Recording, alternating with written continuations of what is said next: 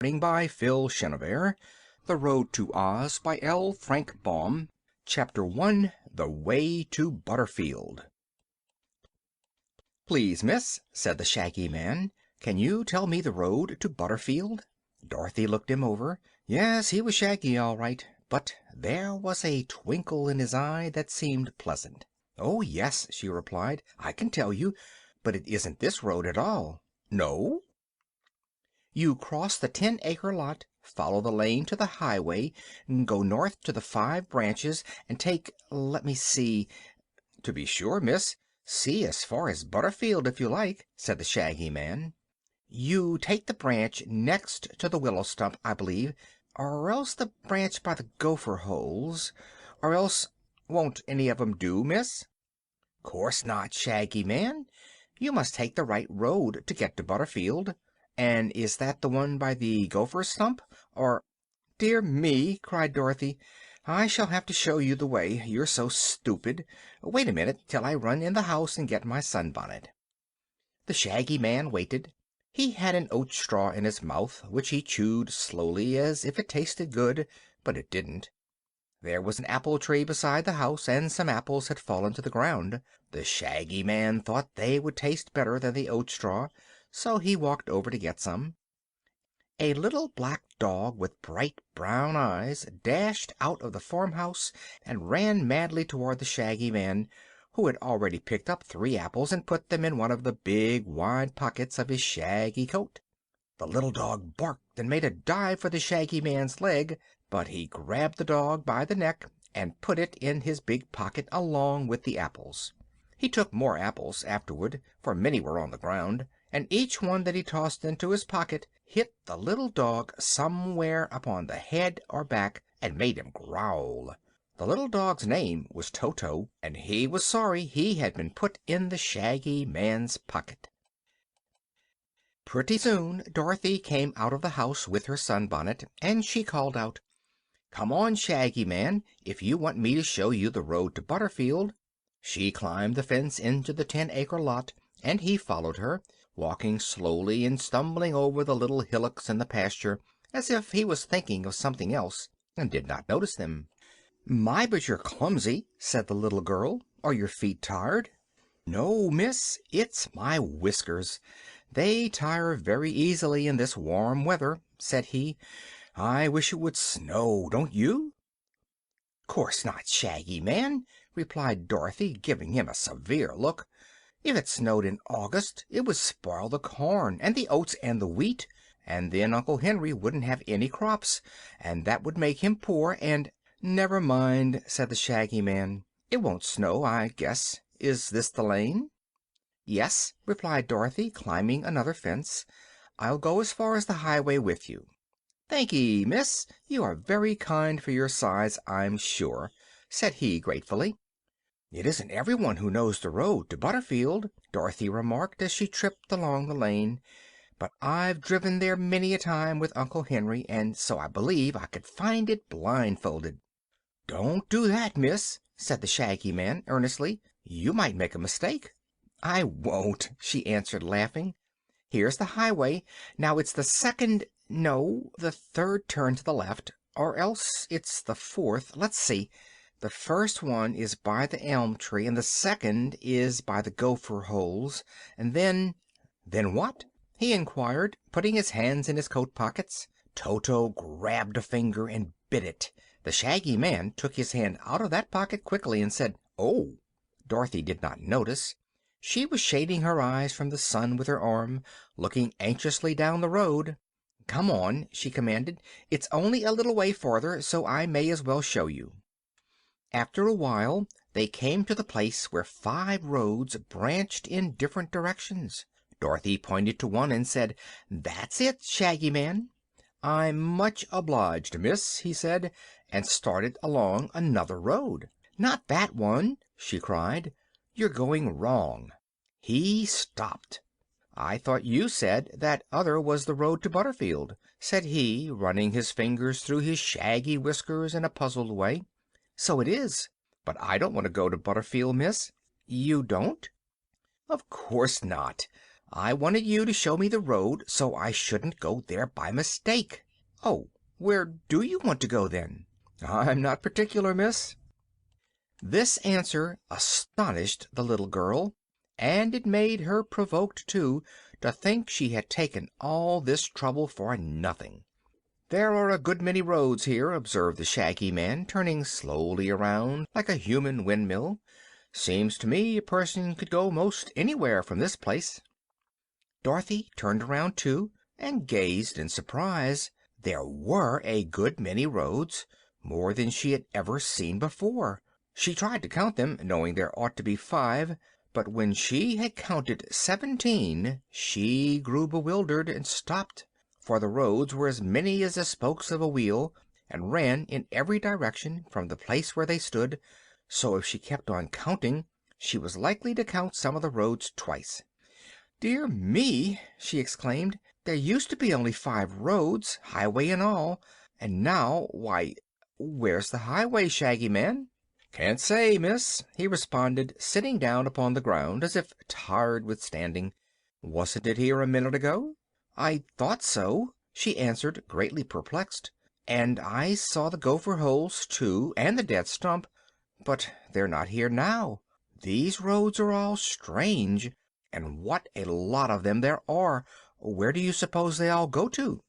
"Roads," observed the Shaggy Man, "don't go anywhere. They stay in one place, so folks can walk on them." He put his hand in his side pocket and drew out an apple, quick before Toto could bite him again. The little dog got his head out this time and said "Bow wow!" so loudly that it made Dorothy jump. "Oh, Toto!" she cried. "Where did you come from?" "I brought him along," said the Shaggy Man. "What for?" she asked. "To guard these apples in my pocket, miss, so no one would steal them." With one hand the Shaggy Man held the apple, which he began eating, while with the other hand he pulled Toto out of his pocket and dropped him to the ground. Of course Toto made for Dorothy at once, barking joyfully at his release from the dark pocket. When the child had patted his head lovingly, he sat down before her, his red tongue hanging out one side of his mouth, and looked up into her face with his bright brown eyes, as if asking her what they should do next. Dorothy didn't know. She looked around her anxiously for some familiar landmark, but everything was strange. Between the branches of the many roads were green meadows and a few shrubs and trees, but she couldn't see anywhere the farmhouse from which she had just come, or anything she had ever seen before, except the Shaggy Man and Toto. Besides this, she had turned around and around so many times, trying to find out where she was, that now she couldn't even tell which direction the farmhouse ought to be in, and this began to worry her and make her feel anxious. "I'm 'fraid, Shaggy Man," she said with a sigh, "that we're lost." "That's nothing to be afraid of," he replied, throwing away the core of his apple and beginning to eat another one. "Each of these roads must lead somewhere, or it wouldn't be here, so what does it matter?" "I want to go home again," she said. "Well, why don't you?" said he. "I don't know which road to take." "That is too bad," he said, shaking his shaggy head gravely. "I wish I could help you, but I can't. I'm a stranger in these parts." "Seems as if I were, too," she said, sitting down beside him.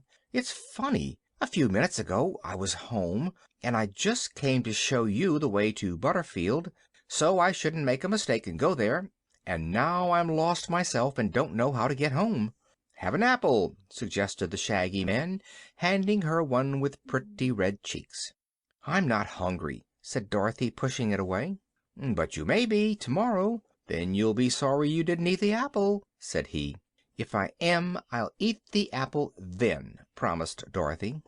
"Perhaps there won't be any apple then," he returned, beginning to eat the red-cheeked one himself. "Dogs sometimes can find their way home better than people," he went on. "Perhaps your dog can lead you back to the farm." "Will you, Toto?" asked Dorothy. Toto wagged his tail vigorously. "All right," said the girl. "Let's go home." Toto looked around a minute and dashed up one of the roads. "Good-bye, Shaggy Man," called Dorothy, and ran after Toto. The little dog pranced briskly along for some distance, when he turned around and looked at his mistress questioningly. "Oh, don't 'spect me to tell you anything. I don't know the way," she said. "You'll have to find it yourself." But Toto couldn't. He wagged his tail and sneezed and shook his ears and trotted back where they had left the Shaggy Man. From here he started along another road, then came back and tried another, but each time he found the way strange and decided it would not take them to the farmhouse. Finally, when Dorothy had begun to tire with chasing after him, Toto sat down panting beside the Shaggy Man and gave up. Dorothy sat down too, very thoughtfully. The little girl had encountered some queer adventures since she had come to live at the farm, but this was the queerest of them all. To get lost in 15 minutes so near to her home, and in the unromantic state of Kansas, was an experience that fairly bewildered her. "Will your folks worry?" asked the Shaggy Man, his eyes twinkling in a pleasant way. "I suppose so," answered Dorothy with a sigh. "Uncle Henry says there's always something happening to me, but I've always come home safe at the last. So perhaps he'll take comfort and think I'll come home safe this time." "I'm sure you will," said the Shaggy Man, smilingly nodding at her. "Good little girls never come to any harm, you know. For my part, I'm good too, so nothing ever hurts me." Dorothy looked at him curiously. His clothes were shaggy, his boots were shaggy and full of holes, and his hair and whiskers were shaggy, but his smile was sweet and his eyes were kind. "Why didn't you want to go to Butterfield?" she asked. "Because a man lives there who owes me 15 cents, and if I went to Butterfield and he saw me, he'd want to pay me the money.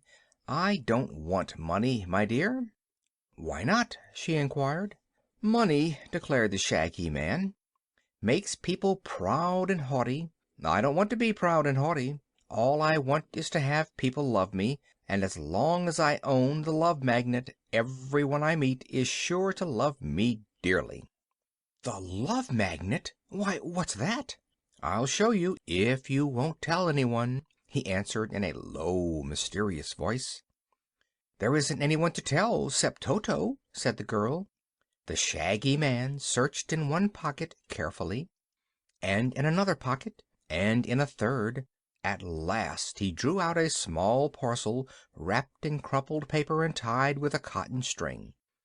He unwound the string, opened the parcel, and took out a bit of metal shaped like a horseshoe. It was dull brown and not very pretty. "This, my dear," said he impressively, "is the wonderful Love Magnet. It was given me by an Eskimo in the Sandwich Islands, where there are no sandwiches at all, and as long as I carry it every living thing I meet will love me dearly." "Why didn't the Eskimo keep it?" she asked, looking at the magnet with interest. "He got tired of being loved and longed for some one to hate him. So he gave me the magnet, and the very next day a grizzly bear ate him." "Wasn't he sorry then?" she inquired. "He didn't say," replied the Shaggy Man, wrapping and tying the Love Magnet with great care and putting it away in another pocket. "But the bear didn't seem sorry a bit," he added. "Did you know the bear?" asked Dorothy. "Yes, we used to play ball together in the Caviar Islands.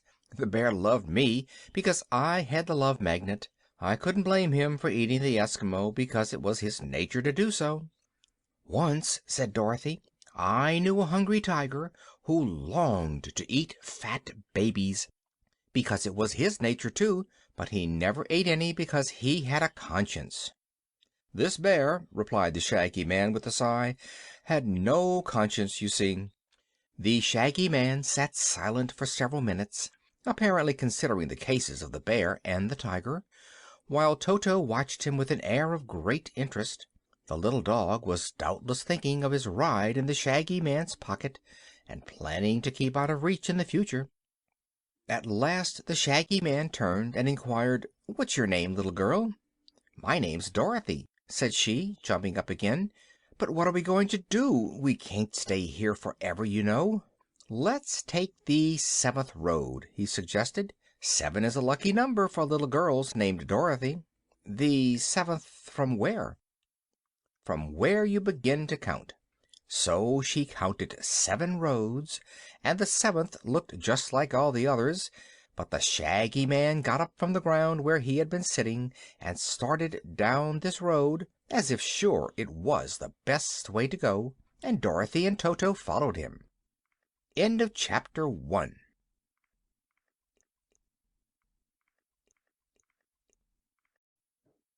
Chapter 2. Dorothy Meets Button-Bright. The 7th road was a good road, and curved this way and that, winding through green meadows and fields covered with daisies and buttercups, and past groups of shady trees. There were no houses of any sort to be seen, and for some distance they met with no living creature at all.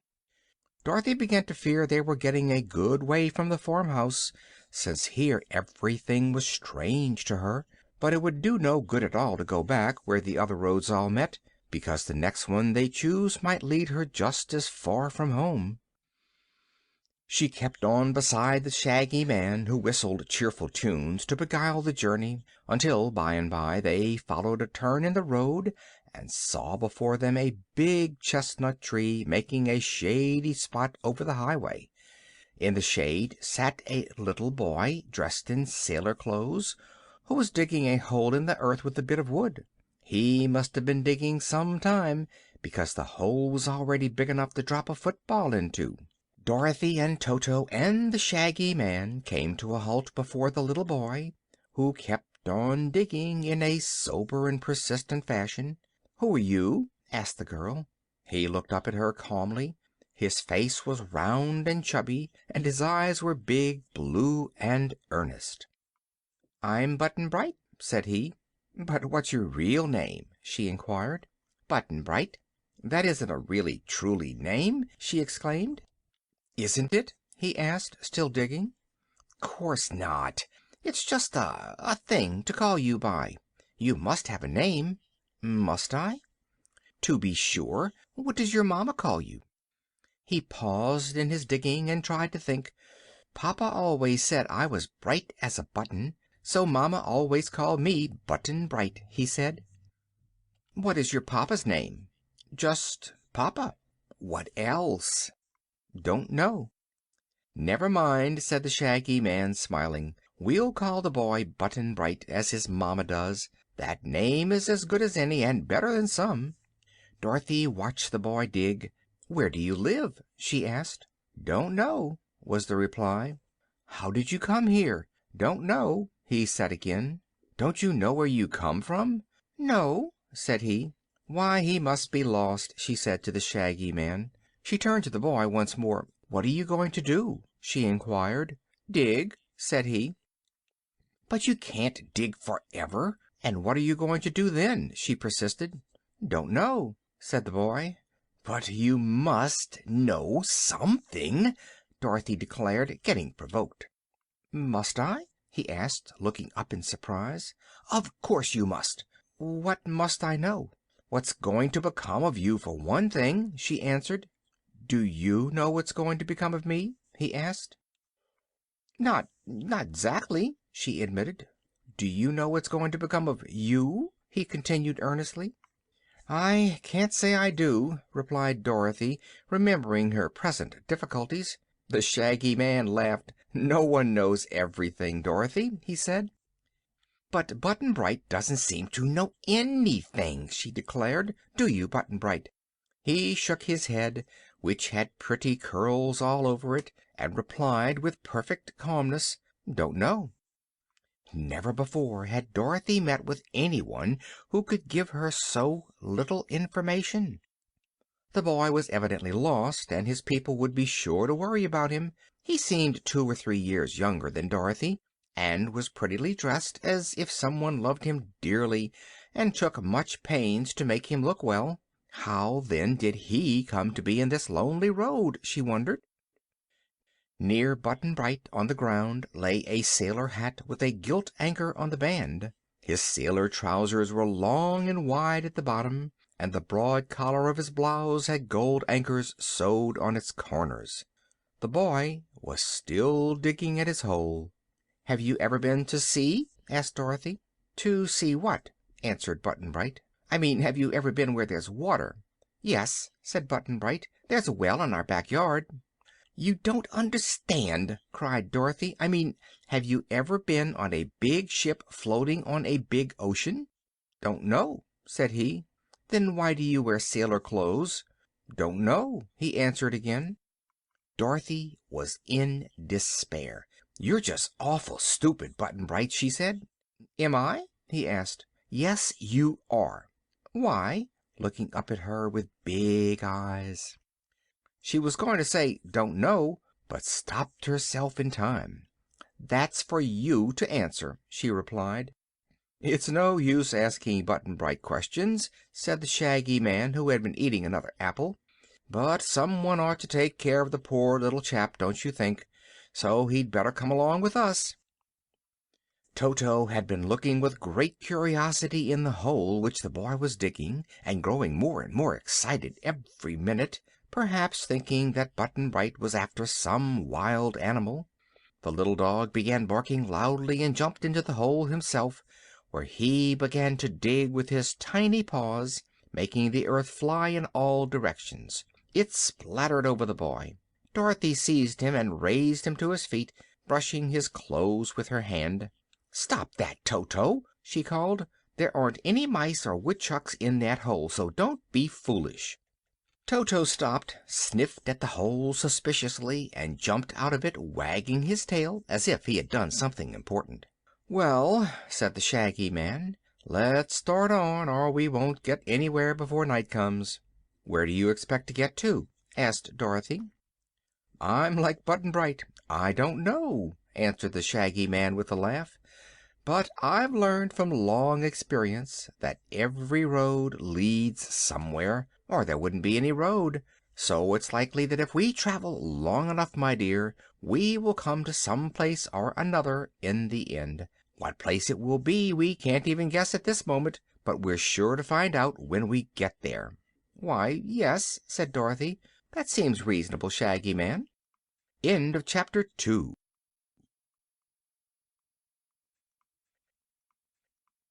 Chapter 3. A Queer Village. Button-Bright took the Shaggy Man's hand willingly, for the Shaggy Man had the love magnet, you know, which was the reason Button-Bright had loved him at once. They started on, with Dorothy on one side and Toto on the other, the little party trudging along more cheerfully than you might have supposed. The girl was getting used to queer adventures, which interested her very much.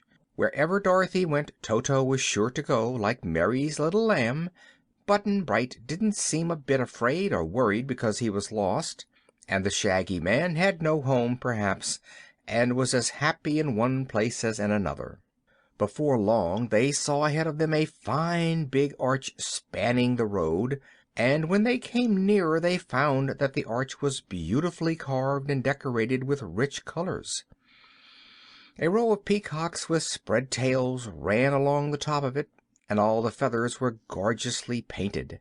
In the center was a large fox's head, and the fox wore a shrewd and knowing expression, and had large spectacles over its eyes, and a small golden crown with shiny points on top of its head. While the travelers were looking with curiosity at this beautiful arch, there suddenly marched out of it a company of soldiers, only the soldiers were all foxes, dressed in uniforms. They wore green jackets with yellow pantaloons, and their little round caps and their high boots were a bright red color. Also, there was a big red bow tied about the middle of each long bushy tail. Each soldier was armed with a wooden sword having an edge of sharp teeth set in a row, and the sight of these teeth at first caused Dorothy to shudder. A captain marched in front of the company of fox soldiers, his uniform embroidered with gold braid to make it handsomer than the others. Almost before our friends realized it, the soldiers had surrounded them on all sides, and the captain was calling out in a harsh voice, "Surrender! You are our prisoners!" "What's a pris'ner?" asked Button-Bright. "A prisoner is a captive," replied the fox captain, strutting up and down with much dignity. "What's a captive?" asked Button-Bright. "You're one," said the captain. That made the Shaggy Man laugh. "Good afternoon, Captain," he said, bowing politely to all the foxes and very low to their commander. "I trust you are all in good health and that your families are all well." The fox captain looked at the Shaggy Man, and his sharp features grew pleasant and smiling. "We're pretty well, thank you, Shaggy Man," said he, and Dorothy knew that the Love Magnet was working, and that all the foxes now loved the Shaggy Man because of it. But Toto didn't know this, for he began barking angrily and tried to bite the captain's hairy leg, where it showed between his red boots and his yellow pantaloons. "Stop, Toto!" cried the little girl, seizing the dog in her arms. "These are our friends." "Why, so we are," remarked the captain, in tones of astonishment. "I thought at first we were enemies, but it seems you are friends instead. You must come with me to see King Dox." "Who's he?" asked Button Bright, with earnest eyes. "King Dox of Foxville, the great and wise sovereign who rules over our community." "What's sovereign and what's community?" inquired Button Bright. "Don't ask so many questions, little boy." "Why?" "Ah, why indeed!" exclaimed the captain, looking at Button Bright admiringly. "If you don't ask questions you will learn nothing. True enough, I was wrong. You're a very clever little boy, come to think of it, very clever indeed. But now, friends, please come with me, for it is my duty to escort you at once to the royal palace." The soldiers marched back through the arch again, and with them marched the Shaggy Man, Dorothy, Toto, and Button Bright. Once through the opening they found a fine big city spread out before them, all the houses of carved marble and beautiful colors. The decorations were mostly birds and other fowl, such as peacocks, pheasants, turkeys, prairie chickens, ducks, and geese. Over each doorway was carved a head representing the fox who lived in that house, this effect being quite pretty and unusual. As our friends marched along, some of the foxes came out on the porches and balconies to get a view of the strangers. These foxes were all handsomely dressed, the girl foxes and women foxes wearing gowns of feathers woven together effectively and colored in bright hues, which Dorothy thought were quite artistic and decidedly attractive. Button Bright stared until his eyes were big and round, and he would have stumbled and fallen more than once had not the Shaggy Man grasped his hand tightly. They were all interested, and Toto was so excited he wanted to bark every minute and to chase and fight every fox he caught sight of. But Dorothy held his little wriggling body fast in her arms and commanded him to be good and behave himself. So he finally quietened down, like a wise doggy, deciding there were too many foxes in Foxville to fight all at once. By and by they came to a big square, and in the center of the square stood the royal palace.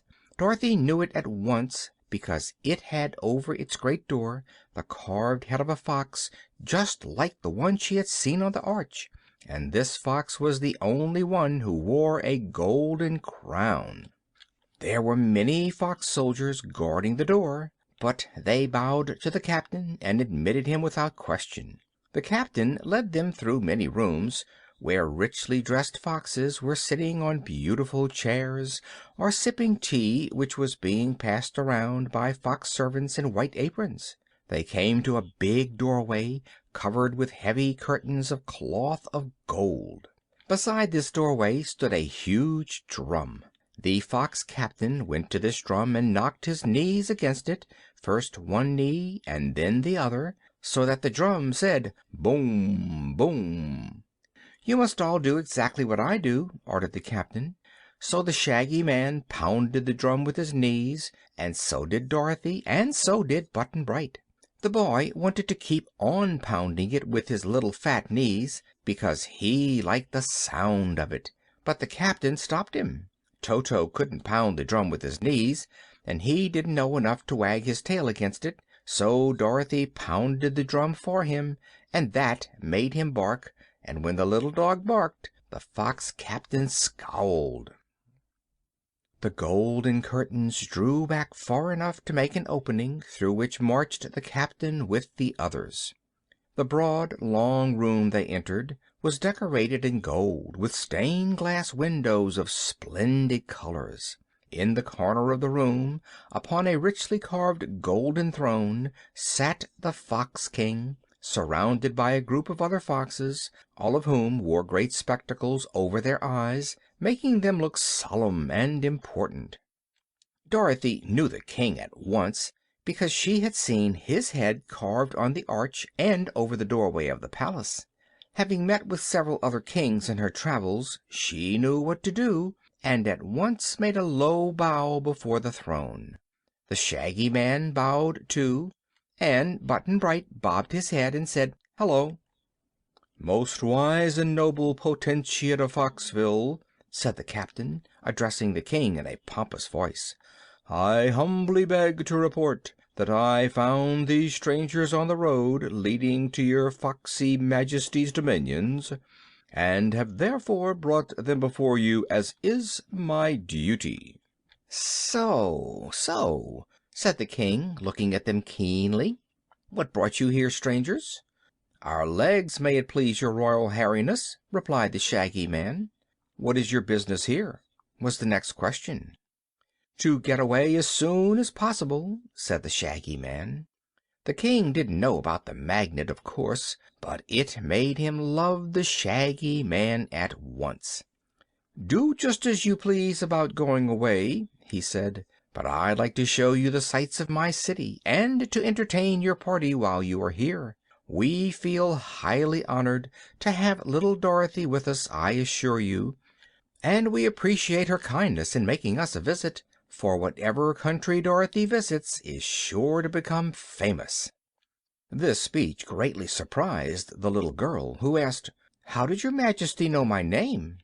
"Why, everybody knows you, my dear," said the Fox King. "Don't you realize that? You are quite an important personage since Princess Ozma of Oz made you her friend." "Do you know Ozma?" she asked, wondering.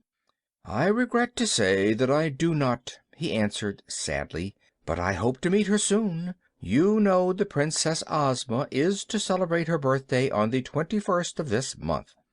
"Is she?" said Dorothy. "I didn't know that." "Yes. It is to be the most brilliant royal ceremony ever held in any city in Fairyland, and I hope you'll try to get me an invitation." Dorothy thought a moment. "I'm sure Ozma would invite you if I asked her," she said. "But how could you get to the Land of Oz and the Emerald City? It's a good way from Kansas." "Kansas!" he exclaimed, surprised. "Why, yes, we are in Kansas now, aren't we?" she returned. "What a queer notion!" cried the Fox King, beginning to laugh. "Whatever made you think this is Kansas?" "I left Uncle Henry's farm only about 2 hours ago. That's the reason," she said, rather perplexed. "But tell me, my dear, did you ever see so wonderful a city as Foxville in Kansas?" he questioned. "No, your Majesty." "And haven't you traveled from Oz to Kansas in less than half a jiffy, by means of the silver shoes and the magic belt?" "Yes, your Majesty," she acknowledged. "Then why do you wonder that an hour or two could bring you to Foxville, which is nearer to Oz than it is to Kansas?" "Dear me!" exclaimed Dorothy. "Is this another fairy adventure?" "It seems to be," said the Fox King, smiling. Dorothy turned to the Shaggy Man, and her face was grave and reproachful. "Are you a magician, or a fairy in disguise?" she asked. "Did you enchant me when you asked the way to Butterfield?" The Shaggy Man shook his head. "Whoever heard of a shaggy fairy?" he replied. "No, Dorothy, my dear, I'm not to blame for this journey in any way, I assure you. There's been something strange about me ever since I owned the Love Magnet, but I don't know what it is any more than you do. I didn't try to get you away from home at all. If you want to find your way back to the farm, I'll go with you willingly and do my best to help you." "Never mind," said the little girl thoughtfully. "There isn't so much to see in Kansas as there is here. and I guess Aunt Em won't be very much worried, that is, if I don't stay awake too long." "That's right," declared the Fox King, nodding approval. "Be contented with your lot, whatever it happens to be, if you are wise. Which reminds me that you have a new companion on this adventure. He looks very clever and bright." "He is," said Dorothy, and the Shaggy Man added, "That's his name, your Royal Foxiness, Button Bright." End of chapter 3.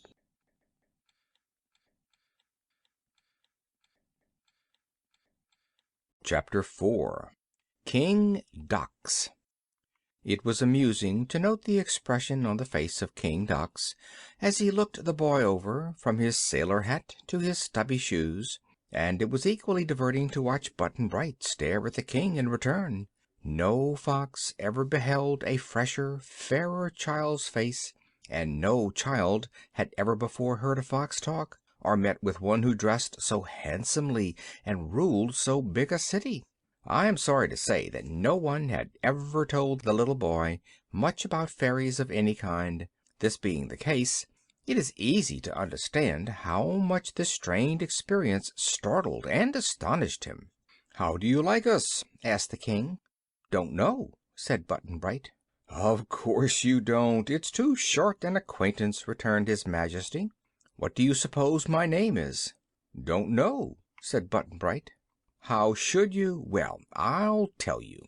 My private name is Dox, but a king can't be called by his private name. He has to take one that is official. Therefore my official name is King Renard the Fourth. Renard with the accent on the Ren." "What's Ren?" asked Button Bright. "How clever!" exclaimed the King, turning a pleased face toward his counselors. "This boy is indeed remarkably bright. What's Ren, he asks, and of course Ren is nothing at all by itself. Yes, he's very bright indeed." "That question is what your Majesty might call foxy," said one of the counselors, an old gray fox. "So it is," declared the King. Turning again to Button Bright, he asked, "Having told you my name, what would you call me?" "King Dox," said the boy. "Why?" "'Cause Wren's nothing at all," was the reply. "Good, very good indeed. You certainly have a brilliant mind. Do you know why 2 and 2 make 4? "No," said Button Bright. "Clever, clever indeed. Of course you don't know. Nobody knows why. We only know it's so, and can't tell why it's so. Button Bright, those curls and blue eyes do not go well with so much wisdom. They make you look youthful and hide your real cleverness. Therefore I will do you a great favor. I will confer upon you the head of a fox, so that you may hereafter look as bright as you really are." As he spoke, the King waved his paw toward the boy, and at once the pretty curls and fresh round face and big blue eyes were gone, while in their place a fox's head appeared upon Button Bright's shoulders, a hairy head with a sharp nose, pointed ears, and keen little eyes. "Oh, don't do that!" cried Dorothy, shrinking back from her transformed companion with a shocked and dismayed face. "Too late, my dear, it's done. But you also shall have a fox head if you can prove you're as clever as Button Bright." "I don't want it. It's dreadful!" she exclaimed, and hearing this verdict Button Bright began to boo-hoo just as if he were still a little boy. "How can you call that lovely head dreadful?" asked the King. "It's a much prettier face than he had before, to my notion, and my wife says I'm a pretty good judge of beauty. Don't cry, little fox boy. Laugh and be proud, because you are so highly favored. How do you like the new head, Button Bright?" "Don't know," sobbed the child. "Please, please change him back again, your Majesty," begged Dorothy. King Reynard the Fourth shook his head. "I can't do that," he said. I haven't the power, even if I wanted to.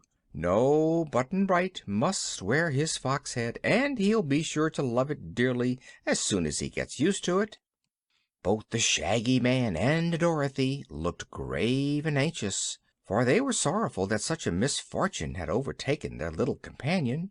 Toto barked at the fox boy once or twice, not realizing it was his former friend who now wore the animal head. But Dorothy cuffed the dog and made him stop.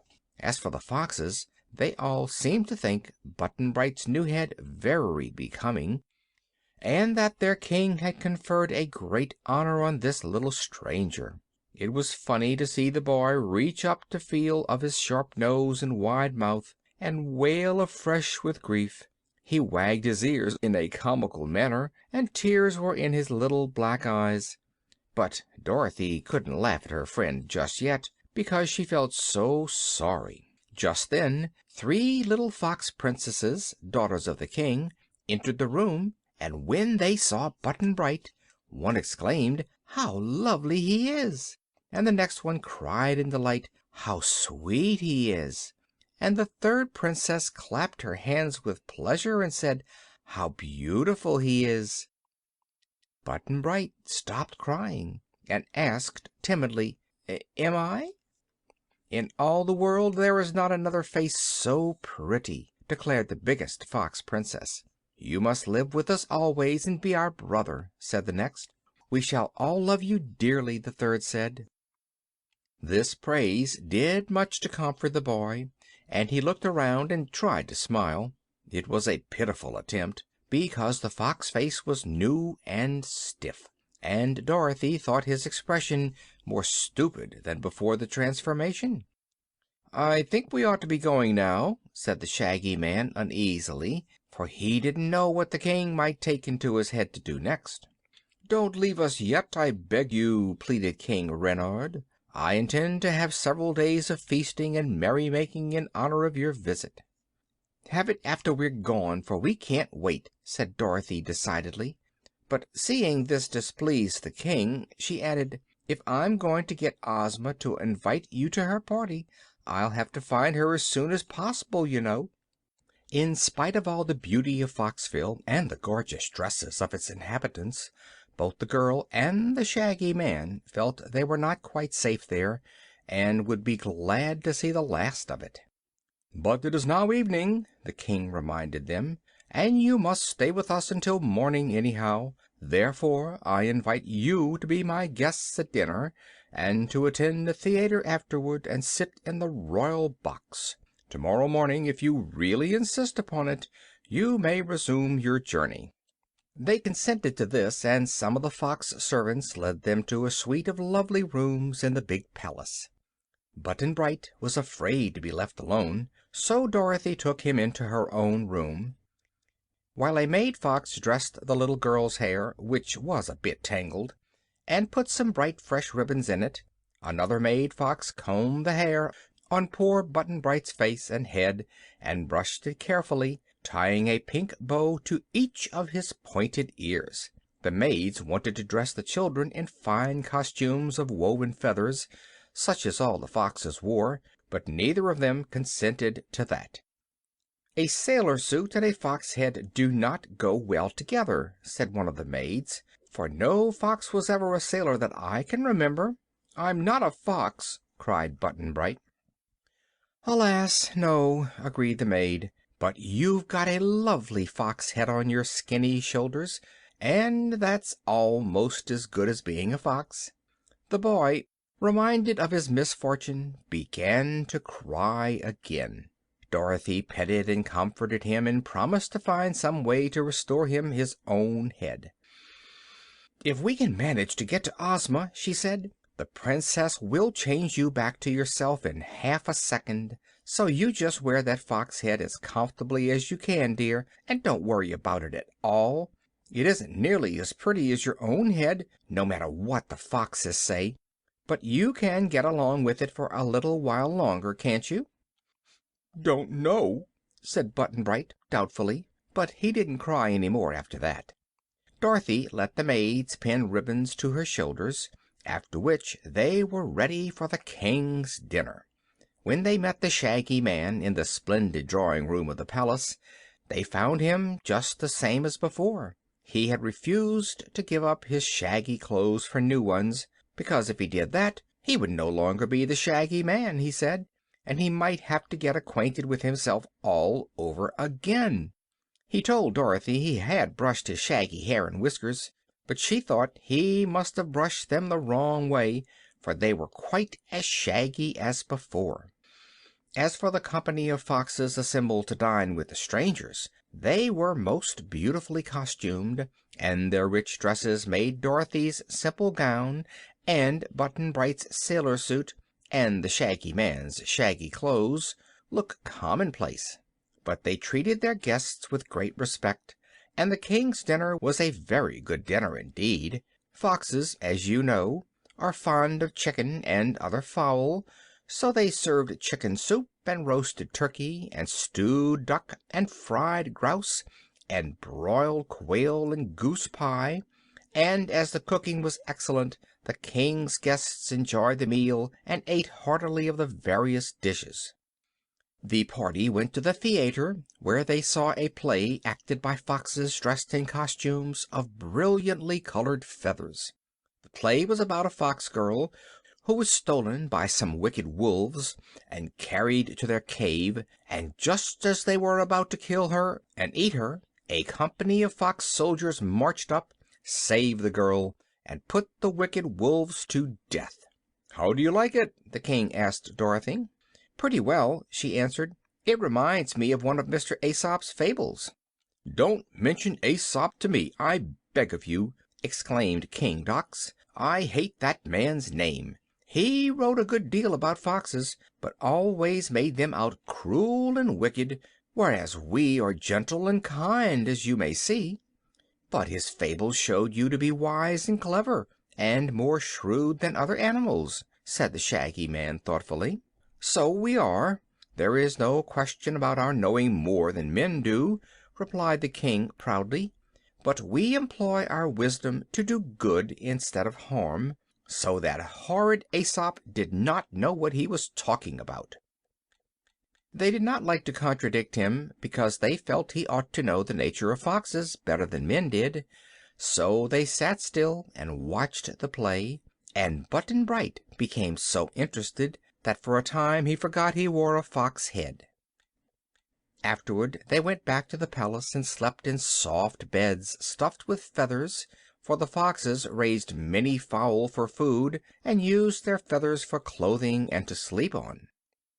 Dorothy wondered why the animals living in Foxville did not wear just their own hairy skins as wild foxes do. When she mentioned it to King Dox, he said they clothed themselves because they were civilized. "But you were born without clothes," she observed, "and you don't seem to me to need them." "So were human beings born without clothes," he replied, "and until they became civilized they wore only their natural skins. But to become civilized means to dress as elaborately and prettily as possible, and to make a show of your clothes so your neighbors will envy you, and for that reason both civilized foxes and civilized humans spend most of their time dressing themselves." "I don't," declared the Shaggy Man. "That is true," said the king, looking at him carefully, "but perhaps you are not civilized." After a sound sleep and a good night's rest, they had their breakfast with the king, and then bade his Majesty good-bye. "You've been very kind to us, 'cept poor Button-Bright," said Dorothy, "and we've had a nice time in Foxville." "Then," said King Dox, "perhaps you'll be good enough to get me an invitation to Princess Ozma's birthday celebration." "I'll try," she promised, "if I see her in time." "It's on the 21st, remember," he continued, "and if you'll just see that I'm invited, I'll find a way to cross the dreadful desert into the marvelous Land of Oz. I've always wanted to visit the Emerald City, so I'm sure it was fortunate you arrived here just when you did, you being Princess Ozma's friend and able to assist me in getting the invitation." "If I see Ozma, I'll ask her to invite you," she replied. The Fox King had a delightful luncheon put up for them, which the Shaggy Man shoved in his pocket, and the fox captain escorted them to an arch at the side of the village, opposite the one by which they had entered. Here they found more soldiers guarding the road. "Are you afraid of enemies?" asked Dorothy. "No, because we are watchful and able to protect ourselves," answered the captain. "But this road leads to another village peopled by big, stupid beasts, who might cause us trouble if they thought we were afraid of them." "What beasts are they?" asked the Shaggy Man. The captain hesitated to answer. Finally he said, "You will learn all about them when you arrive at their city, but do not be afraid of them. Button Bright is so wonderfully clever, and has now such an intelligent face, that I'm sure he will manage to find a way to protect you." This made Dorothy and the Shaggy Man rather uneasy, for they had not so much confidence in the fox boy's wisdom as the captain seemed to have. But as their escort would say no more about the beasts, they bade him good-bye and proceeded on their journey. Chapter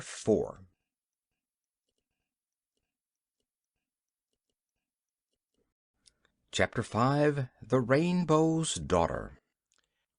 Toto, now allowed to run about as he pleased, was glad to be free again and able to bark at the birds and chase the butterflies. The country around them was charming, yet in the pretty fields of wild flowers and groves of leafy trees were no houses whatever, or sign of any inhabitants. Birds flew through the air, and cunning white rabbits darted along the tall grasses and green bushes. Dorothy noticed even the ants toiling busily along the roadway, bearing gigantic loads of clover seed, but of people there were none at all. They walked briskly on for an hour or two, and even little Button Bright was a good walker and did not tire easily. At length, as they turned a curve in the road, they beheld just before them a curious sight. A little girl, radiant and beautiful, shapely as a fairy and exquisitely dressed, was dancing gracefully in the middle of the lonely road, whirling slowly this way and that, her dainty feet twinkling in sprightly fashion. She was clad in flowing, fluffy robes of soft material that reminded Dorothy of woven cobwebs, only it was colored in soft tintings of violet, rose, topaz, olive, azure, and white, mingled together most harmoniously in stripes which melted one into the other with soft blendings. Her hair was like spun gold, and flowed around her in a cloud, no strand being fastened or confined by either pin or ornament or ribbon. Filled with wonder and admiration, our friends approached and stood watching this fascinating dance. The girl was no taller than Dorothy, although more slender, nor did she seem any older than our little heroine. Suddenly she paused and abandoned the dance, as if for the first time observing the presence of strangers. As she faced them, shy as a frightened fawn, poised upon one foot as if to fly the next instant, Dorothy was astonished to see tears flowing from her violet eyes and trickling down her lovely rose-hued cheeks. That the dainty maiden should dance and weep at the same time was indeed surprising, so Dorothy asked in a soft, sympathetic voice, "Are you unhappy, little girl?" "Very," was the reply. "I am lost." "Why, so are we," said Dorothy, smiling, "but we don't cry about it." "Don't you? Why not?" "'Cause I've been lost before and always got found again," answered Dorothy simply. "But I've never been lost before," murmured the dainty maiden, "and I'm worried and afraid." "You were dancing," remarked Dorothy in a puzzled tone of voice. "Oh, that was just to keep warm," explained the maiden quickly. "It was not because I felt happy or gay, I assure you." Dorothy looked at her closely. Her gauzy, flowing robes might not be very warm, yet the weather wasn't at all chilly, but rather mild and balmy, like a spring day. "Who are you, dear?" she asked gently. "I'm Polychrome," was the answer. "Polly whom?" Polychrome. I'm the daughter of the Rainbow." "Oh!" said Dorothy with a gasp. "I didn't know the Rainbow had children, but I might have known it before you spoke. You couldn't really be anything else." "Why not?" inquired Polychrome, as if surprised. "Because you're so lovely and sweet." The little maiden smiled through her tears, came up to Dorothy, and placed her slender fingers in the Kansas girl's chubby hand. "You'll be my friend, won't you?" she said pleadingly. "Of course. And what is your name?" "I'm Dorothy, and this is my friend Shaggy Man, who owns the Love Magnet, and this is Button Bright, only you don't see him as he really is, because the Fox King carelessly changed his head into a fox head. But the real Button Bright is good to look at, and I hope to get him changed back to himself sometime." The Rainbow's daughter nodded cheerfully, no longer afraid of her new companions. "But who is this?" she asked, pointing to Toto, who was sitting before her, wagging his tail in the most friendly manner, and admiring the pretty maid with his bright eyes. "Is this also some enchanted person?" "Oh, no, Polly. I may call you Polly, mayn't I? Your whole name's awful hard to say." "Call me Polly if you wish, Dorothy." "Well, Polly, Toto's just a dog, but he has more sense than Button Bright, to tell the truth, and I'm very fond of him." "So am I," said Polychrome, bending gracefully to pat Toto's head. "But how did the Rainbow's daughter ever get on this lonely road and become lost?" asked the Shaggy Man, who had listened wonderingly to all this. "Why, my father stretched his rainbow over here this morning, so that one end of it touched this road," was the reply, "and I danced upon the pretty rays, as I love to do, and never noticed I was getting too far over the bend in the circle. Suddenly I began to slide, and I went faster and faster, until at last I bumped on the ground at the very end. Just then father lifted the rainbow again, without noticing me at all, and though I tried to seize the end of it and hold fast, it melted away entirely, and I was left alone and helpless on the cold, hard earth." "It doesn't seem cold to me, Polly," said Dorothy, "but perhaps you're not warmly dressed." "I'm so used to living nearer the sun," replied the Rainbow's daughter, "that at first I feared I would freeze down here. But my dance has warmed me up some, and now I wonder how I am ever to get home again. Won't your father miss you, and look for you, and let down another rainbow for you?" "Perhaps so, but he's busy just now, because it rains in so many parts of the world at this season, and he has to set his rainbow in a lot of different places. What would you advise me to do, Dorothy?" "Come with us," was the answer. "I'm going to try to find my way to the Emerald City, which is in the Fairyland of Oz. The Emerald City is ruled by a friend of mine, the Princess Ozma, and if we can manage to get there I'm sure she will know a way to send you home to your father again." "Do you really think so?" asked Polychrome anxiously. "I'm pretty sure."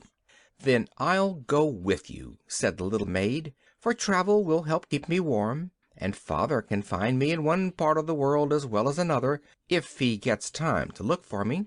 "Come along, then," said the Shaggy Man cheerfully, and they started on once more. Polly walked beside Dorothy a while, holding her new friend's hand, as if she feared to let it go, but her nature seemed as light and buoyant as her fleecy robes, for suddenly she darted ahead and whirled round in a giddy dance. Then she tripped back to them with sparkling eyes and smiling cheeks, having regained her usual happy mood and forgotten all her worries about being lost. They found her a charming companion, and her dancing and laughter, for she laughed at times like the tinkling of a silver bell, did much to enliven their journey and keep them contented. End of chapter 5.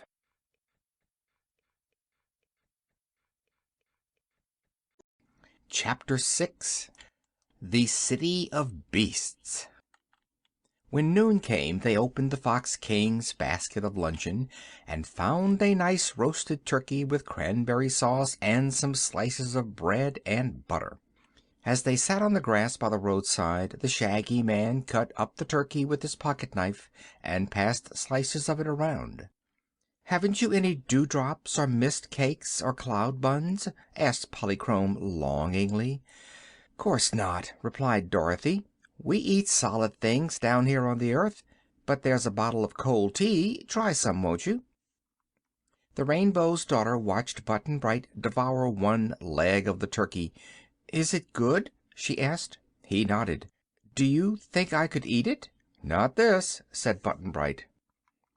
"But I mean another piece." "Don't know," he replied.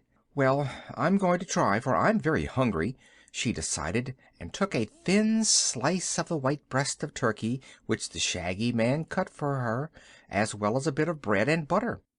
When she tasted it, Polychrome thought the turkey was good, better even than mist cakes, but a little satisfied her hunger, and she finished with a tiny sip of cold tea.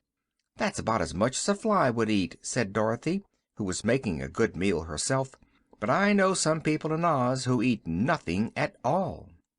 "Who are they?" inquired the Shaggy Man. "One is a scarecrow who's stuffed with straw, and the other a woodman made out of tin. They haven't any appetites inside of 'em, you see, so they never eat anything at all." "Are they alive?" asked Button Bright. "Oh, yes," replied Dorothy, "and they're very clever, and very nice, too. If we get to Oz I'll introduce them to you." "Do you really expect to get to Oz?" inquired the Shaggy Man, taking a drink of cold tea. "I don't know just what to 'spect," answered the child seriously, "but I've noticed if I happen to get lost I'm almost sure to come to the Land of Oz in the end, somehow or other. So I may get there this time. But I can't promise, you know. All I can do is wait and see." "Will the Scarecrow scare me?" asked Button Bright. "No, 'cause you're not a crow," she returned. "He has the loveliest smile you ever saw, only it's painted on and he can't help it." Luncheon being over, they started again upon their journey, the Shaggy Man, Dorothy, and Button Bright walking soberly along side by side, and the Rainbow's Daughter dancing merrily before them. Sometimes she darted along the road so swiftly that she was nearly out of sight. Then she came tripping back to greet them with her silvery laughter. But once she came back more sedately to say, "There's a city a little way off." "I 'spected that," returned Dorothy, "for the fox people warned us there was one on this road.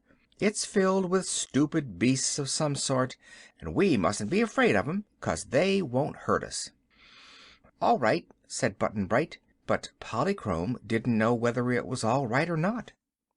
"It's a big city," she said, "and the road runs straight through it."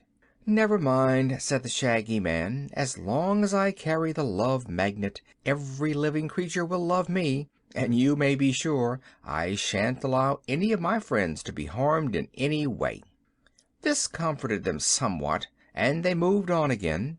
Pretty soon they came to a signpost that read, "Half a mile to Dunkiton." "Oh," said the Shaggy Man, "if they're donkeys we have nothing to fear at all." "They may kick," said Dorothy doubtfully. "Then we will cut some switches and make them behave," he replied. At the first tree he cut himself a long, slender switch from one of the branches, and shorter switches for the others. "Don't be afraid to order the beasts around," he said. "They're used to it." Before long the road brought them to the gates of the city. There was a high wall all around, which had been whitewashed, and the gate just before our travelers was a mere opening in the wall with no bars across it. No towers or steeples or domes showed above the enclosure, nor was any living thing to be seen as our friends drew near. Suddenly, as they were about to boldly enter through the opening, there arose a harsh clamor of sound that swelled and echoed on every side, until they were nearly deafened by the racket and had to put their fingers to their ears to keep the noise out.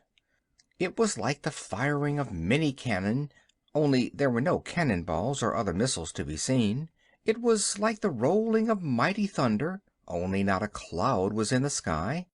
It was like the roar of countless breakers on a rugged seashore, only there was no sea or other water anywhere about. They hesitated to advance, but as the noise did no harm, they entered through the whitewashed wall and quickly discovered the cause of the turmoil. Inside were suspended many sheets of tin or thin iron, and against these metal sheets a row of donkeys were pounding their heels with vicious kicks. The Shaggy Man ran up to the nearest donkey and gave the beast a sharp blow with his switch. "Stop that noise!" he shouted, and the donkey stopped kicking the metal sheet and turned its head to look with surprise at the Shaggy Man. He switched the next donkey and made him stop, and then the next, so that gradually the rattling of heels ceased and the awful noise subsided. The donkeys stood in a group and eyed the strangers with fear and trembling. "What do you mean by making such a racket?" asked the Shaggy Man sternly. "We were scaring away the foxes," said one of the donkeys meekly. "Usually they run fast enough when they hear the noise, which makes them afraid." "There are no foxes here," said the Shaggy Man. "I beg to differ with you. There's one, anyhow," replied the donkey, sitting upright on its haunches and waving a hoof toward Button Bright. "We saw him coming and thought the whole army of foxes was marching to attack us." "Button Bright isn't a fox," explained the Shaggy Man. "He's only wearing a fox head for a time, until he can get his own head back." "Oh, I see," remarked the donkey, waving its left ear reflectively. "I'm sorry we made such a mistake and had all our work and worry for nothing." The other donkeys by this time were sitting up and examining the strangers with big glassy eyes. They made a queer picture indeed, for they wore wide white collars around their necks, and the collars had many scallops and points. The gentlemen donkeys wore high pointed caps set between their great ears, and the lady donkeys wore sunbonnets with holes cut in the top for the ears to stick through. But they had no other clothing except their hairy skins, although many wore gold and silver bangles on their front wrists and bands of different metals on their rear ankles.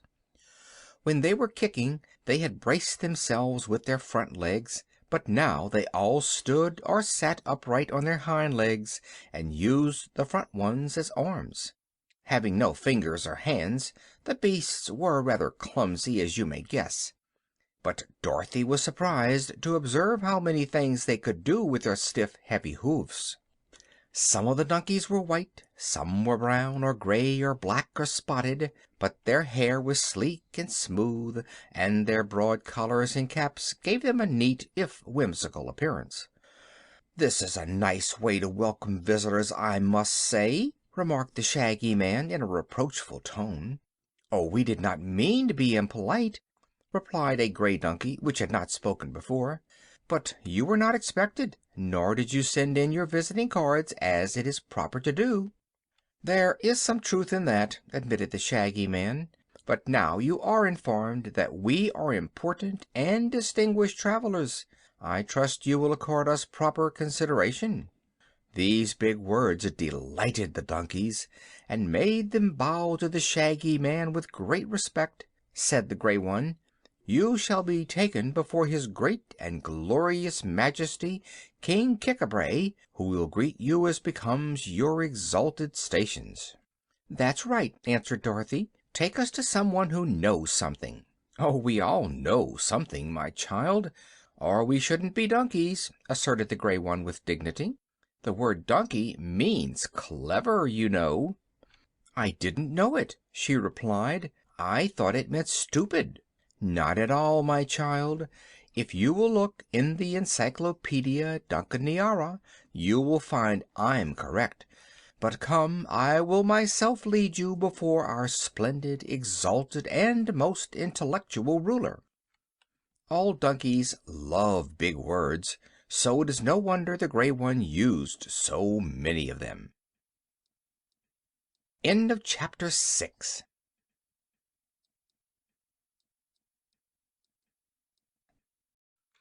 Chapter 7. The Shaggy Man's Transformation. They found the houses of the town all low and square and built of bricks, neatly whitewashed inside and out. The houses were not set in rows, forming regular streets, but placed here and there in a haphazard manner which made it puzzling for a stranger to find his way. "Stupid people must have streets and numbered houses in their cities to guide them where they go," observed the gray donkey, as he walked before the visitors on his hind legs, in an awkward but comical manner. "But clever donkeys know their way without such absurd marks. Moreover, a mixed city is much prettier than one with straight streets." Dorothy did not agree with this, but she said nothing to contradict it. Presently she saw a sign on a house that read, "Madame de Fake, Hoofist," and she asked their conductor, "What's a hoofist, please?" "One who reads your fortune in your hoofs," replied the gray donkey. "Oh, I see," said the little girl. "You are quite civilized here." "Dunkiton," he replied, "is the center of the world's highest civilization." They came to a house where two youthful donkeys were whitewashing the wall, and Dorothy stopped a moment to watch them. They dipped the ends of their tails, which were much like paint brushes, into a pail of whitewash, backed up against the house, and wagged their tails right and left until the whitewash was rubbed on the wall, after which they dipped these funny brushes in the pail again and repeated the performance. "That must be fun," said Button-Bright. "No, it's work," replied the old donkey, "but we make our youngsters do all the whitewashing to keep them out of mischief." "Don't they go to school?" asked Dorothy.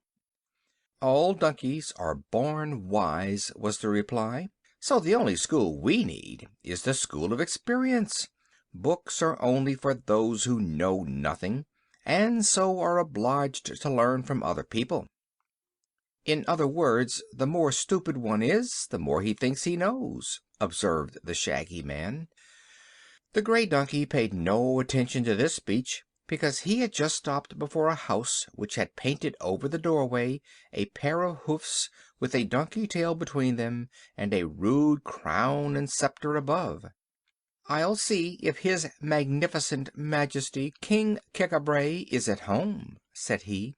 He lifted his head and called, "Wee haw! Wee haw! Wee haw!" 3 times in a shocking voice, turning about and kicking with his heels against the panel of the door.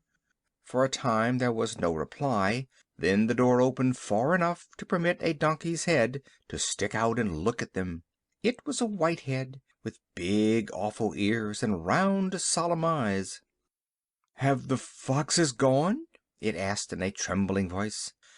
"They haven't been here, most stupendous Majesty," replied the gray one. "The new arrivals prove to be travelers of distinction." "Oh," said the King in a relieved tone of voice, "let them come in." He opened the door wide and the party marched into a big room, which, Dorothy thought, looked quite unlike a king's palace. There were mats of woven grasses on the floor, and the place was clean and neat, but His Majesty had no other furniture at all, perhaps because he didn't need it. He squatted down in the center of the room, and a little brown donkey ran and brought a big gold crown, which it placed on the monarch's head, and a golden staff with a jeweled ball at the end of it, which the King held between his front hoofs as he sat upright.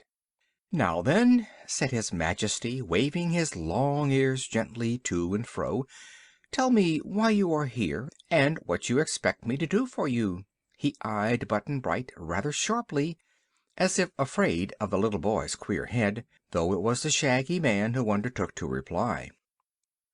"Most noble and supreme ruler of Dunkiton," he said, trying not to laugh at the solemn King's face, "we are strangers traveling through your dominions, and have entered your magnificent city because the road led through it, and there was no way to go around. All we desire is to pay our respects to your Majesty, the cleverest king in all the world, I'm sure, and then to continue on our way."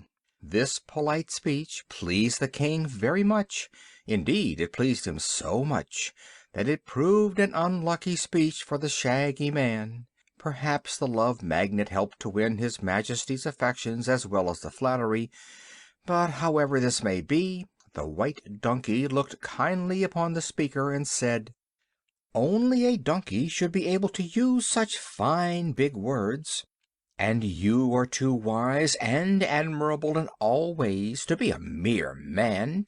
Also, I feel that I love you as well as I do my own favored people, so I will bestow upon you the greatest gift within my power, a donkey's head." As he spoke, he waved his jeweled staff. Although the Shaggy Man cried out and tried to leap backward and escape it, it proved of no use. Suddenly his own head was gone, and a donkey head appeared in its place, a brown, shaggy head, so absurd and droll that Dorothy and Polly both broke into merry laughter, and even Button-Bright's fox face wore a smile. "Dear me! Dear me!" cried the Shaggy Man, feeling of his shaggy new head and his long ears. "What a misfortune! What a great misfortune! Give me back my own head, you stupid King, if you love me at all." "Don't you like it?"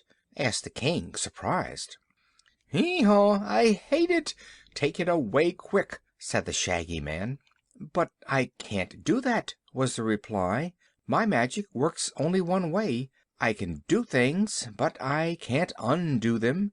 You'll have to find the Truth Pond and bathe in its water in order to get back your own head, but I advise you not to do that. This head is much more beautiful than the old one." "That's a matter of taste," said Dorothy. "Where is the Truth Pond?" asked the Shaggy Man earnestly. "Somewhere in the Land of Oz, but just the exact location of it I cannot tell," was the answer. "Don't worry, Shaggy Man," said Dorothy, smiling because her friend wagged his new ears so comically. "If the Truth Pond is in Oz, we'll be sure to find it when we get there." "Oh, are you going to the Land of Oz?" asked King Kik-a-bray. "I don't know," she replied, "but we've been told we are nearer the Land of Oz than to Kansas, and if that's so, the quickest way for me to get home is to find Ozma." "Oh, do you know the mighty Princess Ozma?" asked the King, his tone both surprised and eager. "'Course I do. She's my friend," said Dorothy. "Then perhaps you'll do me a favor," continued the white donkey, much excited. "What is it?" she asked. "Perhaps you can get me an invitation to Princess Ozma's birthday celebration, which will be the grandest royal function ever held in Fairyland. I'd love to go." "Hee haw! You deserve punishment rather than reward for giving me this dreadful head," said the Shaggy Man sorrowfully. "I wish you wouldn't say hee haw so much," Polychrome begged him. "It makes cold chills run down my back." "But I can't help it, my dear. My donkey head wants to bray continually," he replied. "Doesn't your fox head want to yelp every minute?" he asked Button-Bright. "Don't know," said the boy, still staring at the Shaggy Man's ears. These seemed to interest him greatly, and the sight also made him forget his own fox head, which was a comfort. "What do you think, Polly? Shall I promise the Donkey King an invitation to Ozma's party?" asked Dorothy of the Rainbow's Daughter, who was flitting about the room like a sunbeam because she could never keep still. "Do as you please, dear," answered Polychrome. "He might help to amuse the guests of the Princess." "Then if you will give us some supper and a place to sleep tonight, and let us get started on our journey early tomorrow morning," said Dorothy to the King, "I'll ask Ozma to invite you, if I happen to get to Oz." "Good! Hee haw! Excellent!" cried Kik-a-bray, much pleased. "You shall all have fine suppers and good beds. What food would you prefer, a bran mash or ripe oats in the shell?" "Neither one," replied Dorothy promptly. "Perhaps plain hay or some sweet juicy grass would suit you better," suggested Kik-a-bray musingly. "Is that all you have to eat?" asked the girl. "What more do you desire?" "Well, you see we're not donkeys," she explained, "so we're used to other food. The foxes gave us a nice supper in Foxville." "We'd like some dewdrops and mist-cakes," said Polychrome. "I'd prefer apples and a ham sandwich," declared the Shaggy Man, "for although I've a donkey head, I still have my own particular stomach." "I want pie," said Button Bright. "I think some beefsteak and chocolate layer cake would taste best," said Dorothy. "Hee haw! I declare!" exclaimed the King. "It seems each of you wants a different food. How queer all living creatures are, except donkeys." "And donkeys, like you, are queerest of all," laughed Polychrome. "Well," decided the King, "I suppose my magic staff will produce the things you crave. If you are lacking in good taste, it is not my fault." With this he waved his staff with the jeweled ball, and before them instantly appeared a tea table, set with linen and pretty dishes, and on the table were the very things each had wished for. Dorothy's beefsteak was smoking hot, and the Shaggy Man's apples were plump and rosy cheeked. The King had not thought to provide chairs, so they all stood in their places around the table and ate with good appetite, being hungry. The Rainbow's Daughter found 3 tiny dewdrops on a crystal plate, and Button Bright had a big slice of apple pie, which he devoured eagerly. Afterward the King called the brown donkey, which was his favorite servant, and bade it lead his guests to the vacant house where they had to pass the night. It had only one room, and no furniture except beds of clean straw and a few mats of woven grasses, but our travelers were contented with these simple things because they realized it was the best the Donkey King had to offer them. As soon as it was dark they lay down on the mats and slept comfortably until morning. At daybreak there was a dreadful noise throughout the city. Every donkey in the place brayed. When he heard this the Shaggy Man woke up and called out, "Hee haw!" as loud as he could. "Stop that!" said Button Bright in a cross voice.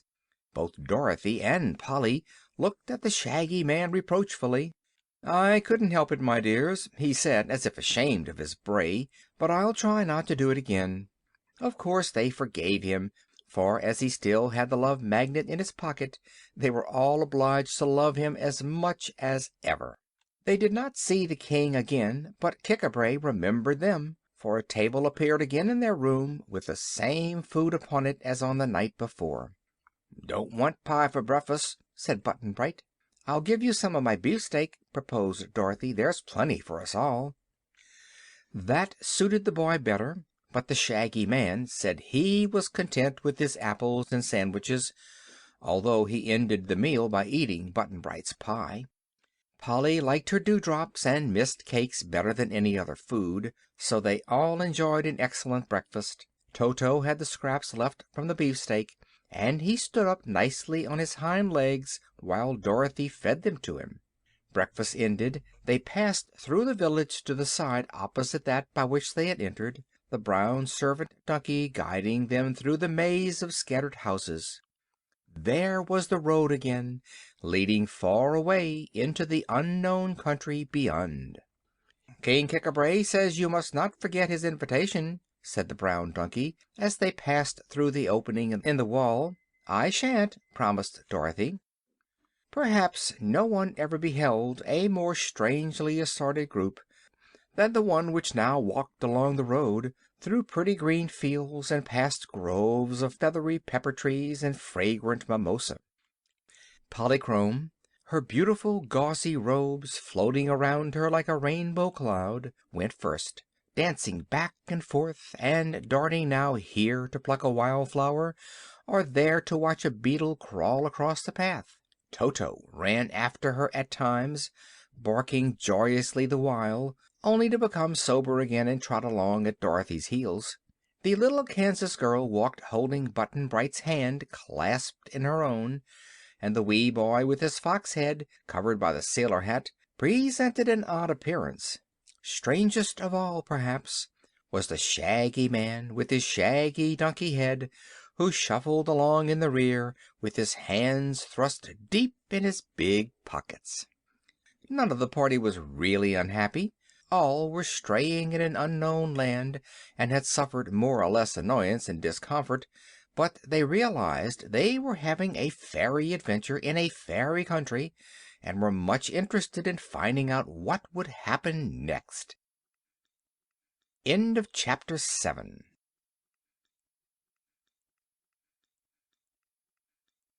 Chapter 8. The Musicker.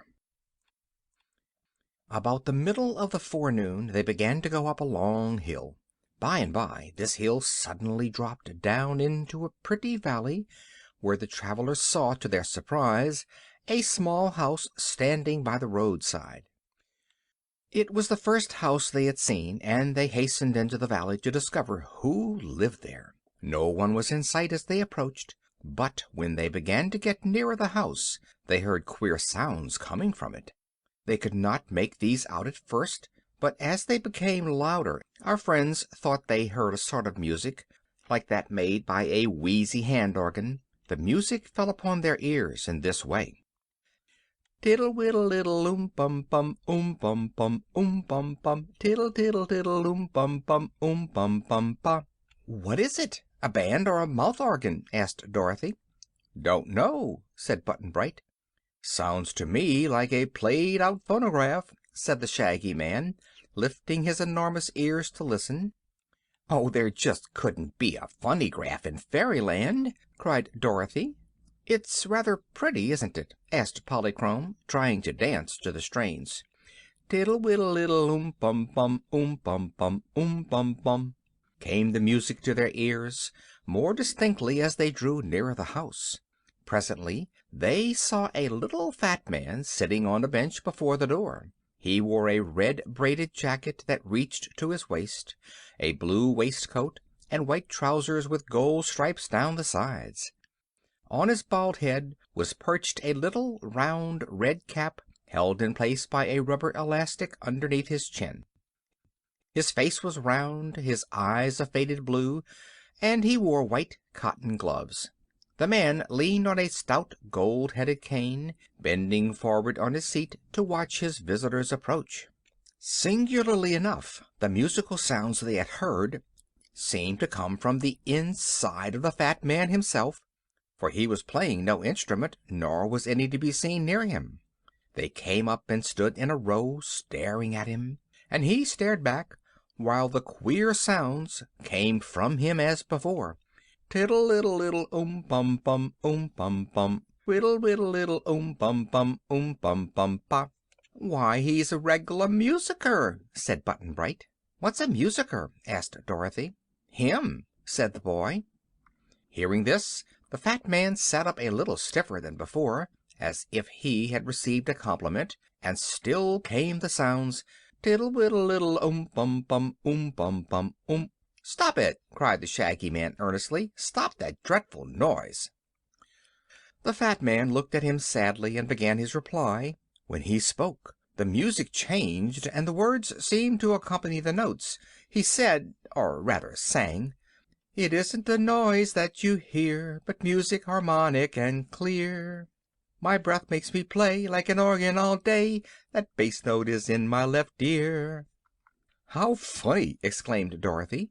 "He says his breath makes the music." "That's all nonsense," declared the Shaggy Man. But now the music began again, and they all listened carefully. "My lungs are full of reeds like those in organs, therefore I suppose if I breathe in or out my nose the reeds are bound to play. So as I breathe to live, you know, I squeeze my music as I go. I'm very sorry this is so, forgive my piping, pray." "Poor man," said Polychrome. "He can't help it. What a great misfortune it is." "Yes," replied the Shaggy Man, "we are only obliged to hear his music a short time, until we leave him and go away. But the poor fellow must listen to himself as long as he lives, and that is enough to drive him crazy. Don't you think so?" "Don't know," said Button-Bright. "Toto said 'Wow, wow,' and the others laughed." "Perhaps that's why he lives all alone," suggested Dorothy. "Yes, if he had neighbors they might do him an injury," responded the Shaggy Man. All this while the little fat musicker was breathing the notes: tiddle diddle diddle bum bum. and they had to speak loud in order to hear themselves. The Shaggy Man said, "Who are you, sir?" The reply came in the shape of this sing-song.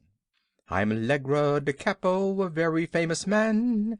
Just find another high or low to match me if you can.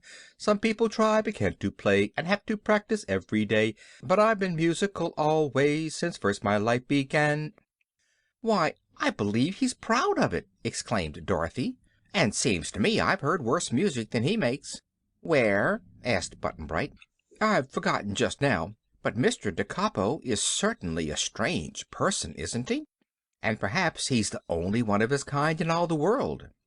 This praise seemed to please the little fat musicker, for he swelled out his chest, looked important, and sang as follows: "I wear no band around me, and yet I am a band.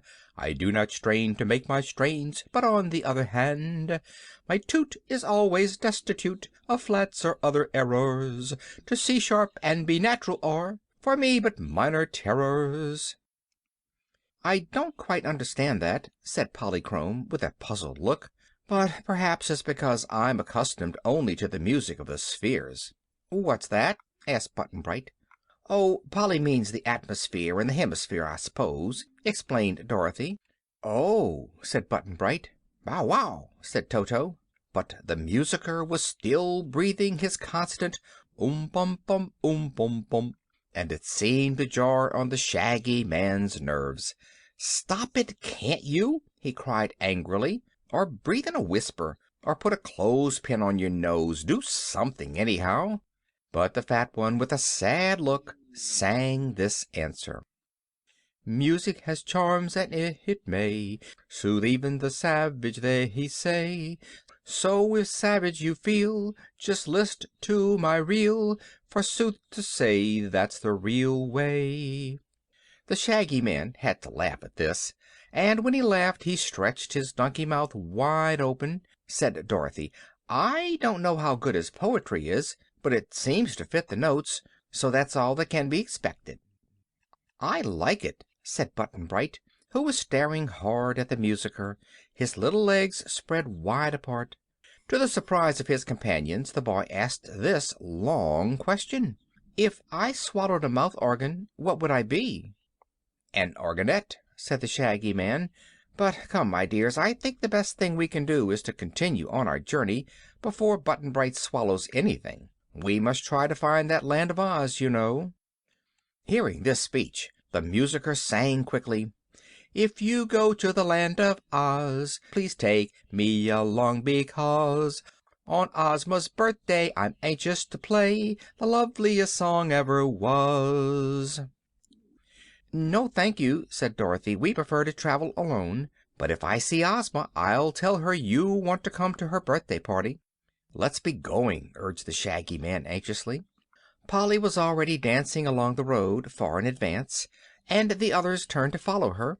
Toto did not like the fat musicker, and made a grab for his chubby leg. Dorothy quickly caught up the growling little dog and hurried after her companions, who were walking faster than usual in order to get out of hearing. They had to climb a hill, and until they got to the top they could not escape the musicker's monotonous piping: bum bum bum bum, twiddle widdle diddle bum bum bum bum ba.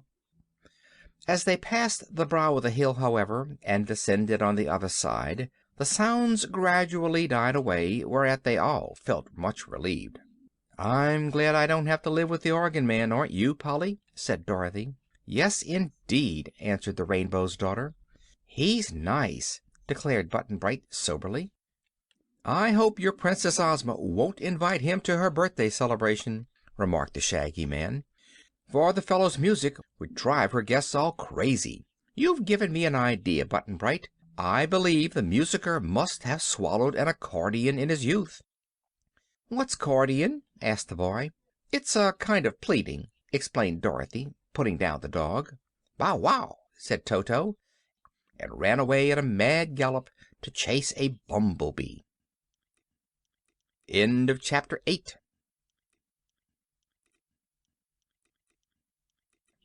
Chapter 9. Facing the Scoodlers. The country wasn't so pretty now. Before the travelers appeared a rocky plain covered with hills on which grew nothing green. They were nearing some low mountains, too, and the road, which before had been smooth and pleasant to walk upon, grew rough and uneven. Button Bright's little feet stumbled more than once, and Polychrome ceased her dancing, because the walking was now so difficult that she had no trouble to keep warm. It had become afternoon, yet there wasn't a thing for their luncheon except 2 apples which the Shaggy Man had taken from the breakfast table. He divided these into 4 pieces and gave a portion to each of his companions. Dorothy and Button Bright were glad to get theirs, but Polly was satisfied with a small bite, and Toto did not like apples. "Do you know," asked the Rainbow's Daughter, "if this is the right road to the Emerald City?" "No, I don't," replied Dorothy, "but it's the only road in this part of the country, so we may as well go to the end of it." "It looks now as if it might end pretty soon," remarked the Shaggy Man. "And what shall we do if it does?" "Don't know," said Button Bright. "If I had my magic belt," replied Dorothy thoughtfully, "it could do us a lot of good just now." "What is your magic belt?" asked Polychrome. "It's a thing I captured from the Nome King one day, and it can do most any wonderful thing. But I left it with Ozma, you know, 'cause magic won't work in Kansas, but only in fairy countries." "Is this a fairy country?" asked Button Bright. "I should think you'd know," said the little girl gravely. "If it wasn't a fairy country you couldn't have a fox head, and the Shaggy Man couldn't have a donkey head, and the Rainbow's Daughter would be invisible." "What's that?" asked the boy. "You don't seem to know anything, Button Bright. Invisible is a thing you can't see." "Then Toto's invisible," declared the boy, and Dorothy found he was right. Toto had disappeared from view, but they could hear him barking furiously among the heaps of gray rock ahead of them. They moved forward a little faster to see what the dog was barking at, and found, perched upon a point of rock by the roadside, a curious creature.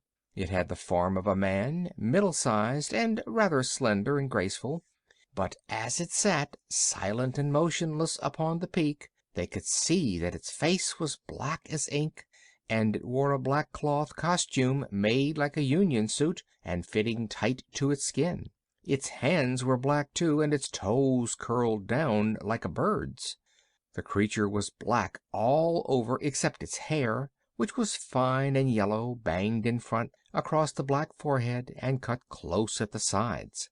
The eyes, which were fixed steadily upon the barking dog, were small and sparkling, and looked like the eyes of a weasel. "What in the world do you s'pose that is?" asked Dorothy in a hushed voice, as the little group of travelers stood watching the strange creature. "Don't know," said Button Bright. The thing gave a jump and turned half around, sitting in the same place, but with the other side of its body facing them. Instead of being black, it was now pure white, with a face like that of a clown in a circus, and hair of a brilliant purple.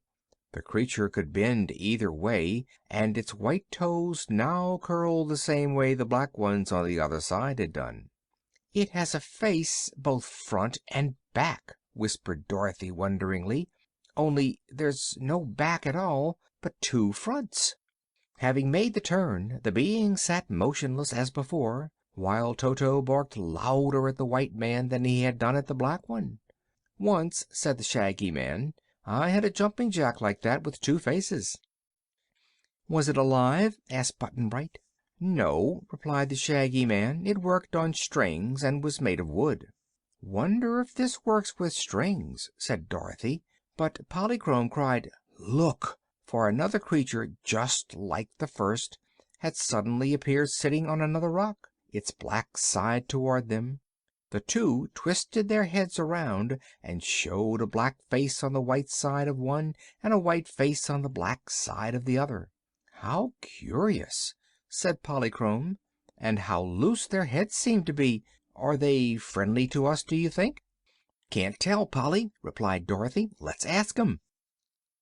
The creatures flopped first one way and then the other, showing black or white by turns, and now another joined them, appearing on another rock. Our friends had come to a little hollow in the hills, and the place where they now stood was surrounded by jagged peaks of rock, except where the road ran through. "Now there are 4 of them," said the Shaggy Man. "5," declared Polychrome. "6," said Dorothy. "Lots of 'em!" cried Button Bright, and so there were. Quite a row of the 2-sided black and white creatures sitting on the rocks all around. Toto stopped barking and ran between Dorothy's feet, where he crouched down as if afraid. The creatures did not look pleasant or friendly, to be sure, and the Shaggy Man's donkey head became solemn indeed. "Ask 'em who they are and what they want," whispered Dorothy, so the Shaggy Man called out in a loud voice, "Who are you?" "Scoodlers!" they yelled in chorus, their voices sharp and shrill. "What do you want?" called the Shaggy Man. "You!" they yelled back, pointing their thin fingers at the group, and they all flopped around so they were white, and then all flopped back again so they were black. "But what do you want us for?" asked the Shaggy Man uneasily. "Soup!" they all shouted, as if with one voice. "Goodness me!" said Dorothy, trembling a little. "The Scoodlers must be regular cannibals." "Don't want to be soup," protested Button Bright, beginning to cry.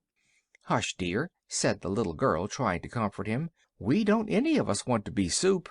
But don't worry, the Shaggy Man will take care of us."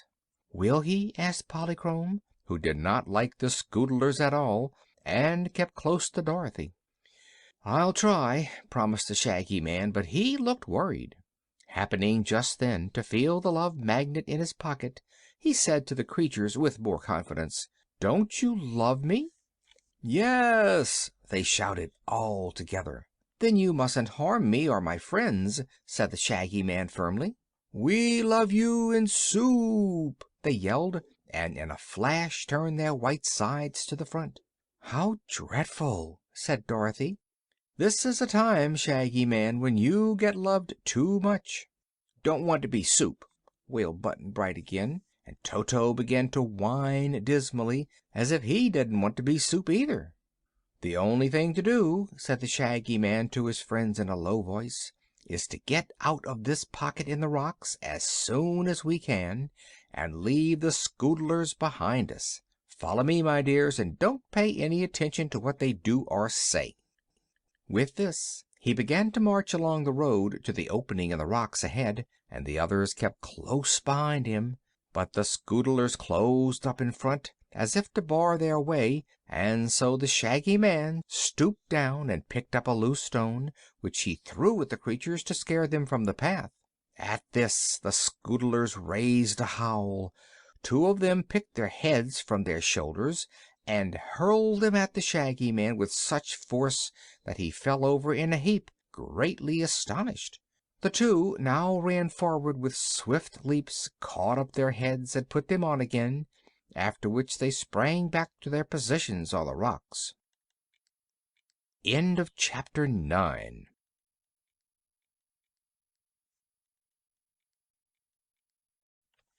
Chapter 10. Escaping the Soup Kettle. The Shaggy Man got up and felt himself to see if he was hurt, but he was not. One of the heads had struck his breast and the other his left shoulder, yet though they had knocked him down, the heads were not hard enough to bruise him. "Come on," he said firmly. "We've got to get out of here some way," and forward he started again. The Scoodlers began yelling and throwing their heads in great numbers at our frightened friends. The Shaggy Man was knocked over again, and so was Button Bright, who kicked his heels against the ground and howled as loud as he could, although he was not hurt a bit. One head struck Toto, who first yelped and then grabbed the head by an ear and started running away with it. The Scoodlers who had thrown their heads began to scramble down and run to pick them up with wonderful quickness, but the one whose head Toto had stolen found it hard to get it back again.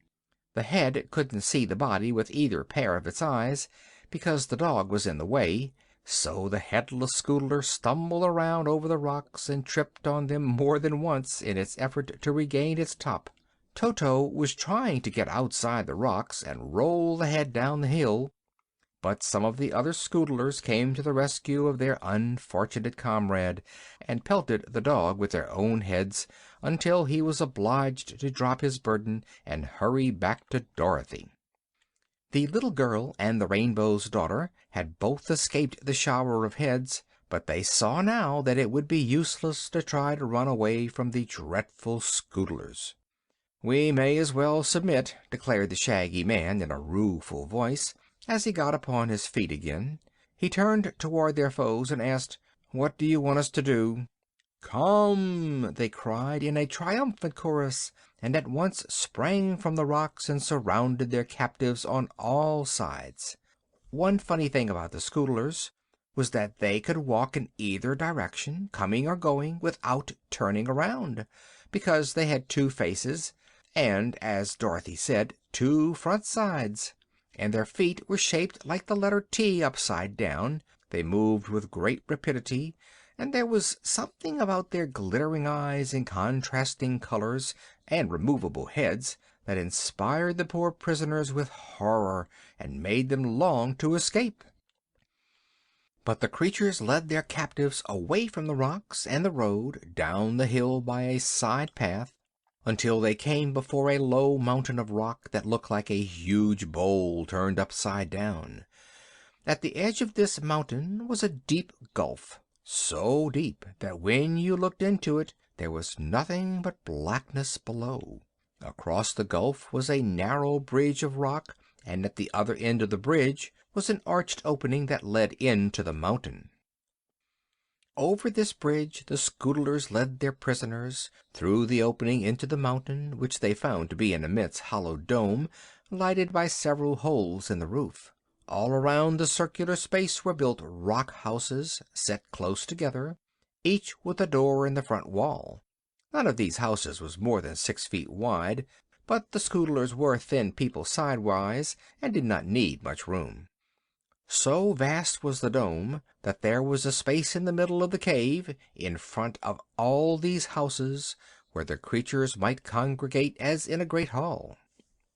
It made Dorothy shudder to see a huge iron kettle suspended by a stout chain in the middle of the place, and underneath the kettle a great heap of kindling wood and shavings ready to light.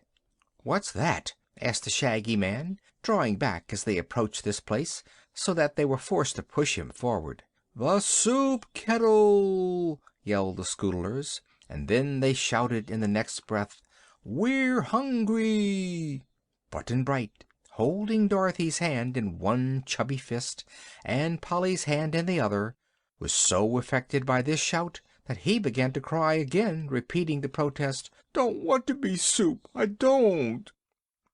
"Never mind," said the Shaggy Man consolingly. "I ought to make enough soup to feed them all, I'm so big.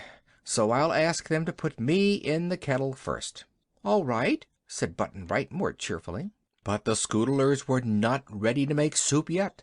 They led the captives into a house at the farthest side of the cave, a house somewhat wider than the others. "Who lives here?" asked the Rainbow's Daughter. The Scoodlers nearest her replied, "The Queen." It made Dorothy hopeful to learn that a woman ruled over these fierce creatures, but a moment later they were ushered by 2 or 3 of the escort into a gloomy, bare room, and her hope died away. For the Queen of the Scoodlers proved to be much more dreadful in appearance than any of her people. One side of her was fiery red, with jet black hair and green eyes, and the other side of her was bright yellow, with crimson hair and black eyes. She wore a short skirt of red and yellow, and her hair, instead of being banged, was a tangle of short curls upon which rested a circular crown of silver, much dented and twisted because the Queen had thrown her head at so many things so many times. Her form was lean and bony, and both her faces were deeply wrinkled. "What have we here?" asked the Queen sharply, as our friends were made to stand before her. "Soup!" cried the guard of the Scoodlers, speaking together. "We're not," said Dorothy indignantly. "We're nothing of the sort." "Ah, but you will be soon," retorted the Queen, a grim smile making her look more dreadful than before. "Pardon me, most beautiful vision," said the Shaggy Man, bowing before the Queen politely. "I must request your Serene Highness to let us go our way without being made into soup, for I own the Love Magnet, and whoever meets me must love me and all my friends." "True," replied the Queen. "We love you very much, so much that we intend to eat your broth with real pleasure. But tell me, do you think I am so beautiful?" "You won't be at all beautiful if you eat me," he said, shaking his head sadly. "Handsome is as handsome does, you know." The Queen turned to Button-Bright. "Do you think I'm beautiful?" she asked. "No," said the boy. "You're ugly." "I think you're a fright," said Dorothy. "If you could see yourself, you'd be terribly scared," added Polly. The Queen scowled at them, and flopped from her red side to her yellow side. "Take them away," she commanded the guard, "and at 6 o'clock run them through the meat chopper and start the soup kettle boiling. And put plenty of salt in the broth this time, or I'll punish the cook severely." "And onions, your Majesty?" asked one of the guard. "Plenty of onions and garlic, and a dash of red pepper. Now go." The Scoodlers led the captives away and shut them up in one of the houses, leaving only a single Scoodler to keep guard. The place was a sort of storehouse, containing bags of potatoes and baskets of carrots, onions, and turnips. "These," said their guard, pointing to the vegetables, "we use to flavor our soups with." The prisoners were rather disheartened by this time, for they saw no way to escape, and did not know how soon it would be 6 o'clock, and the time for the meat chopper to begin work. But the Shaggy Man was brave, and did not intend to submit to such a horrid fate without a struggle. "I'm going to fight for our lives," he whispered to the children, "for if I fail we will be no worse off than before, and to sit here quietly until we are made into soup would be foolish and cowardly." The Scoodler on guard stood near the doorway, turning first his white side toward them and then his black side, as if he wanted to show to all of his greedy 4 eyes the sight of so many fat prisoners. The captives sat in a sorrowful group at the other end of the room, except Polychrome, who danced back and forth in the little place to keep herself warm, for she felt the chill of the cave. Whenever she approached the Shaggy Man, he would whisper something in her ear, and Polly would nod her pretty head as if she understood. The Shaggy Man told Dorothy and Button-Bright to stand before him while he emptied the potatoes out of one of the sacks. When this had been secretly done, little Polychrome, dancing near to the guard, suddenly reached out her hand and slapped his face, the next instant whirling away from him quickly to rejoin her friends. The angry Scoodler at once picked off his head and hurled it at the Rainbow's Daughter, but the Shaggy Man was expecting that, and caught the head very neatly, putting it in the sack, which he tied at the mouth. The body of the guard, not having the eyes of its head to guide it, ran here and there in an aimless manner, and the Shaggy Man easily dodged it and opened the door. Fortunately, there was no one in the big cave at that moment, so he told Dorothy and Polly to run as fast as they could for the entrance and out across the narrow bridge. "I'll carry Button-Bright," he said, for he knew the little boy's legs were too short to run fast. Dorothy picked up Toto, and then seized Polly's hand and ran swiftly toward the entrance to the cave. The Shaggy Man perched Button-Bright on his shoulders and ran after them. They moved so quickly, and their escape was so wholly unexpected, that they had almost reached the bridge when one of the Scoodlers looked out of his house and saw them. The creature raised a shrill cry that brought all of its fellows bounding out of the numerous doors, and at once they started in chase. Dorothy and Polly had reached the bridge and crossed it when the Scoodlers began throwing their heads. One of the queer missiles struck the Shaggy Man on his back and nearly knocked him over, but he was at the mouth of the cave now, so he set down Button-Bright and told the boy to run across the bridge to Dorothy. Then the Shaggy Man turned around and faced his enemies, standing just outside the opening, and as fast as they threw their heads at him, he caught them and tossed them into the black gulf below. The headless bodies of the foremost Scoodlers kept the others from running close up, but they also threw their heads in an effort to stop the escaping prisoners. The Shaggy Man caught them all and sent them whirling down into the black gulf. Among them he noticed the crimson and yellow head of the Queen, and this he tossed after the others with a right good will. Presently every Scoodler of the lot had thrown its head, and every head was down in the deep gulf, and now the helpless bodies of the creatures were mixed together in the cave and wriggling around in a vain attempt to discover what had become of their heads. The Shaggy Man laughed and walked across the bridge to rejoin his companions. "It's lucky I learned to play baseball when I was young," he remarked, "for I caught all those heads easily and never missed one. But come along, little ones. The Scoodlers will never bother us or anyone else any more." Button-Bright was still frightened and kept insisting, "I don't want to be soup," for the victory had been gained so suddenly that the boy did not realize they were free and safe. But the Shaggy Man assured him that all danger of their being made into soup was now past, as the Scoodlers would be unable to eat soup for some time to come. So now, anxious to get away from the horrid gloomy cave as soon as possible, they hastened up the hillside and regained the road just beyond the place where they had first met the Scoodlers, and you may be sure they were glad to find their feet on the old familiar path again. End of Chapter 10.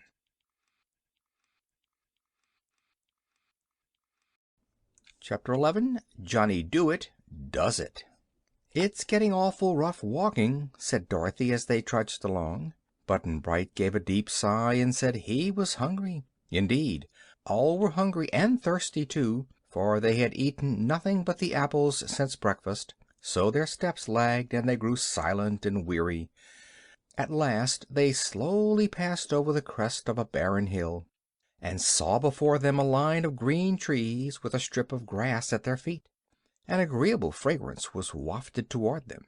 Our travelers, hot and tired, ran forward on beholding this refreshing sight, and were not long in coming to the trees.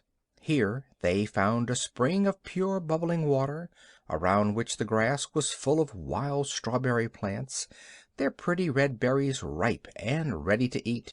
Some of the trees bore yellow oranges and some russet pears, so the hungry adventurers suddenly found themselves provided with plenty to eat and to drink. They lost no time in picking the biggest strawberries and ripest oranges, and soon had feasted to their hearts' content. Walking beyond the line of trees, they saw before them a fearful, dismal desert, everywhere gray sand. At the edge of this awful waste was a large white sign with black letters neatly painted upon it, and the letters made these words: "All persons are warned not to venture upon this desert, for the deadly sands will turn any living flesh to dust in an instant. Beyond this barrier is the land of Oz, but no one can reach that beautiful country because of these destroying sands." "Oh," said Dorothy, when the Shaggy Man had read the sign aloud, "I've seen this desert before, and it's true. No one can live who tries to walk upon the sands." "Then we mustn't try it," answered the Shaggy Man thoughtfully. "But as we can't go ahead, and there's no use going back, what shall we do next?" "Don't know," said Button-Bright. "I'm sure I don't know either," added Dorothy despondently. "I wish father would come for me," sighed the pretty Rainbow's daughter. "I would take you all to live upon the rainbow, where you could dance along its rays from morning till night, without a care or worry of any sort. But I suppose father's too busy just now to search the world for me." "Don't want to dance," said Button Bright, sitting down wearily upon the soft grass. "It's very good of you, Polly," said Dorothy, "but there are other things that would suit me better than dancing on rainbows. I'm 'fraid they'd be kind of soft and squashy underfoot, anyhow, although they're so pretty to look at." This didn't help to solve the problem, and they all fell silent and looked at one another questioningly. "Really, I don't know what to do," muttered the Shaggy Man, gazing hard at Toto, and the little dog wagged his tail and said "Bow wow!" just as if he could not tell either what to do. Button Bright got a stick and began to dig in the earth, and the others watched him for a while in deep thought. Finally the Shaggy Man said, "It's nearly evening now, so we may as well sleep in this pretty place and get rested. Perhaps by morning we can decide what is best to be done." There was little chance to make beds for the children, but the leaves of the tree grew thickly and would serve to keep off the night dews. So the Shaggy Man piled soft grasses in the thickest shade, and when it was dark they lay down and slept peacefully until morning. Long after the others were asleep, however, the Shaggy Man sat in the starlight by the spring, gazing thoughtfully into its bubbling waters. Suddenly he smiled and nodded to himself, as if he had found a good thought, after which he too laid himself down under a tree and was soon lost in slumber. In the bright morning sunshine, as they ate of the strawberries and sweet juicy pears, Dorothy said, "Polly, can you do any magic?" "No, dear," answered Polychrome, shaking her dainty head. "You ought to know some magic, being the Rainbow's daughter," continued Dorothy earnestly. "But we who live on the rainbow among the fleecy clouds have no use for magic," replied Polychrome. "What I'd like," said Dorothy, "is to find some way to cross the desert to the land of Oz and its Emerald City.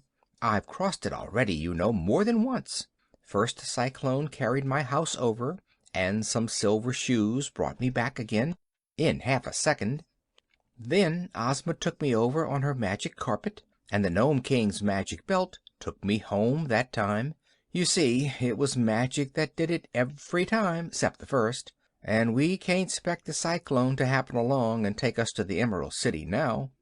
"No, indeed," returned Polly with a shudder. "I hate cyclones anyway."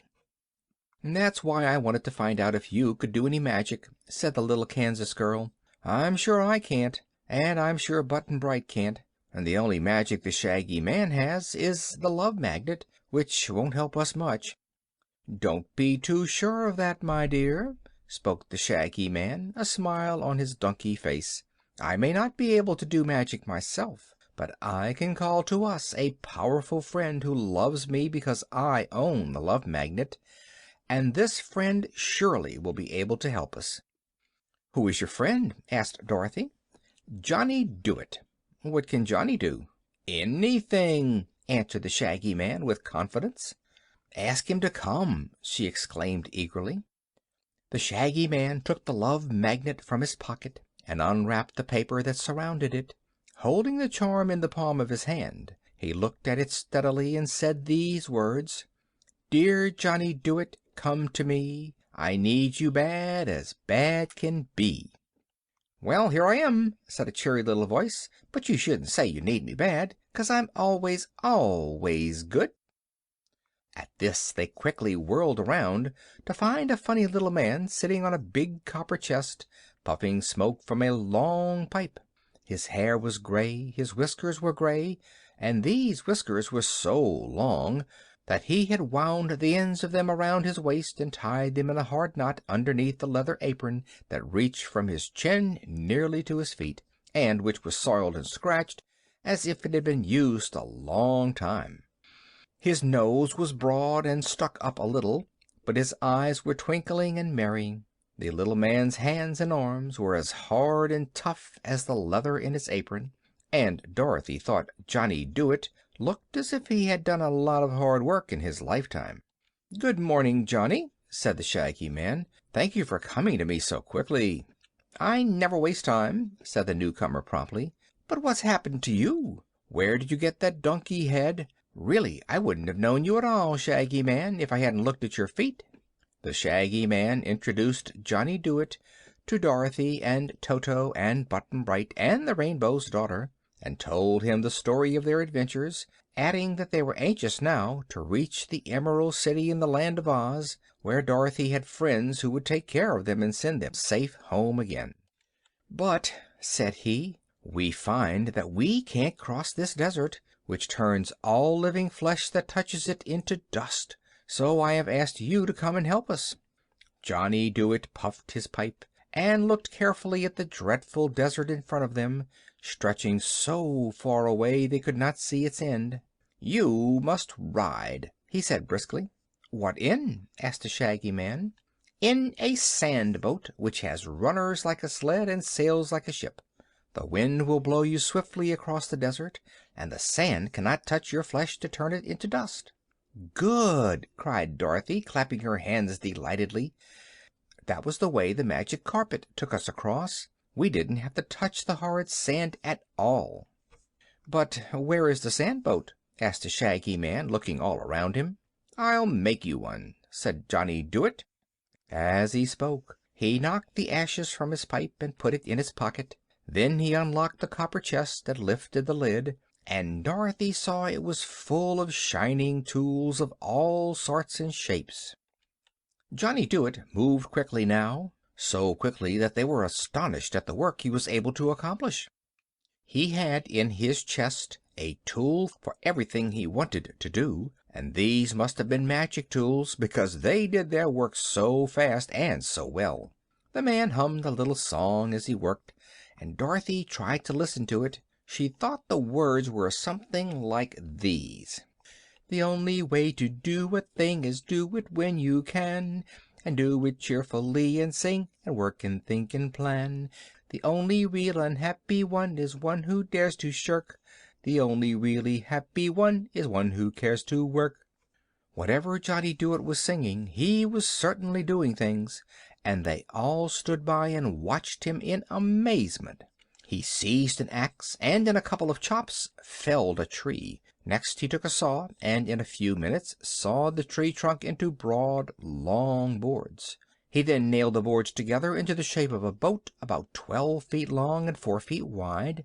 He cut from another tree a long, slender pole which, when trimmed of its branches and fastened upright in the center of the boat, served as a mast.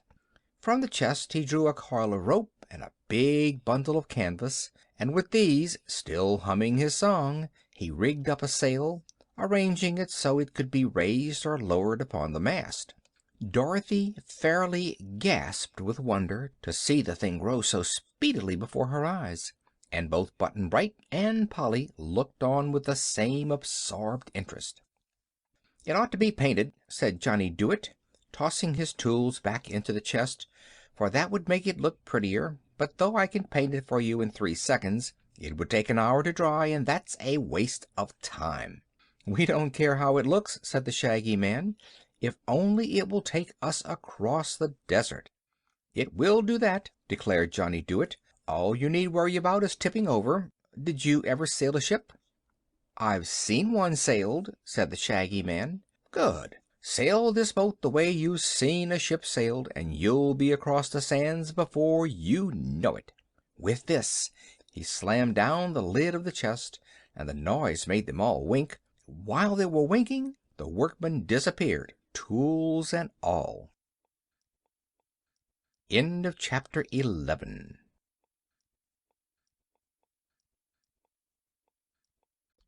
Chapter 12. The Deadly Desert Crossed. "Oh, that's too bad!" cried Dorothy. "I wanted to thank Johnny Dooit for all his kindness to us." "He hasn't time to listen to thanks," replied the Shaggy Man, "but I'm sure he knows we are grateful. I suppose he is already at work in some other part of the world."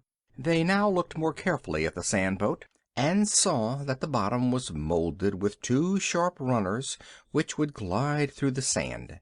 The front of the boat was pointed like the bow of a ship, and there was a rudder at the stern to steer by.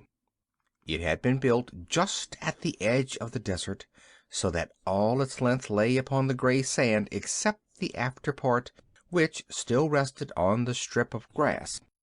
"Get in, my dears," said the Shaggy Man. "I'm sure I can manage this boat as well as any sailor. All you need do is sit still in your places." Dorothy got in, Toto in her arms, and sat on the bottom of the boat just in front of the mast. Button-Bright sat in front of Dorothy, while Polly leaned over the bow. The Shaggy Man knelt behind the mast. When all were ready, he raised the sail halfway. The wind caught it. At once the sand boat started forward, slowly at first, then with added speed. The Shaggy Man pulled the sail way up, and they flew so fast over the Deadly Desert that everyone held fast to the sides of the boat and scarcely dared to breathe.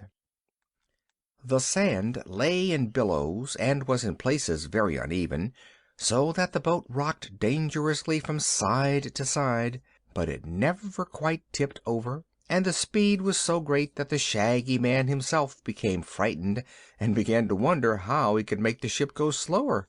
"If we're spilled in the sand in the middle of the desert," Dorothy thought to herself, "we'll be nothing but dust in a few minutes, and that will be the end of us." But they were not spilled, and by Polychrome, who was clinging to the bow and looking straight ahead, saw a dark line before them and wondered what it was. It grew plainer every second until she discovered it to be a row of jagged rocks at the edge of the desert, while high above these rocks she could see a tableland of green grass and beautiful trees. "Look out!" she screamed to the Shaggy Man. "Go slowly, or we shall smash into the rocks." He heard her and tried to pull down the sail, but the wind would not let go of the broad canvas, and the ropes had become tangled. Nearer and nearer they drew to the great rocks, and the Shaggy Man was in despair because he could do nothing to stop the wild rush of the sand boat. They reached the edge of the desert and bumped squarely into the rocks. There was a crash as Dorothy, Button-Bright, Toto and Polly flew up in the air in a curve like a skyrocket's, one after another, landing high upon the grass, where they rolled and tumbled for a time before they could stop themselves. The Shaggy Man flew after them, head first, and lighted in a heap beside Toto, who, being much excited at the time, seized one of the donkey's ears between his teeth and shook and worried it as hard as he could, growling angrily. The Shaggy Man made the little dog let go, and sat up to look around him. Dorothy was feeling one of her front teeth, which was loosened by knocking against her knee as she fell. Polly was looking sorrowfully at a rent in her pretty gauze gown, and Button-Bright's fox head had stuck fast in a gopher hole, and he was wiggling his little fat legs frantically in an effort to get free. Otherwise they were unhurt by the adventure, so the Shaggy Man stood up and pulled Button-Bright out of the hole and went to the edge of the desert to look at the sand boat. It was a mere mass of splinters now, crushed out of shape against the rocks. The wind had torn away the sail and carried it to the top of a tall tree, where the fragments of it fluttered like a white flag. "Well," he said cheerfully, "we're here, but where the here is I don't know." "It must be some part of the Land of Oz," observed Dorothy, coming to his side. "Must it? 'Course it must. We're across the desert, aren't we? And somewhere in the middle of Oz is the Emerald City." "To be sure," said the Shaggy Man, nodding. "Let's go there." "But I don't see any people about to show us the way," she continued. "Let's hunt for them," he suggested. "There must be people somewhere, but perhaps they did not expect us, and so were not at hand to give us a welcome." End of Chapter 12.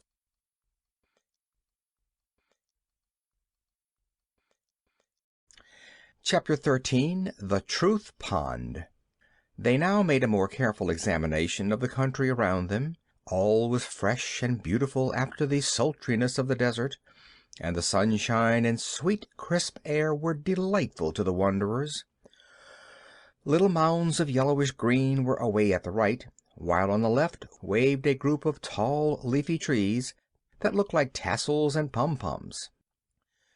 Among the grasses carpeting the ground were pretty buttercups and cowslips and marigolds. After looking at these a moment, Dorothy said reflectively, "We must be in the country of the Winkies, for the color of that country is yellow, and you will notice that most everything here is yellow that has any color at all." "But I thought this was the Land of Oz," replied the Shaggy Man, as if greatly disappointed. "So it is," she declared, "but there are 4 parts to the Land of Oz. The North Country is purple, and it's the country of the Gillikins. The East Country is blue, and that's the country of the Munchkins.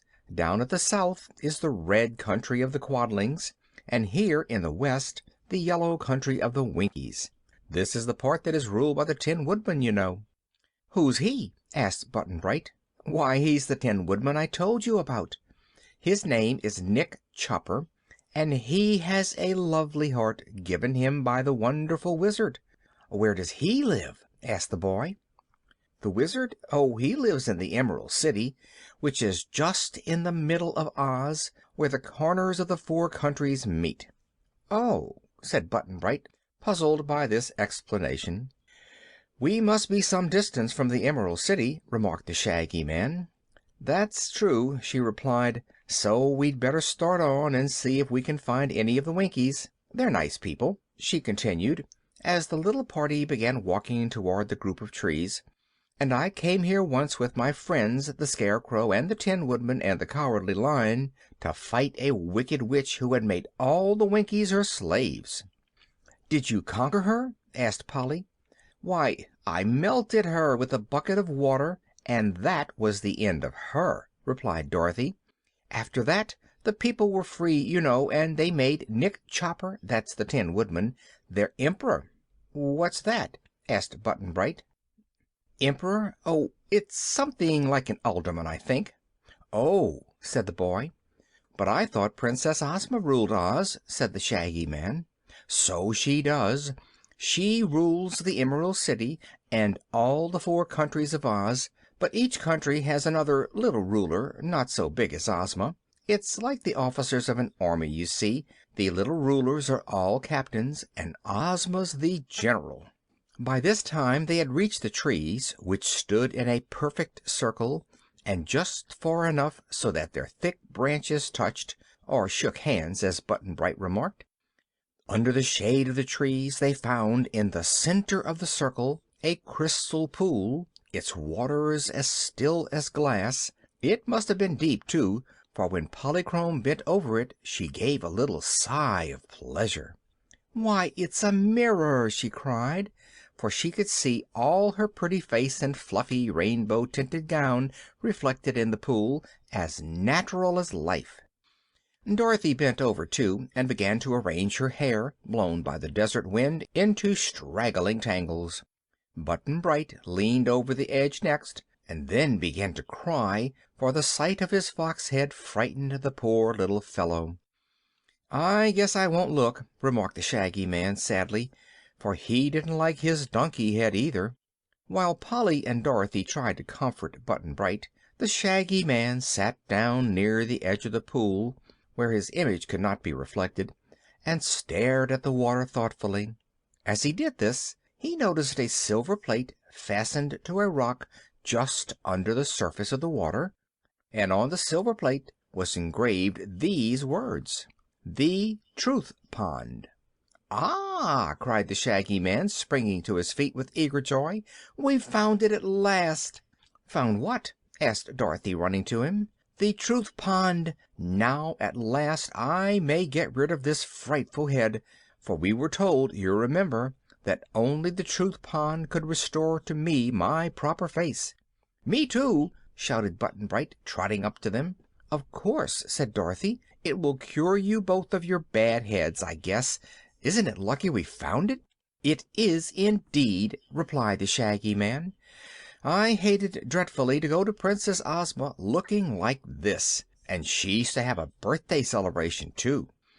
Just then a splash startled them, for Button Bright, in his anxiety to see the pool that would cure him, had stepped too near the edge and tumbled heels over head into the water. Down he went, out of sight entirely, so that only his sailor hat floated on the top of the Truth Pond. He soon bobbed up, and the Shaggy Man seized him by his sailor collar and dragged him to the shore, dripping and gasping for breath. They all looked upon the boy wonderingly, for the fox head, with its sharp nose and pointed ears, was gone, and in its place appeared the chubby, round face and blue eyes and pretty curls that had belonged to Button Bright before King Dox of Foxville transformed him. "Oh, what a darling!" cried Polly, and would have hugged the little one had he not been so wet. Their joyful exclamations made the child rub the water out of his eyes and look at his friends questioningly. "You're all right now, dear," said Dorothy. "Come and look at yourself." She led him to the pool, and although there were still a few ripples on the surface of the water, he could see his reflection plainly. "It's me!" he said, in a pleased yet awed whisper. "Of course it is," replied the girl, "and we're all as glad as you are, Button Bright." "Well," announced the Shaggy Man, "it's my turn next." He took off his shaggy coat and laid it on the grass and dived head first into the Truth Pond.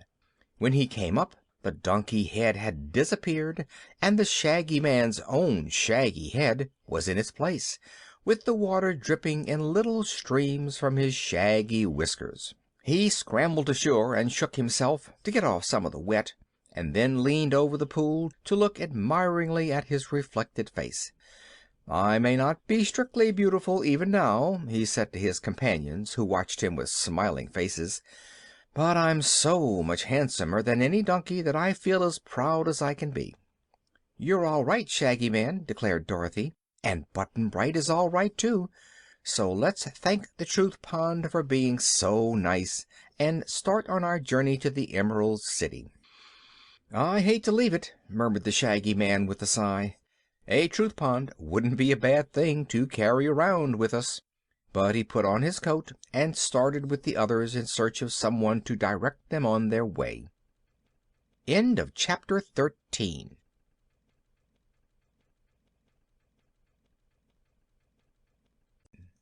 Chapter 14. Tik-Tok and Billina. They had not walked far across the flower-strewn meadows when they came upon a fine road leading toward the northwest and winding gracefully among the pretty yellow hills. "That way," said Dorothy, "must be the direction of the Emerald City. We'd better follow the road until we meet someone or come to a house." The sun soon dried Button Bright's sailor suit and the Shaggy Man's shaggy clothes, and so pleased were they at regaining their own heads that they did not mind at all the brief discomfort of getting wet. "It's good to be able to whistle again," remarked the Shaggy Man, "for those donkey lips were so thick I could not whistle a note with them." He warbled a tune as merrily as any bird. "You'll look more natural at the birthday celebration, too," said Dorothy, happy in seeing her friends so happy. Polychrome was dancing ahead in her usual sprightly manner, whirling gaily along the smooth, level road until she passed from sight around the curve of one of the mounds. Suddenly they heard her exclaim, "Oh!" and she appeared again, running toward them at full speed. "What's the matter, Polly?" asked Dorothy, perplexed. There was no need for the Rainbow's Daughter to answer, for turning the bend in the road there came advancing slowly toward them a funny round man made of burnished copper, gleaming brightly in the sun. Perched on the copper man's shoulder sat a yellow hen with fluffy feathers and a pearl necklace around her throat. "Oh, Tik-Tok!" cried Dorothy, running forward. When she came to him the copper man lifted the little girl in his copper arms and kissed her cheek with his copper lips. "Oh, Billina!" cried Dorothy in a glad voice, and the yellow hen flew to her arms to be hugged and petted by turns. The others were curiously crowding around the group, and the girl said to them, "It's Tik Tok and Billina, and oh, I'm so glad to see them again." "Welcome to Oz," said the copper man in a monotonous voice. Dorothy sat right down in the road, the yellow hen in her arms, and began to stroke Billina's back. Said the hen, "Dorothy, dear, I've got some wonderful news to tell you." "Tell it quick, Billina," said the girl. Just then Toto, who had been growling to himself in a cross way, gave a sharp bark and flew at the yellow hen, who ruffled her feathers and let out such an angry screech that Dorothy was startled. "Stop, Toto! Stop that this minute!" she commanded. "Can't you see that Billina is my friend?" In spite of this warning, had she not grabbed Toto quickly by the neck, the little dog would have done the yellow hen a mischief, and even now he struggled madly to escape Dorothy's grasp. She slapped his ears once or twice and told him to behave, and the yellow hen flew to Tik Tok's shoulder again, where she was safe. "What a brute!" croaked Billina, glaring down at the little dog. "Toto isn't a brute," replied Dorothy, "but at home Uncle Henry has to whip him sometimes for chasing the chickens. Now look here, Toto," she added, holding up her finger and speaking sternly to him, "you've got to understand that Billina is one of my dearest friends, and mustn't be hurt, now or ever."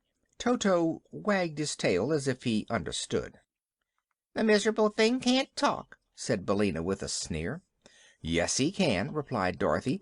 "He talks with his tail, and I know everything he says. If you could wag your tail, Billina, you wouldn't need words to talk." "Nonsense," said Billina. "It isn't nonsense at all. Just now Toto says he's sorry, and that he'll try to love you for my sake. Don't you, Toto?" "Wow, wow," said Toto, wagging his tail again. "But I've such wonderful news for you, Dorothy," cried the yellow hen. "I've—" "Wait a minute, dear," interrupted the little girl. "I've got to introduce you all first. That's manners, Billina. This," turning to her traveling companions, "is Mr. Tik Tok, who works by machinery, 'cause his thoughts wind up and his talk winds up and his actions winds up like a clock." "Do they all wind up together?" asked the Shaggy Man. "No, each one separate, but he works just lovely. And Tik Tok was a good friend to me once, and saved my life, and Billina's life, too." "Is he alive?" asked Button Bright, looking hard at the copper man. "Oh, no, but his machinery makes him just as good as alive." She turned to the copper man and said politely, "Mr. Tik Tok, these are my new friends, the Shaggy Man and Polly the Rainbow's Daughter, and Button Bright and Toto, only Toto isn't a new friend, 'cause he's been to Oz before." The copper man bowed low, removing his copper hat as he did so. "I'm very pleased to meet Dorothy's Here he stopped short. "Oh, I guess his speech needs winding," said the little girl, running behind the copper man to get the key off a hook at his back. She wound him up in a place under his right arm, and he went on to say, "Pardon me for running down. I was about to say I am pleased to meet Dorothy's friends, who must be my friends." The words were somewhat jerky, but plain to understand. "And this is Billina," continued Dorothy, introducing the yellow hen, and they all bowed to her in turn. "I've such wonderful news," said the hen, turning her head so that one bright eye looked full at Dorothy. "What is it, dear?" asked the girl. "I've hatched out 10 of the loveliest chicks you ever saw." "Oh, how nice! And where are they, Billina?" "I left them at home, but they're beauties, I assure you, and all wonderfully clever. I've named them Dorothy." "Which one?" asked the girl. "All of them," replied Billina. "That's funny. Why did you name them all with the same name?" "It was so hard to tell them apart," explained the hen. "Now, when I call Dorothy, they all come running to me in a bunch. It's much easier, after all, than having a separate name for each." "I'm just dying to see 'em, Billina," said Dorothy eagerly. "But tell me, my friends, how did you happen to be here in the country of the Winkies, the first of all to meet us?" "I'll tell you," answered Tik-Tok in his monotonous voice, all the sounds of his words being on one level. "Princess Ozma saw you in her magic picture and knew you were coming here, so she sent Billina and me to welcome you, as she could not come herself, so that fizz dig look come lucking gob look in Good gracious, what's the matter now?" cried Dorothy, as the copper man continued to babble these unmeaning words, which no one could understand at all, because they had no sense. "Don't know," said Button-Bright, who was half scared. Polly whirled away to a distance and turned to look at the copper man in a fright. "His thoughts have run down this time," remarked Billina composedly, as she sat on Tik-Tok's shoulder and pruned her sleek feathers. "When he can't think, he can't talk properly, any more than you can. You'll have to wind up his thoughts, Dorothy, or else I'll have to finish his story myself." Dorothy ran around and got the key again and wound up Tik-Tok under his left arm, after which he could speak plainly again. "Pardon me," he said, "but when my thoughts run down, my speech has no meaning, for words are formed only by thoughts. I was about to say that Ozma sent us to welcome you and to invite you to come straight to the Emerald City. She was too busy to come herself, for she is preparing for her birthday celebration, which is to be a grand affair." "I've heard of it," said Dorothy, "and I'm glad we've come in time to attend. Is it far from here to the Emerald City?" "Not very far," answered Tik-Tok, "and we have plenty of time. Tonight we will stop at the palace of the Tin Woodman, and tomorrow night we will arrive at the Emerald City." "Goody!" cried Dorothy. "I'd like to see dear Nick Chopper again. How's his heart?" "It's fine," said Billina. "The Tin Woodman says it gets softer and kindlier every day. He's waiting at his castle to welcome you, Dorothy, but he couldn't come with us because he's getting polished as bright as possible for Ozma's party." "Well, then," said Dorothy, "let's start on, and we can talk more as we go." They proceeded on their journey in a friendly group, for Polychrome had discovered that the copper man was harmless and was no longer afraid of him. Button-Bright was also reassured, and took quite a fancy to Tik-Tok. He wanted the Clockwork Man to open himself, so that he might see the wheels go round, but that was a thing Tik-Tok could not do. Button-Bright then wanted to wind up the copper man, and Dorothy promised he should do so as soon as any part of the machinery ran down. This pleased Button-Bright, who held fast to one of Tik-Tok's copper hands as he trudged along the road, while Dorothy walked on the other side of her old friend, and Billina perched by turns upon his shoulder or his copper hat. Polly once more joyously danced ahead, and Toto ran after her, barking with glee. The Shaggy Man was left to walk behind, but he didn't seem to mind a bit, and whistled merrily and looked curiously upon the pretty scenes they passed. At last they came to a hilltop from which the tin castle of Nick Chopper could plainly be seen, its towers glistening magnificently under the rays of the declining sun. "How pretty!" exclaimed Dorothy. "I've never seen the Emperor's new house before." "He built it because the old castle was damp and likely to rust his tin body," said Billina. "All those towers and steeples and domes and gables took a lot of tin, as you can see." "Is it a toy?" asked Button-Bright softly. "No, dear," answered Dorothy. "It's better than that. It's the fairy dwelling of a fairy prince." End of Chapter 14.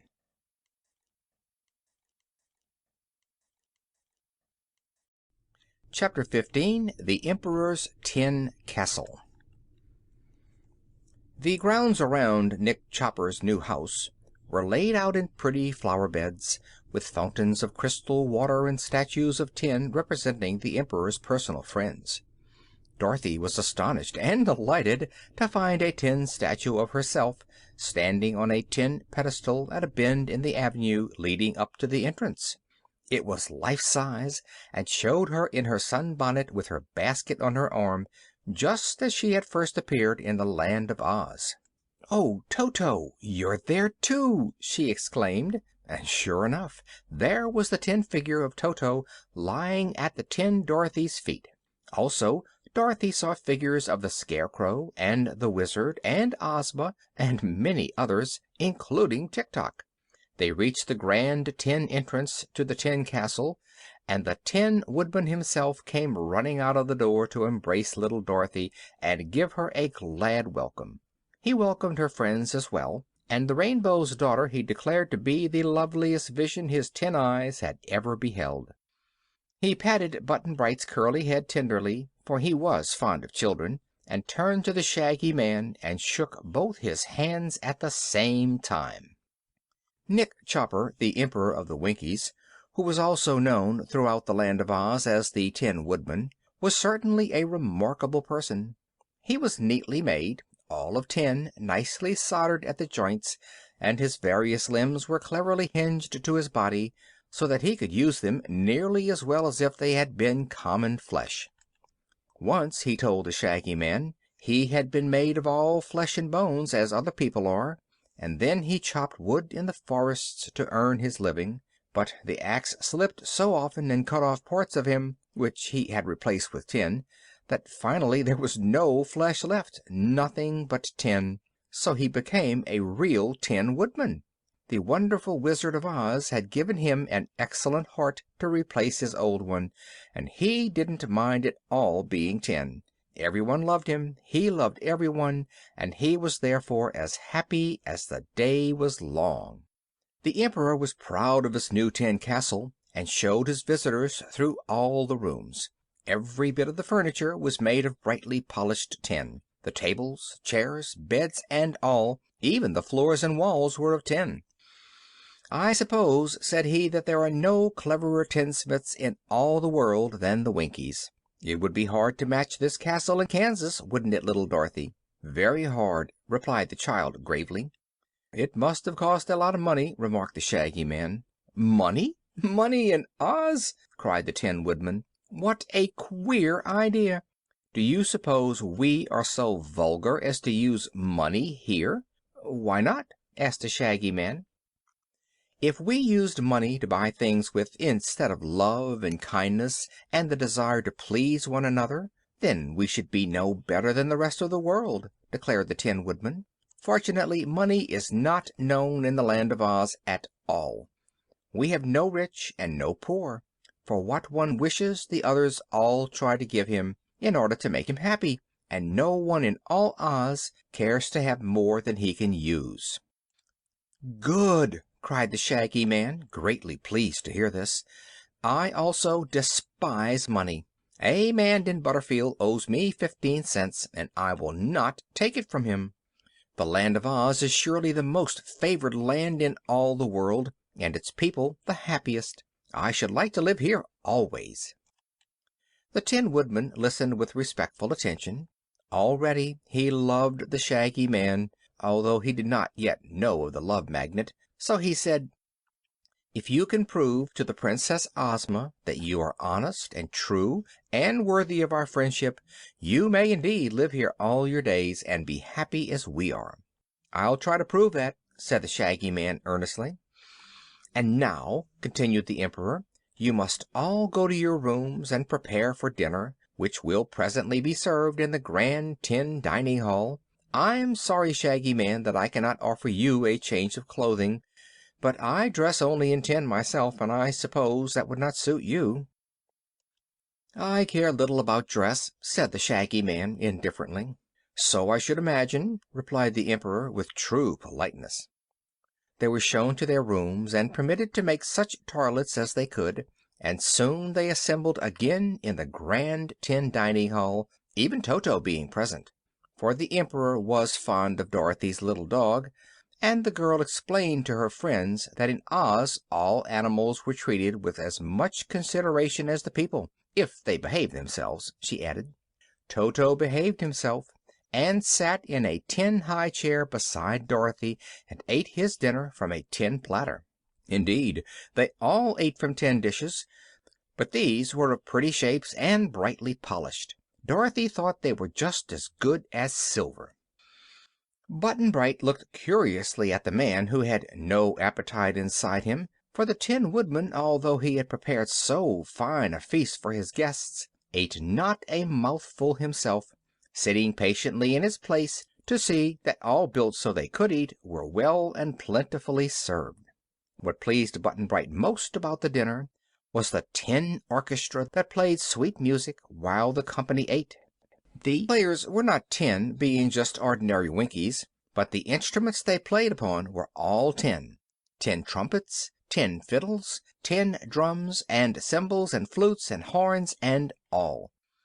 They played so nicely the Shining Emperor Waltz, composed expressly in honor of the Tin Woodman by Mr. H. M. Wogglebug, T.E., that Polly could not resist dancing to it. After she had tasted a few dewdrops freshly gathered for her, she danced gracefully to the music, while the others finished their repast, and when she whirled until her fleecy draperies of rainbow hues enveloped her like a cloud, the Tin Woodman was so delighted that he clapped his tin hands until the noise of them drowned out the sound of the cymbals. Altogether it was a merry meal, although Polychrome ate little and the host nothing at all. "I'm sorry the Rainbow's Daughter missed her mist cakes," said the Tin Woodman to Dorothy, "but by a mistake Miss Polly's mist cakes were mislaid and not missed until now. I'll try to have some for her breakfast." They spent the evening telling stories, and the next morning left the splendid tin castle and set out upon the road to the Emerald City. The Tin Woodman went with them, of course, having by this time been so brightly polished that he sparkled like silver. His axe, which he always carried with him, had a steel blade that was tin plated, and a handle covered with tin plate beautifully engraved and set with diamonds. The Winkies assembled before the castle gates and cheered their Emperor as he marched away, and it was easy to see that they all loved him dearly. End of chapter 15.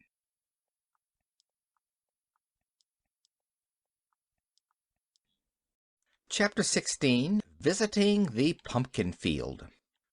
Dorothy let Button-Bright wind up the clockwork in the Copper Man this morning, his thinking machine first, then his speech, and finally his action, so he would doubtless run perfectly until they had reached the Emerald City.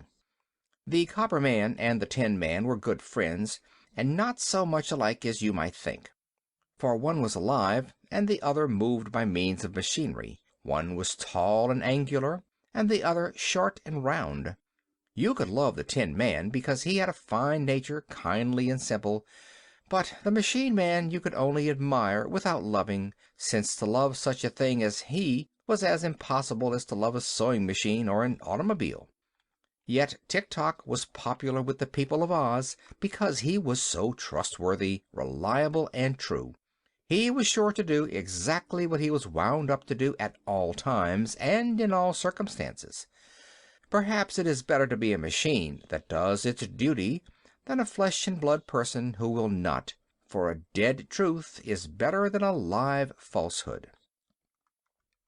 About noon the travelers reached a large field of pumpkins, a vegetable quite appropriate to the yellow country of the Winkies, and some of the pumpkins which grew there were of remarkable size. Just before they entered upon this field they saw 3 little mounds that looked like graves, with a pretty headstone to each one of them. "What is this?" asked Dorothy in wonder. "It's Jack Pumpkinhead's private graveyard," replied the Tin Woodman. "But I thought nobody ever died in Oz," she said. "Nor do they, although if one is bad, he may be condemned and killed by the good citizens," he answered. Dorothy ran over to the little graves and read the words engraved upon the tombstones. The first one said, "Here lies the mortal part of Jack Pumpkinhead, which spoiled April 9th."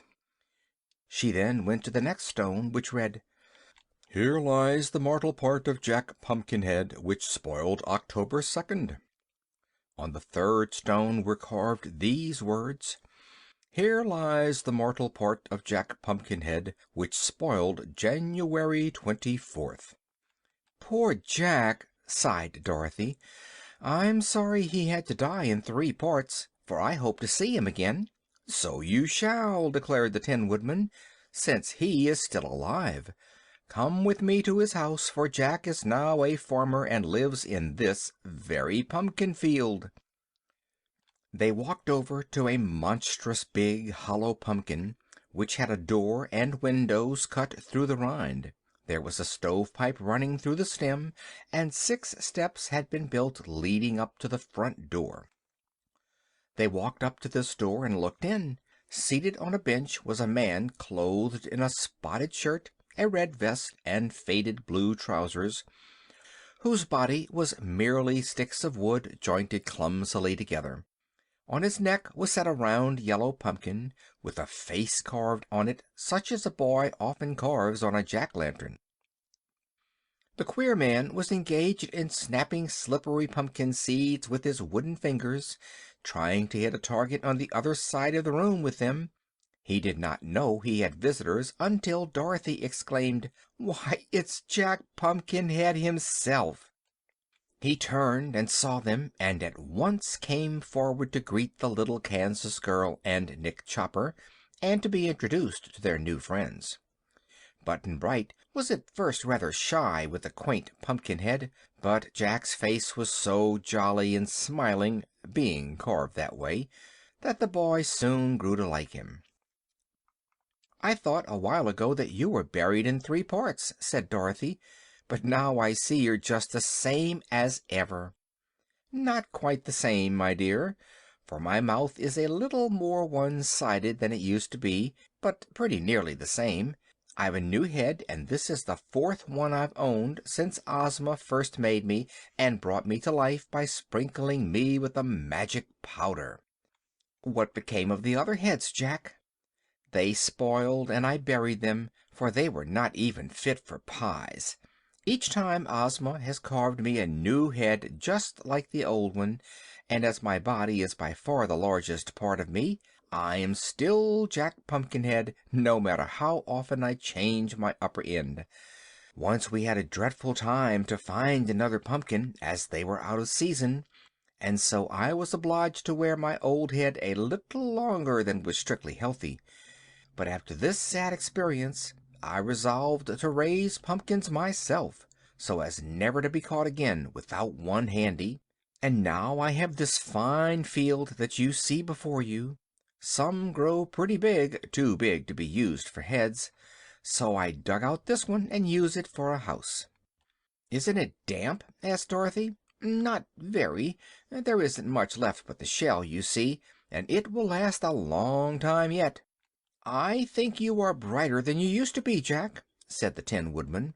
"Your last head was a stupid one." "The seeds in this one are better," was the reply. "Are you going to Ozma's party?" asked Dorothy. "Yes," said he. "I wouldn't miss it for anything. Ozma's my parent, you know, because she built my body and carved my pumpkin head. I'll follow you to Emerald City tomorrow, where we shall meet again. I can't go today because I have to plant fresh pumpkin seeds and water the young vines. But give my love to Ozma and tell her I'll be there in time for the jubilation." "We will," she promised, and then they all left him and resumed their journey. End of Chapter 16.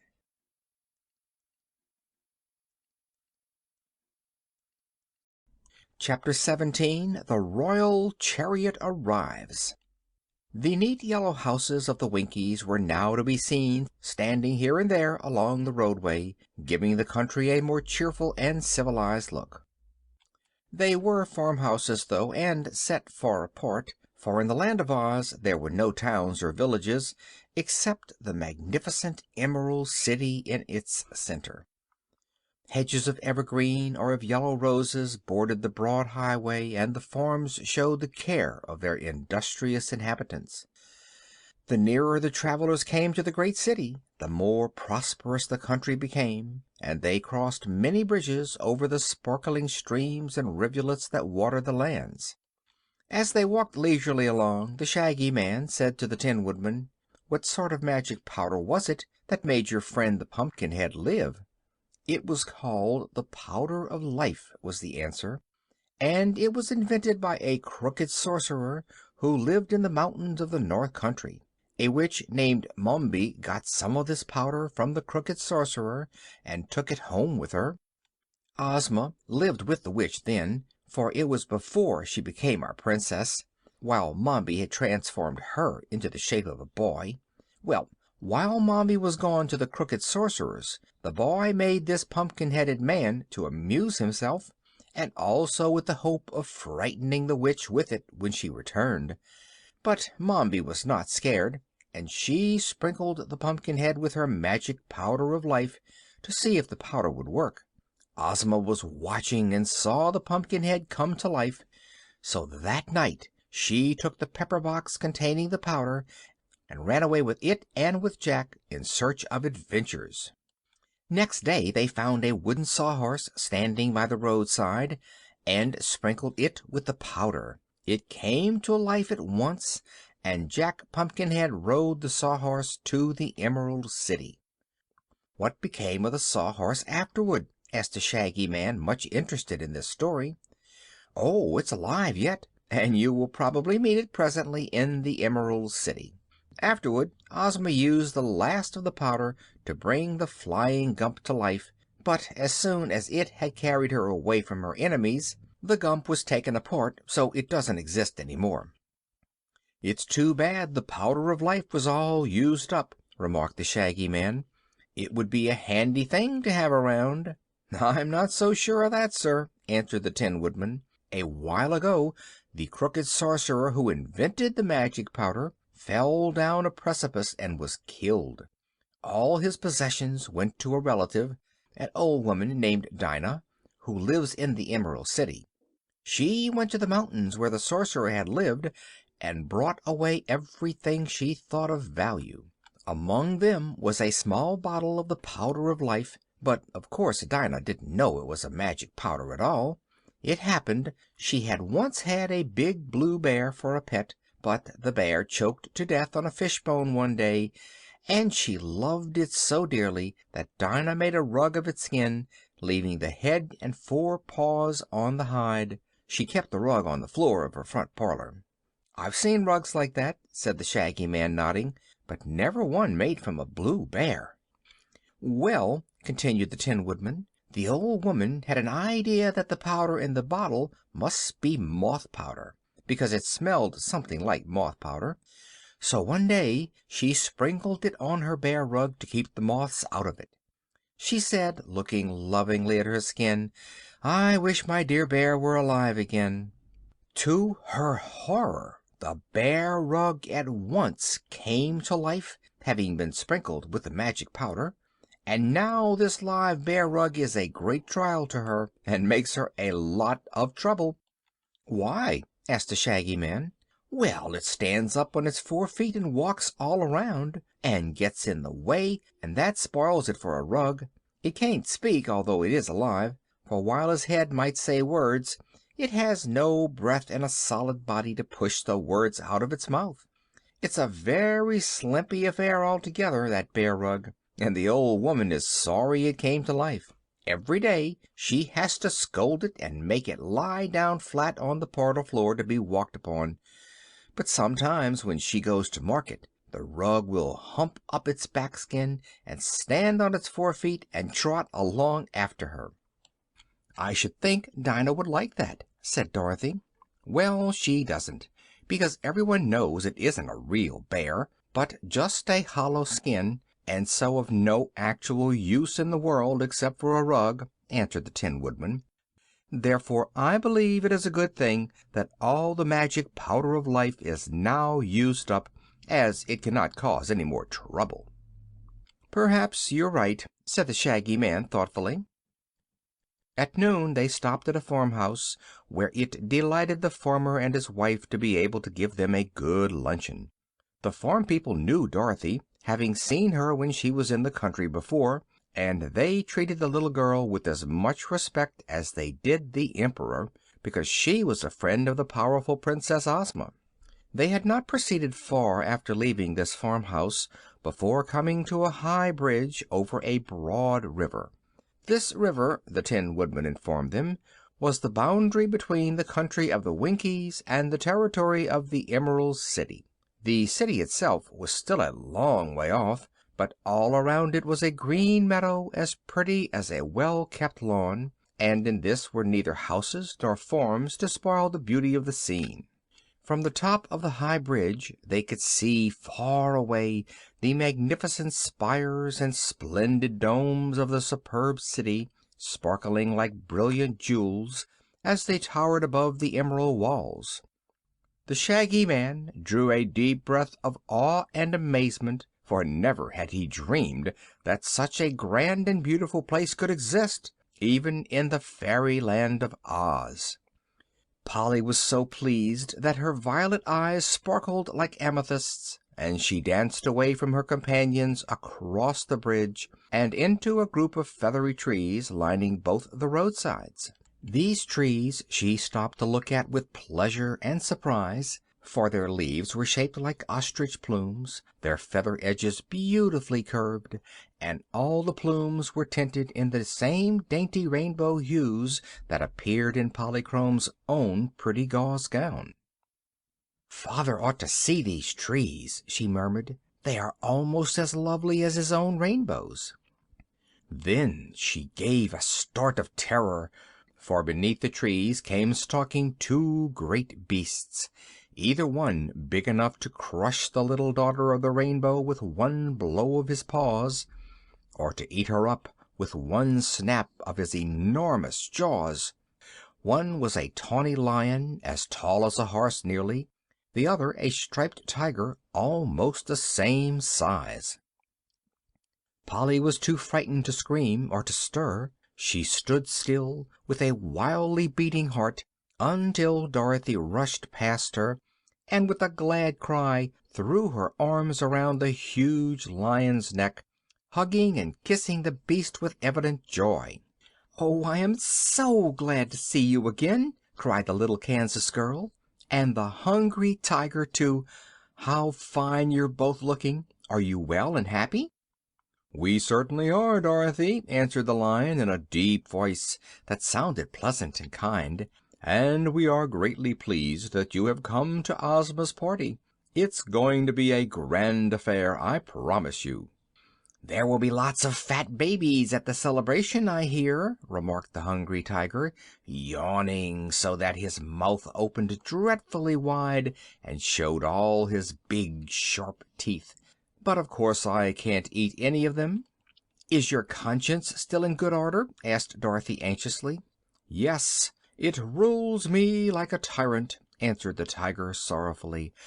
"I can imagine nothing more unpleasant than to own a conscience," and he winked slyly at his friend the Lion. "You're fooling me," said Dorothy with a laugh. "I don't believe you'd eat a baby if you lost your conscience. Come here, Polly," she called, "and be introduced to my friends." Polly advanced rather shyly. "You have some queer friends, Dorothy," she said. "The queerness doesn't matter so long as they're friends," was the answer. "This is the Cowardly Lion, who isn't a coward at all, but just thinks he is.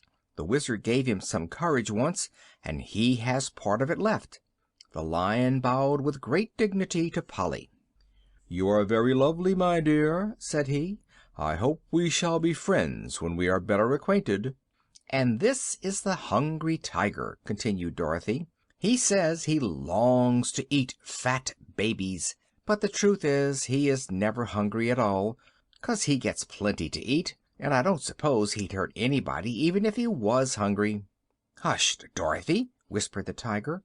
"You'll ruin my reputation if you are not more discreet. It isn't what we are, but what folks think we are, that counts in this world. And come to think of it, Miss Polly would make a fine variegated breakfast, I'm sure." End of Chapter 17.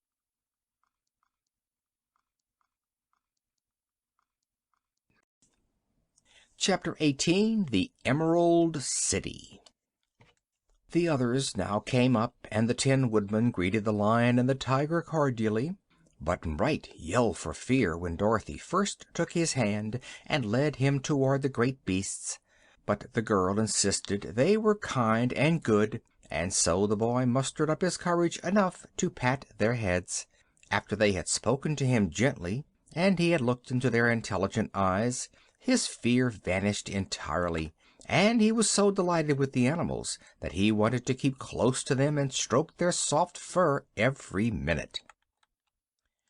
As for the Shaggy Man, he might have been afraid if he had met the beasts alone, or in any other country, but so many were the marvels in the Land of Oz that he was no longer easily surprised, and Dorothy's friendship for the Lion and Tiger was enough to assure him they were safe companions. Toto barked at the Cowardly Lion in joyous greeting, for he knew the beast of old and loved him, and it was funny to see how gently the Lion raised his huge paw to pat Toto's head. The little dog smelled of the Tiger's nose, and the Tiger politely shook paws with him, so they were quite likely to become firm friends. Tik-Tok and Billina knew the beasts well, so merely bade them good day and asked after their healths and inquired about the Princess Ozma. Now it was seen that the Cowardly Lion and the Hungry Tiger were drawing behind them a splendid golden chariot, to which they were harnessed by golden cords. The body of the chariot was decorated on the outside with designs in clusters of sparkling emeralds, while inside it was lined with a green and gold satin, and the cushions of the seat were of green plush embroidered in gold, with a crown underneath which was a monogram. "Why, it's Ozma's own royal chariot!" exclaimed Dorothy. "Yes," said the Cowardly Lion, "Ozma sent us to meet you here, for she feared you would be weary with your long walk, and she wished you to enter the city in a style becoming your exalted rank." "What!" cried Polly, looking at Dorothy curiously. "Do you belong to the nobility?" "Just in Oz I do," said the child, "'cause Ozma made me a princess, you know. But when I'm home in Kansas I'm only just a country girl, and have to help with the churning and wipe the dishes while Aunt Em washes 'em. Do you have to help wash dishes on the Rainbow, Polly?" "No, dear," answered Polychrome, smiling. "Well, I don't have to work any in Oz, either," said Dorothy. "It's kind of fun to be a princess once in a while, don't you think so?" "Dorothy and Polychrome and Button-Bright are all to ride in the chariot," said the Lion. "So get in, my dears, and be careful not to mar the gold or put your dusty feet on the embroidery." Button-Bright was delighted to ride behind such a superb team, and he told Dorothy it made him feel like an actor in a circus. As the strides of the animals brought them nearer to Emerald City, everyone bowed respectfully to the children, as well as to the Tin Woodman, Tik-Tok, and the Shaggy Man, who were following behind. The Yellow Hen had perched upon the back of the chariot, where she could tell Dorothy more about her wonderful chickens as they rode. And so the grand chariot came finally to the high wall surrounding the city, and paused before the magnificent jewel-studded gates. They were opened by a cheerful-looking little man who wore green spectacles over his eyes. Dorothy introduced him to her friends as the guardian of the gates, and they noticed a big bunch of keys suspended on the golden chain that hung around his neck. The chariot passed through the outer gates into a fine arched chamber built in the thick wall, and through the inner gates into the streets of the Emerald City. Polychrome exclaimed in rapture at the wondrous beauty that met her eyes on every side as they drove through this stately and imposing city, the equal of which has never been discovered even in Fairyland. Button-Bright could only say "My!" so amazing was the sight, but his eyes were wide open, and he tried to look in every direction at the same time, so as not to miss anything. The Shaggy Man was fairly astounded at what he saw, for the graceful and handsome buildings were covered with plates of gold, and set with emeralds so splendid and valuable that in any other part of the world any one of them would have been worth a fortune to its owner. The sidewalks were superb marble slabs, polished as smooth as glass, and the curbs that separated the walks from the broad street were also set with clustered emeralds. There were many people on these walks, men, women, and children, all dressed in handsome garments of silk or satin or velvet, with beautiful jewels. Better even than this, all seemed happy and contented, for their faces were smiling and free from care, and music and laughter might be heard on every side. "Don't they work at all?" asked the Shaggy Man. "To be sure they work," replied the Tin Woodman. "This fair city could not be built or cared for without labor, nor could the fruit and vegetables and other food be provided for the inhabitants to eat. But no one works more than half his time, and the people of Oz enjoy their labors as much as they do their play." "It's wonderful!" declared the Shaggy Man. "I do hope Ozma will let me live here." The chariot, winding through many charming streets, paused before a building so vast and noble and elegant that even Button Bright guessed at once that it was the royal palace. Its gardens and ample grounds were surrounded by a separate wall, not so high or thick as the wall around the city, but more daintily designed and built all of green marble.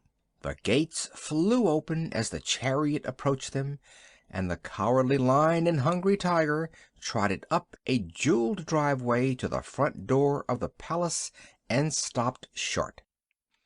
"Here we are," said Dorothy gaily, and helped Button Bright from the chariot. Polychrome leaped out lightly after them, and they were greeted by a crowd of gorgeously dressed servants, who bowed low as the visitors mounted the marble steps. At their head was a pretty little maid with dark hair and eyes, dressed all in green, embroidered with silver. Dorothy ran up to her with evident pleasure and exclaimed, "Oh, Jellia Jamb, I'm so glad to see you again. Where's Ozma?" "In her room, your Highness," replied the little maid demurely, for this was Ozma's favorite attendant. "She wishes you to come to her as soon as you have rested and changed your dress, Princess Dorothy. And you and your friends are to dine with her this evening." "When is her birthday, Jellia?" asked the girl. "Day after tomorrow, your Highness." "And where's the Scarecrow?" "He's gone into the Munchkin country to get some fresh straw to stuff himself with, in honor of Ozma's celebration," replied the maid. "He returns to the Emerald City tomorrow, he said." By this time Tik-Tok, the Tin Woodman, and the Shaggy Man had arrived, and the chariot had gone around to the back of the palace, Billina going with the Lion and Tiger to see her chickens after her absence from them. But Toto stayed close beside Dorothy. "Come in, please," said Jellia Jamb. "It shall be our pleasant duty to escort all of you to the rooms prepared for your use." The Shaggy Man hesitated. Dorothy had never known him to be ashamed of his shaggy looks before, but now that he was surrounded by so much magnificence and splendor, the Shaggy Man felt sadly out of place. Dorothy assured him that all her friends were welcome at Ozma's palace, so he carefully dusted his shaggy shoes with his shaggy handkerchief and entered the grand hall after the others. Tik-Tok lived at the royal palace, and the Tin Woodman always had the same room whenever he visited Ozma, so these two went at once to remove the dust of the journey from their shining bodies.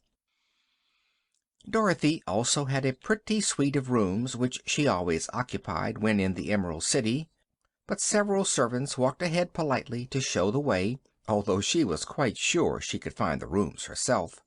She took Button Bright with her, because he seemed too small to be left alone in such a big palace. But Jellia Jamb herself ushered the beautiful Daughter of the Rainbow to her apartments, because it was easy to see that Polychrome was used to splendid palaces and was therefore entitled to especial attention. End of chapter 18.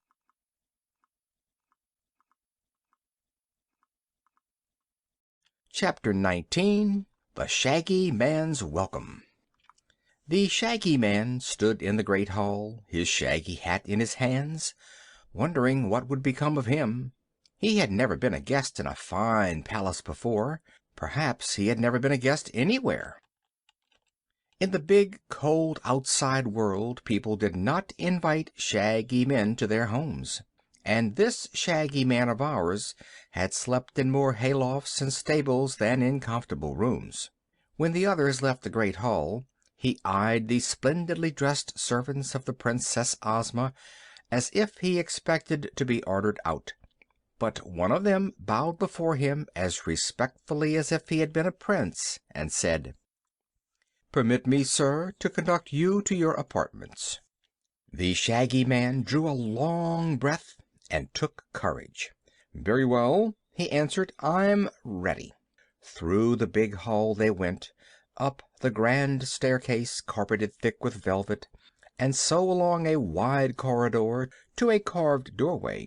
Here the servant paused, and, opening the door, said with polite deference, "Be good enough to enter, sir, and make yourself at home in the rooms our royal Ozma has ordered prepared for you. Whatever you see is for you to use and enjoy as if your own.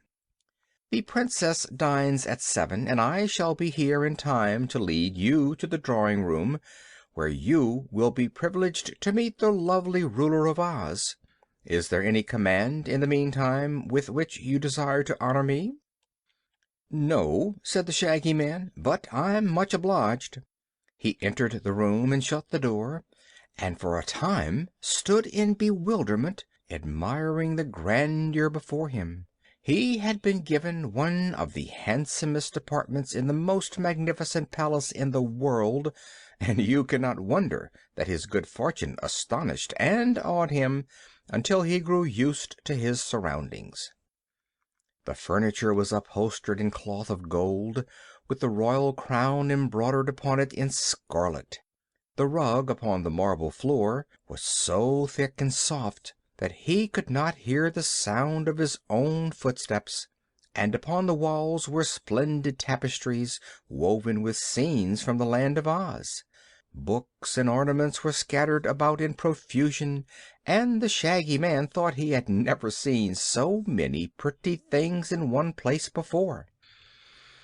In one corner played a tinkling fountain of perfumed water, and in another was a table bearing a golden tray loaded with freshly gathered fruit, including several of the red-cheeked apples that the Shaggy Man loved. At the farther end of this charming room was an open doorway, and he crossed over to find himself in a bedroom containing more comforts than the Shaggy Man had ever before imagined. The bedstead was of gold and set with many brilliant diamonds, and the coverlet had designs of pearls and rubies sewed upon it.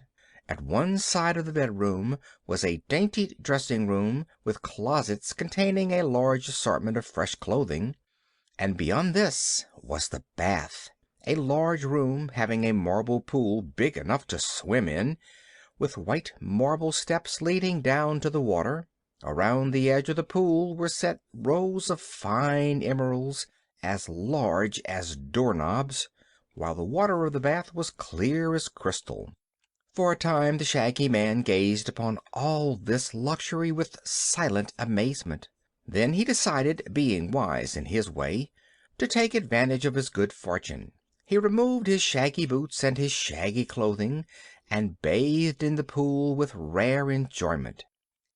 After he had dried himself with the soft towels, he went into the dressing room and took fresh linen from the drawers and put it on, finding that everything fitted him exactly. He examined the contents of the closets and selected an elegant suit of clothing. Strangely enough, everything about it was shaggy, although so new and beautiful, and he sighed with contentment to realize that he could now be finely dressed and still be the Shaggy Man. His coat was of rose-colored velvet, trimmed with shags and bobtails, with buttons of blood-red rubies and golden shags around the edges. His vest was a shaggy satin of a delicate cream color, and his knee breeches of rose velvet trimmed like the coat. Shaggy, creamy stockings of silk and shaggy slippers of rose leather with ruby buckles completed his costume, and when he was thus attired the Shaggy Man looked at himself in a long mirror with great admiration. On a table he found a mother-of-pearl chest decorated with delicate silver vines and flowers of clustered rubies, and on the cover was a silver plate engraved with these words: "The Shaggy Man, his box of ornaments." The chest was not locked, so he opened it, and was almost dazzled by the brilliance of the rich jewels it contained. After admiring the pretty things, he took out a fine golden watch with a big chain, several handsome finger rings, and an ornament of rubies to pin upon the breast of his shaggy shirt bosom. Having carefully brushed his hair and whiskers all the wrong way to make them look as shaggy as possible, the Shaggy Man breathed a deep sigh of joy and decided he was ready to meet the royal princess as soon as she sent for him.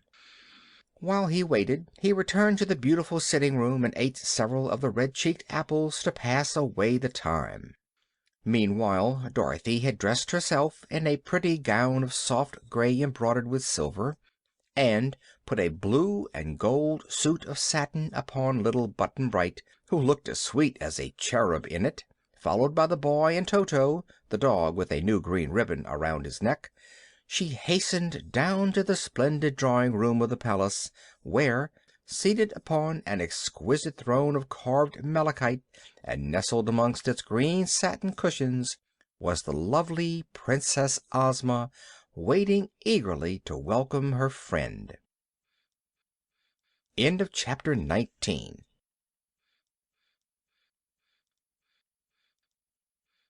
Chapter 20. Princess Ozma of Oz. The royal historians of Oz, who are fine writers and know any number of big words, have often tried to describe the rare beauty of Ozma and failed because the words were not good enough. So, of course, I cannot hope to tell you how great was the charm of this little princess, or how her loveliness put to shame all the sparkling jewels and magnificent luxury that surrounded her in this her royal palace. Whatever else was beautiful or dainty or delightful of itself faded to dullness when contrasted with Ozma's bewitching face, and it has often been said by those who know that no other ruler in all the world can ever hope to equal the gracious charm of her manner. Everything about Ozma attracted one, and she inspired love and the sweetest affection rather than awe or ordinary admiration. Dorothy threw her arms around her little friend and hugged and kissed her rapturously, and Toto barked joyfully, and Button-Bright smiled a happy smile and consented to sit on the soft cushions close beside the Princess. "Why didn't you send me word you were going to have a birthday party?" asked the little Kansas girl when the first greetings were over. "Didn't I?" asked Ozma, her pretty eyes dancing with merriment. "Did you?" replied Dorothy, trying to think. "Who do you imagine, dear, mixed up those roads so as to start you wandering in the direction of Oz?" inquired the Princess.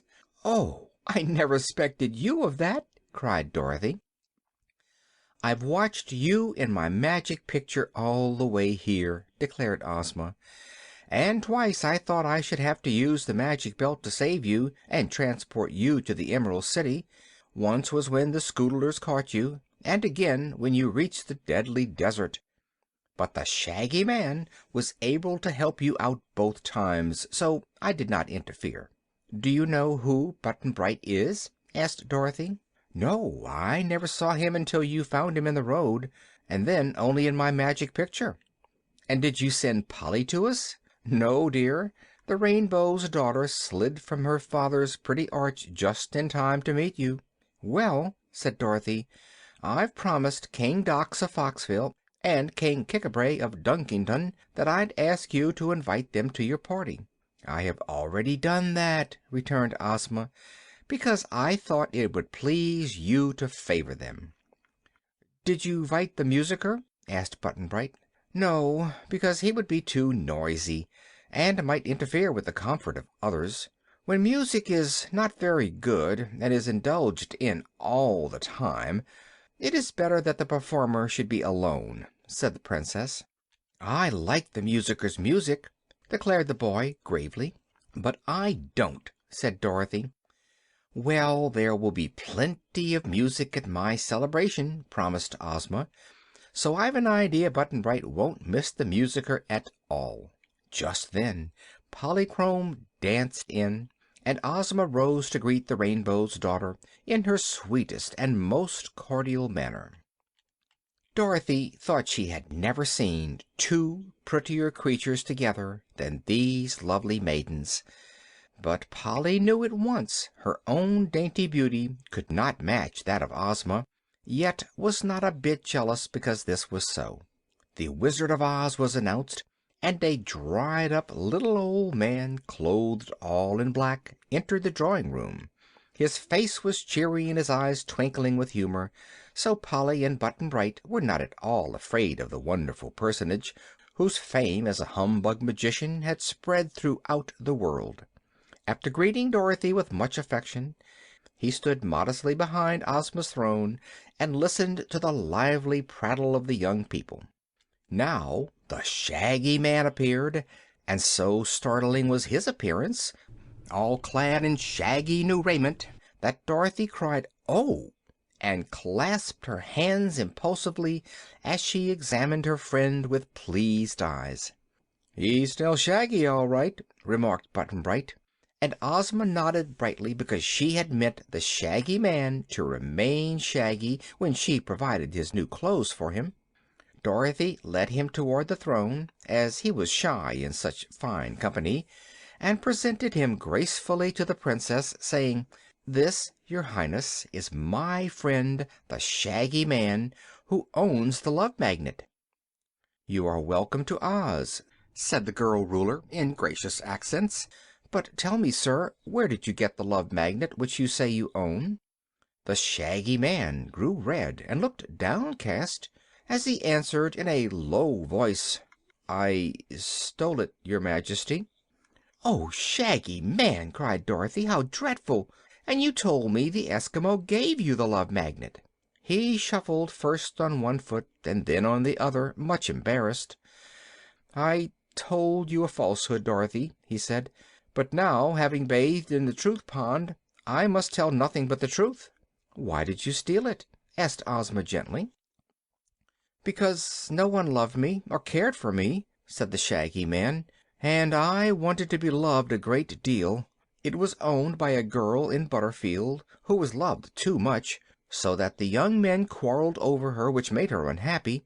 After I had stolen the magnet from her, only one young man continued to love the girl, and she married him and regained her happiness." "Are you sorry you stole it?" asked the Princess. "No, your Highness, I'm glad," he answered, "for it has pleased me to be loved, and if Dorothy had not cared for me I could not have accompanied her to this beautiful Land of Oz, or met its kind-hearted ruler. Now that I'm here, I hope to remain and to become one of your Majesty's most faithful subjects."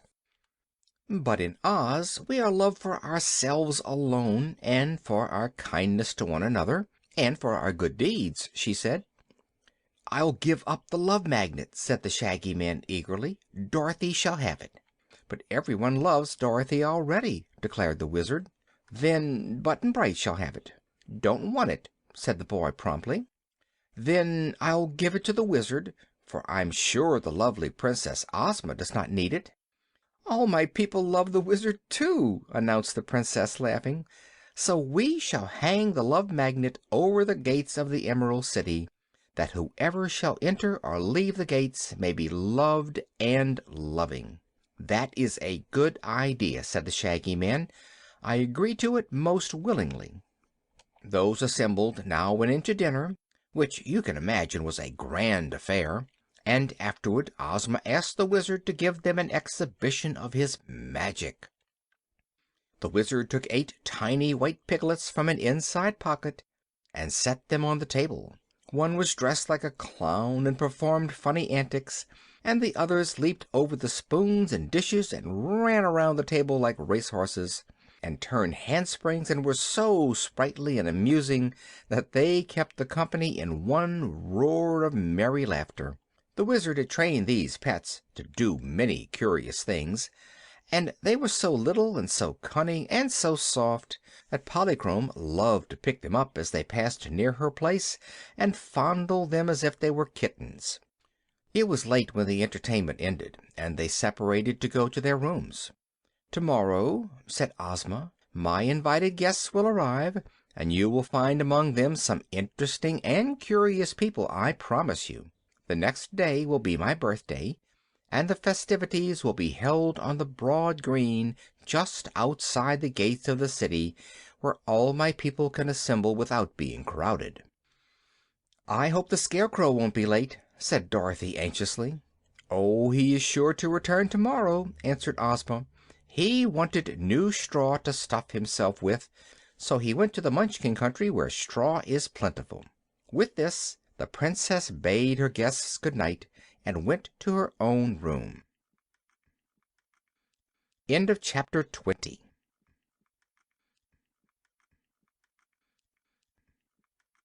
Chapter 21. Dorothy receives the guests. Next morning Dorothy's breakfast was served in her own pretty sitting room, and she sent to invite Polly and the Shaggy Man to join her and Button-Bright at the meal. They came gladly, and Toto also had breakfast with them, so that the little party that had traveled together to Oz was once more reunited. No sooner had they finished eating than they heard the distant blast of many trumpets and the sound of a brass band playing martial music. So they all went out upon the balcony. This was at the front of the palace and overlooked the streets of the city, being higher than the wall that shut in the palace grounds. They saw approaching down the street a band of musicians playing as hard and loud as they could, while the people of the Emerald City crowded the sidewalks and cheered so lustily that they almost drowned the noise of the drums and horns. Dorothy looked to see what they were cheering at, and discovered that behind the band was the famous Scarecrow, riding proudly upon the back of a wooden sawhorse, which pranced along the street almost as gracefully as if it had been made of flesh. Its hoofs, or rather the ends of its wooden legs, were shod with plates of solid gold, and the saddle strapped to the wooden body was richly embroidered and glistened with jewels.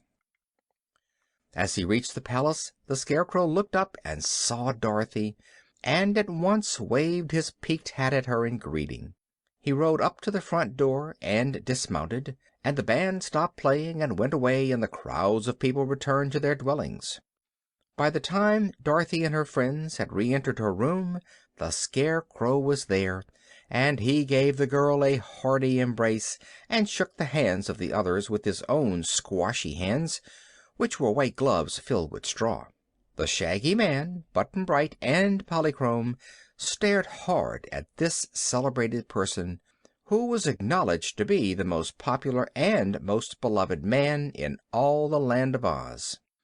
"Why, your face has been newly painted!" exclaimed Dorothy, when the first greetings were over. "I had it touched up a bit by the Munchkin farmer who first made me," answered the Scarecrow pleasantly. "My complexion had become a bit gray and faded, you know, and the paint had peeled off one end of my mouth, so I couldn't talk quite straight. Now I feel like myself again, and I may say, without immodesty, that my body is stuffed with the loveliest oat straw in all Oz." He pushed against his chest. "Hear me crunkle?" he asked. "Yes," said Dorothy, "you sound fine." Button-Bright was wonderfully attracted by the straw man, and so was Polly. The Shaggy Man treated him with great respect, because he was so queerly made. Jellia-Jam now came to say that Ozma wanted Princess Dorothy to receive the invited guests in the throne room as they arrived. The ruler was herself busy ordering the preparations for the morrow's festivities, so she wished her friend to act in her place. Dorothy willingly agreed, being the only other princess in the Emerald City, so she went to the great throne room and sat in Ozma's seat, placing Polly on one side of her and Button-Bright on the other. The Scarecrow stood at the left of the throne and the Tin Woodman at the right, while the Wonderful Wizard and the Shaggy Man stood behind. The Cowardly Lion and the Hungry Tiger came in, with bright new bows of ribbon on their collars and tails.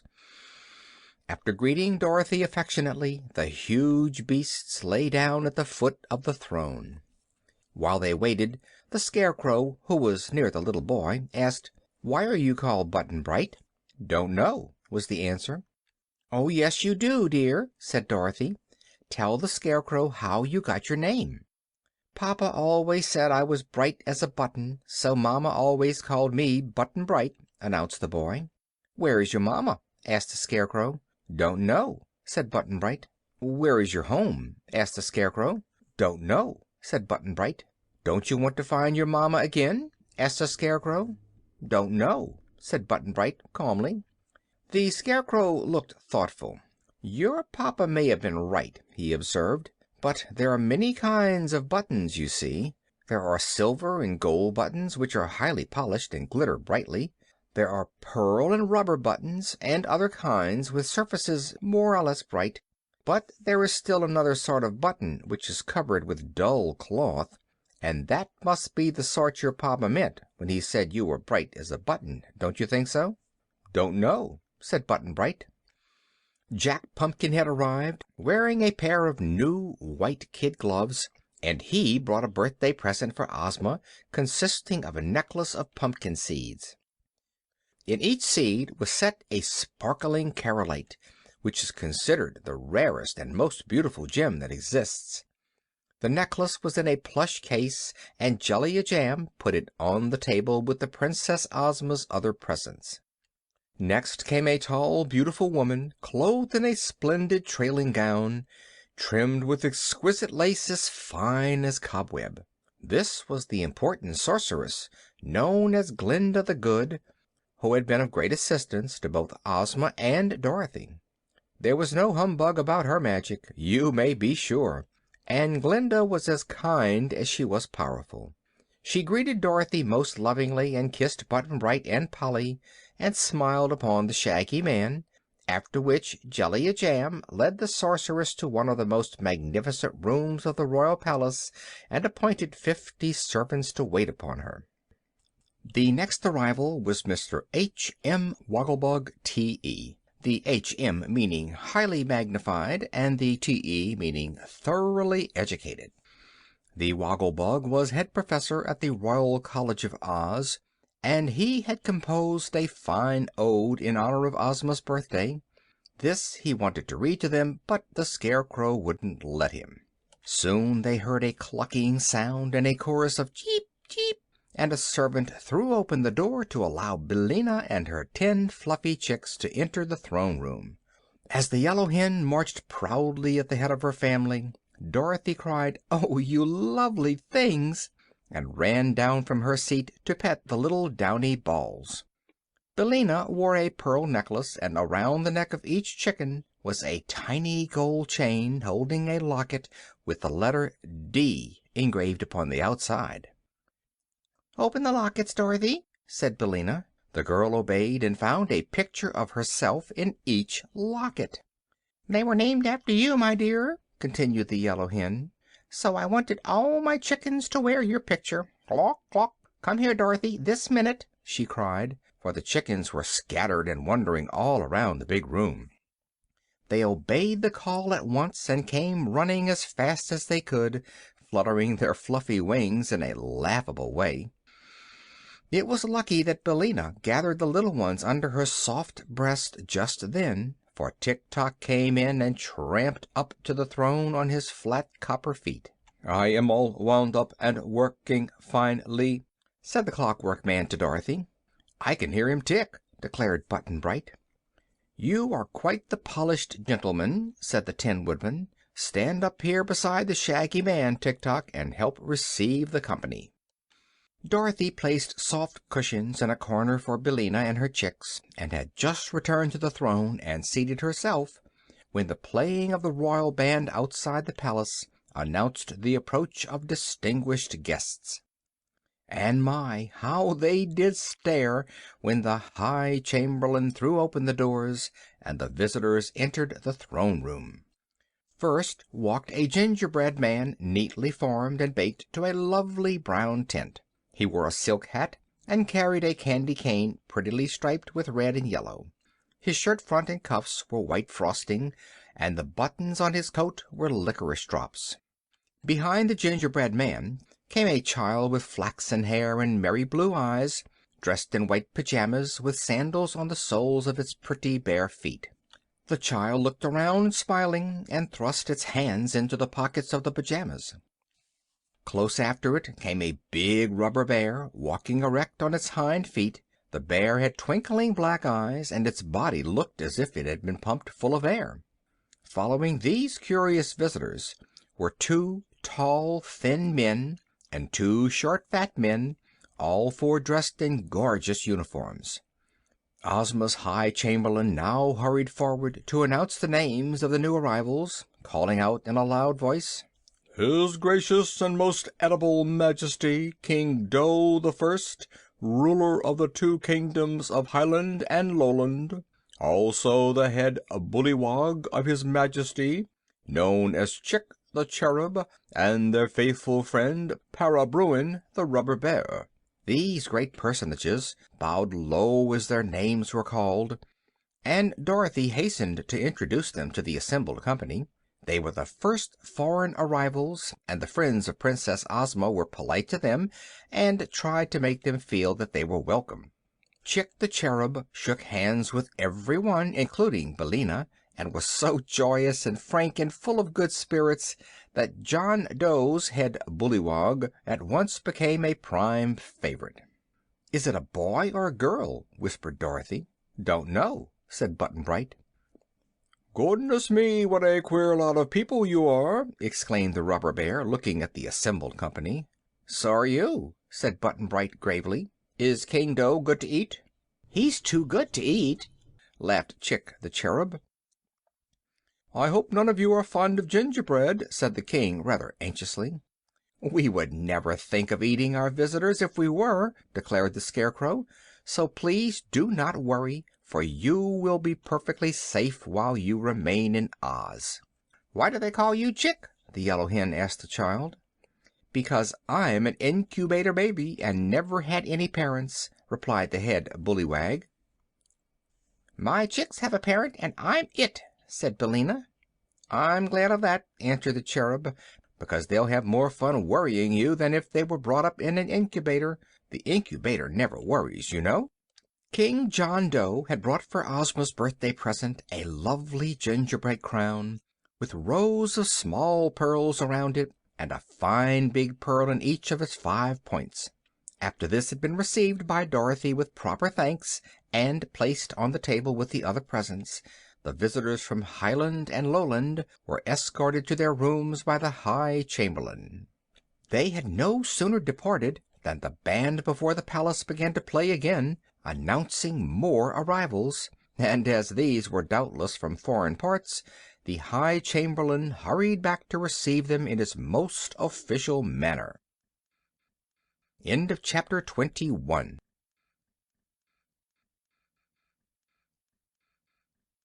Chapter 22. Important Arrivals. First entered a band of Ryls from the Happy Valley, all merry little sprites like fairy elves. A dozen crooked Knooks followed from the great forest of Burzee.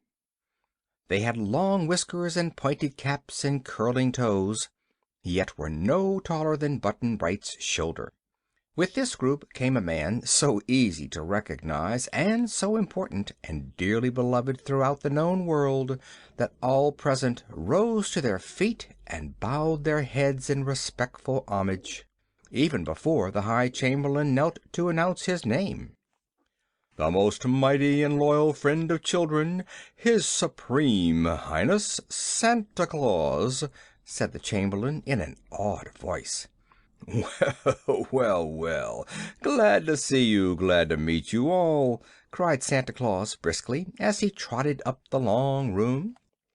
He was round as an apple, with a fresh rosy face, laughing eyes, and a bushy beard as white as snow. A red cloak trimmed with beautiful ermine hung from his shoulders, and upon his back was a basket filled with pretty presents for the Princess Ozma. "Hello, Dorothy. Still having adventures?" He asked in his jolly way, as he took the girl's hand in both his own. "How did you know my name, Santa?" she replied, feeling more shy in the presence of this immortal saint than she ever had before in her young life.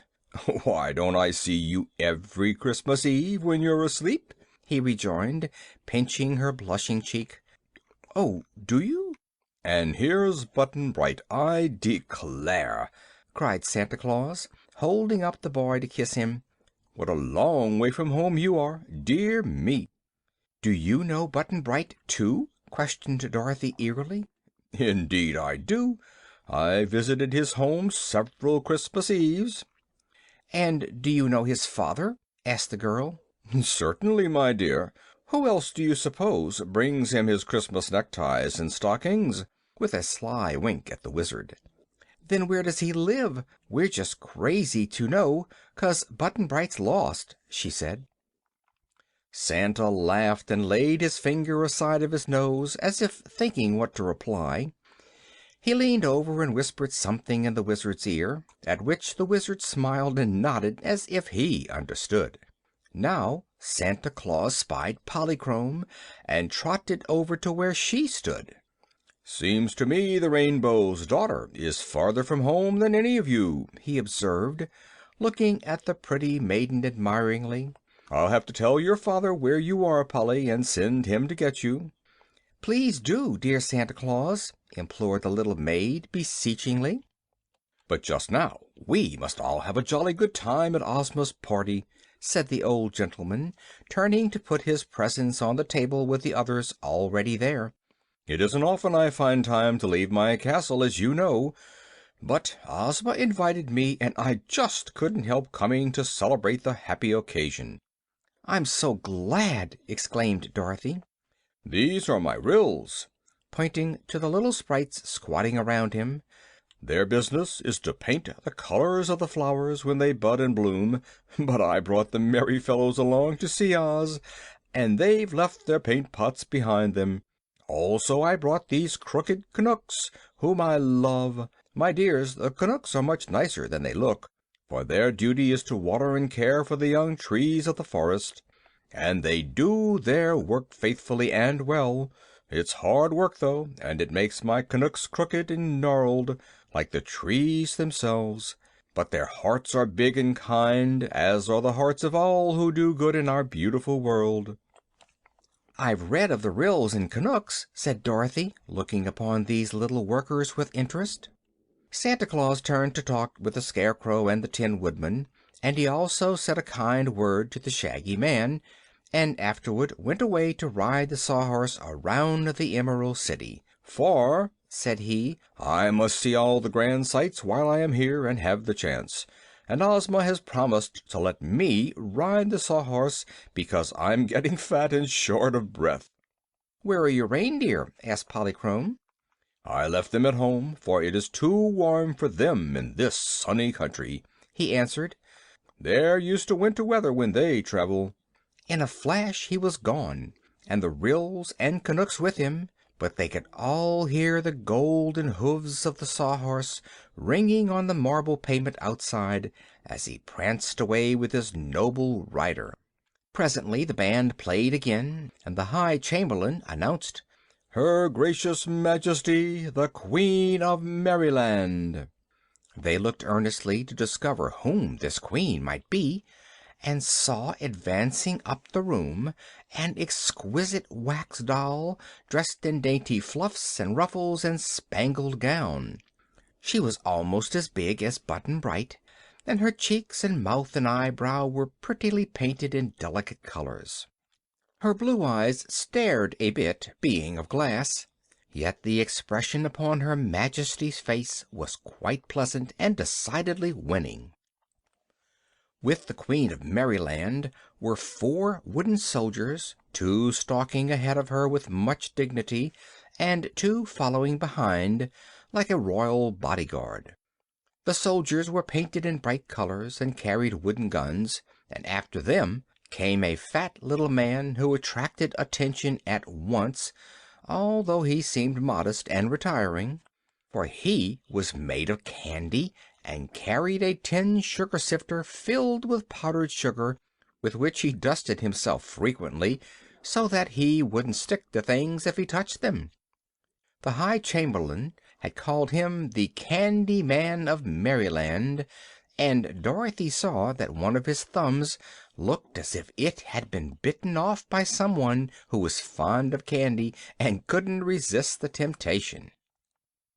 The Wax Doll Queen spoke prettily to Dorothy and the others, and sent her loving greetings to Ozma before she retired to the rooms prepared for her. She had brought a birthday present wrapped in tissue paper and tied with pink and blue ribbons, and one of the wooden soldiers placed it on the table with the other gifts. But the Candy Man did not go to his room, because he said he preferred to stay and talk with the Scarecrow and Tik-Tok and the Wizard and Tin Woodman, whom he declared the queerest people he had ever seen. Button-Bright was glad the Candy Man stayed in the throne room, because the boy thought this guest smelled deliciously of wintergreen and maple sugar. The Braided Man now entered the room, having been fortunate enough to receive an invitation to the Princess Ozma's party. He was from a cave halfway between the Invisible Valley and the country of the Gargoyles, and his hair and whiskers were so long that he was obliged to plait them into many braids that hung to his feet, and every braid was tied with a bow of colored ribbon. "I've brought Princess Ozma a box of flutters for her birthday," said the Braided Man earnestly, "and I hope she will like them, for they are the finest quality I have ever made." "I'm sure she will be greatly pleased," said Dorothy, who remembered the Braided Man well, and the Wizard introduced the guest to the rest of the company, and made him sit down in a chair and keep quiet, for if allowed he would talk continually about his flutters. The band then played a welcome to another set of guests, and into the throne room swept the handsome and stately Queen of Ev. Beside her was young King Evardo, and following them came the entire royal family of 5 princesses and 4 princes of Ev. The kingdom of Ev lay just across the Deadly Desert to the north of Oz, and once Ozma and her people had rescued the Queen of Ev and her 10 children from the Nome King, who had enslaved them. Dorothy had been present on this adventure, so she greeted the royal family cordially, and all the visitors were delighted to meet the little Kansas girl again. They knew Tik-Tok and Billina, too, and the Scarecrow and Tin Woodman, as well as the Lion and Tiger, so there was a joyful reunion, as you may imagine, and it was fully an hour before the Queen and her train retired to their rooms. Perhaps they would not have gone then had not the band begun to play to announce new arrivals, but before they left the great throne room King Evardo added to Ozma's birthday presents a diadem of diamonds set in radium. The next comer proved to be King Renard of Foxville, or King Dox as he preferred to be called. He was magnificently dressed in a new feather costume, and wore white kid mittens over his paws, and a flower in his buttonhole, and had his hair parted in the middle. King Dox thanked Dorothy fervently for getting him the invitation to come to Oz, which he all his life had longed to visit. He strutted around rather absurdly as he was introduced to all the famous people assembled in the throne room, and when he learned that Dorothy was a Princess of Oz, the Fox King insisted on kneeling at her feet, and afterward retired backward, a dangerous thing to do, as he might have stubbed his paw and tumbled over. No sooner was he gone than the blasts of bugles and clatter of drums and cymbals announced important visitors, and the High Chamberlain assumed his most dignified tone as he threw open the door and said proudly: "Her Supreme and Resplendent Majesty, Queen Zix of Ix, His Serene and Tremendous Majesty, King Bud of Noland, Her Royal Highness the Princess Fluff." That three such high and mighty royal personages should arrive at once was enough to make Dorothy and her companions grow solemn and assume their best company manners. But when the exquisite beauty of Queen Zix met their eyes, they thought they had never beheld anything so charming. Dorothy decided that Zix must be about 16 years old, but the Wizard whispered to her that this wonderful queen had lived thousands of years, but knew the secret of remaining always fresh and beautiful. King Bud of Noland and his dainty fair-haired sister, the Princess Fluff, were friends of Zix, as their kingdoms were adjoining, so they had traveled together from their far-off domains to do honor to Ozma of Oz on the occasion of her birthday. They brought many splendid gifts, so the table was now fairly loaded down with presents. Dorothy and Polly loved the Princess Fluff the moment they saw her, and little King Bud was so frank and boyish that Button-Bright accepted him as a chum at once, and did not want him to go away.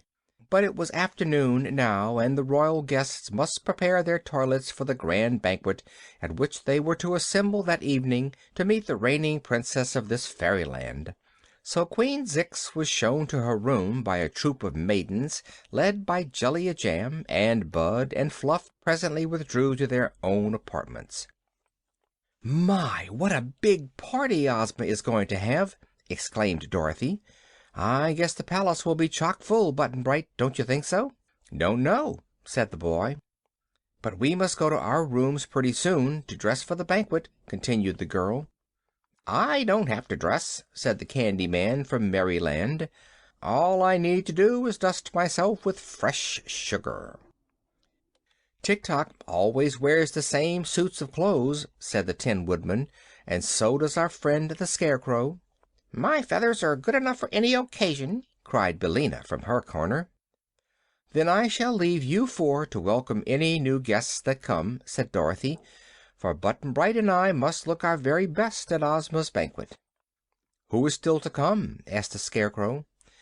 "Well, there's King Kik-a-bray of Dunkington, and Johnny Dooit, and the Good Witch of the North.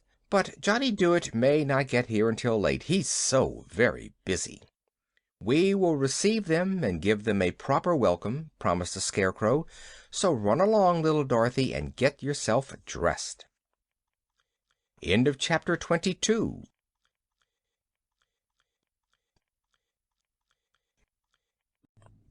Chapter 23. The Grand Banquet. I wish I could tell you how fine the company was that assembled that evening at Ozma's royal banquet. A long table was spread in the center of the great dining hall of the palace, and the splendor of the decorations and the blaze of lights and jewels was acknowledged to be the most magnificent sight that any of the guests had ever seen. The jolliest person present, as well as the most important, was, of course, old Santa Claus, so he was given the seat of honor at one end of the table, while at the other end sat Princess Ozma, the hostess. John Dough, Queen Zix, King Bud, the Queen of Ev, and her son Evardo, and the Queen of Merryland had golden thrones to sit in, while the others were supplied with beautiful chairs. At the upper end of the banquet room was a separate table provided for the animals. Toto sat at one end of this table with a bib tied around his neck and a silver platter to eat from. At the other end was placed a small stand with a low rail around the edge of it for Billina and her chicks. The rail kept the 10 little Dorothys from falling off the stand, while the yellow hen could easily reach over and take her food from any tray upon the table.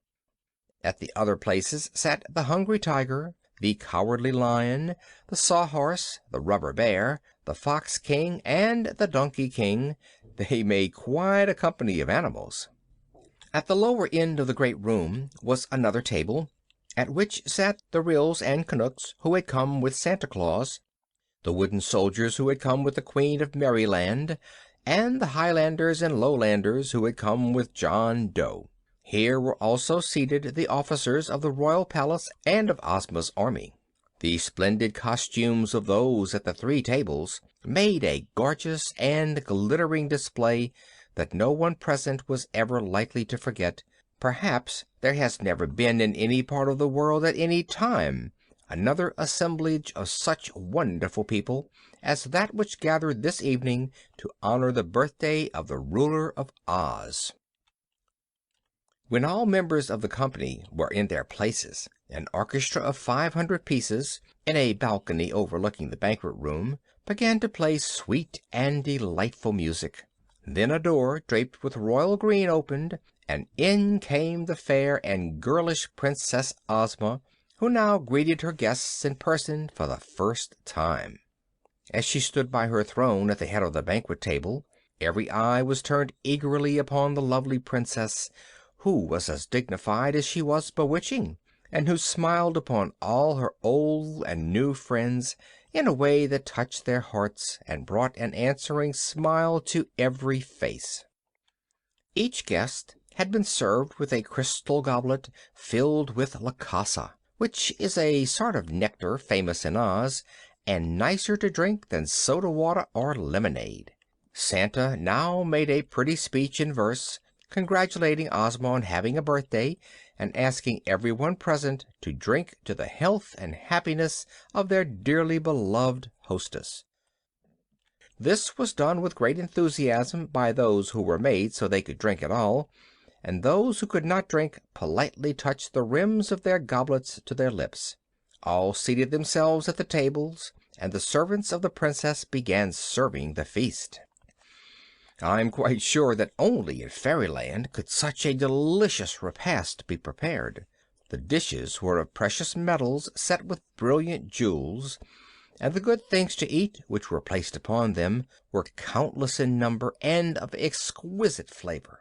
Several present, such as the Candy Man, the Rubber Bear, Tik-Tok, and the Scarecrow, were not made so they could eat, and the Queen of Merryland contented herself with a small dish of sawdust. But these enjoyed the pomp and glitter of the gorgeous scene as much as did those who feasted. The Woggle-Bug read his Ode to Ozma, which was written in very good rhythm, and was well received by the company. The Wizard added to the entertainment by making a big pie appear before Dorothy, and when the little girl cut the pie, the 9 tiny piglets leaped out of it and danced around the table, while the orchestra played a merry tune. This amused the company very much, but they were even more pleased when Polychrome, whose hunger had been easily satisfied, rose from the table and performed her graceful and bewildering rainbow dance for them. When it was ended, the people clapped their hands and the animals clapped their paws, while Billina cackled and the Donkey King brayed approval. Johnny Dooit was present, and of course he proved he could do wonders in the way of eating, as well as in everything else that he undertook to do. The Tin Woodman sang a love song, everyone joining in the chorus, and the wooden soldiers from Merryland gave an exhibition of a lightning drill with their wooden muskets. The Ryls and Knooks danced the fairy circle, and the Rubber Bear bounced himself all around the room. There was laughter and merriment on every side, and everybody was having a royal good time. Button-Bright was so excited and interested that he paid little attention to his fine dinner and a great deal of attention to his queer companions, and perhaps he was wise to do this, because he could eat at any other time. The feasting and merrymaking continued until late in the evening, when they separated to meet again the next morning and take part in the birthday celebration, to which this royal banquet was merely the introduction. End of chapter 23.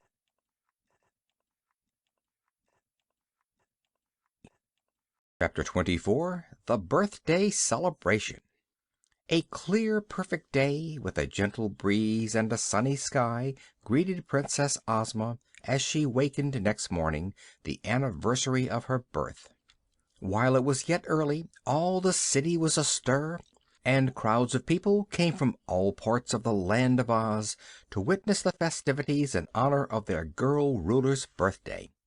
The noted visitors from foreign countries, who had all been transported to the Emerald City by means of the Magic Belt, were as much a show to the Ozites as were their own familiar celebrities, and the streets leading from the royal palace to the jeweled gates were thronged with men, women, and children to see the procession as it passed out to the green fields where the ceremonies were to take place.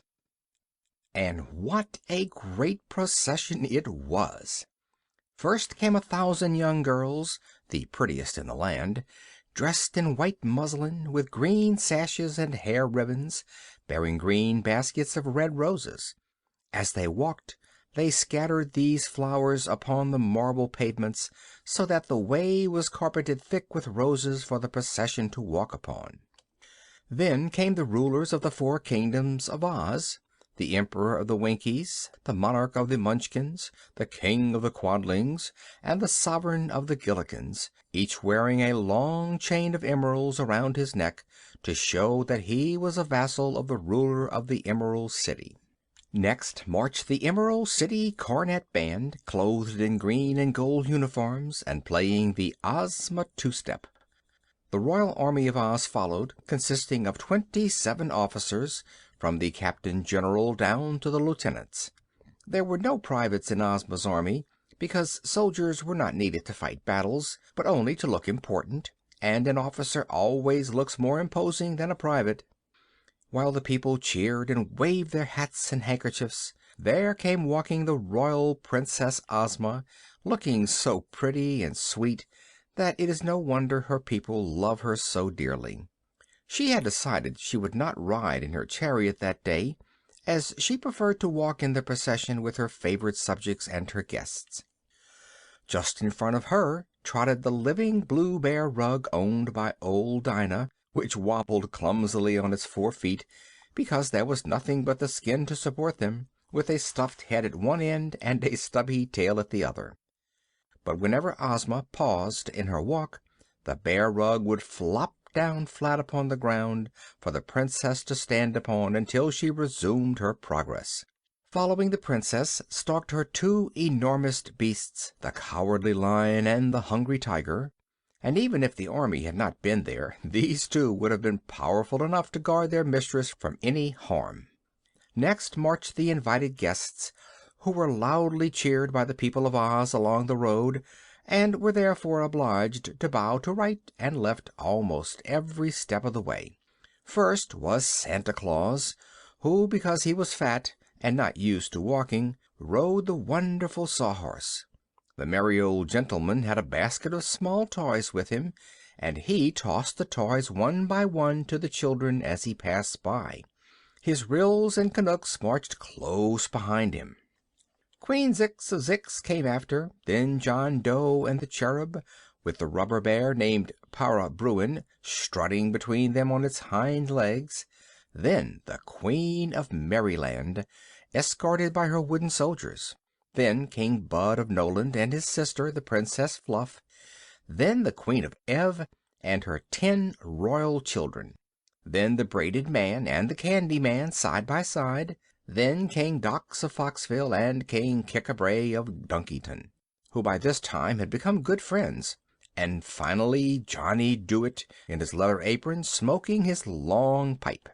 These wonderful personages were not more heartily cheered by the people than were those who followed after them in the procession.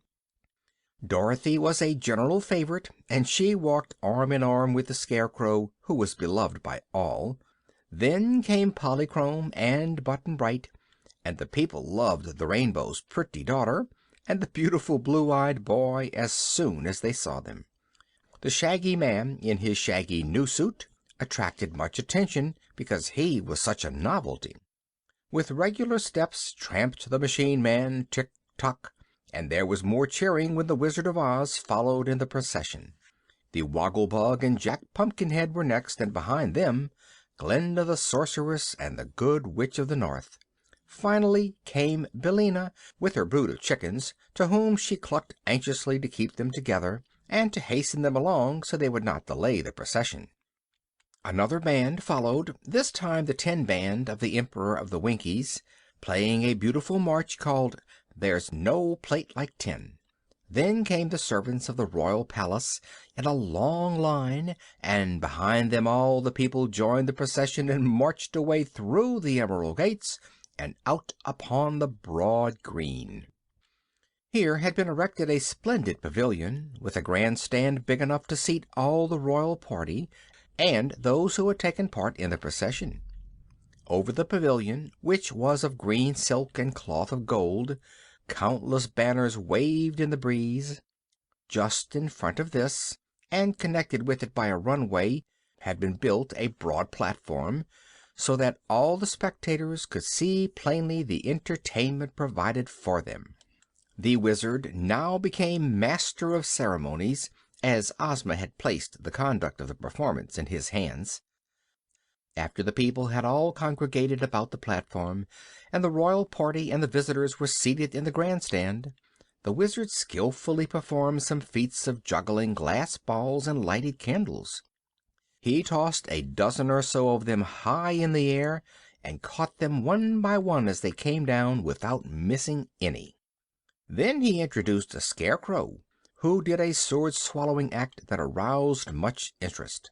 After this, the Tin Woodman gave an exhibition of swinging the axe, which he made to whirl around him so rapidly that the eye could scarcely follow the motion of the gleaming blade.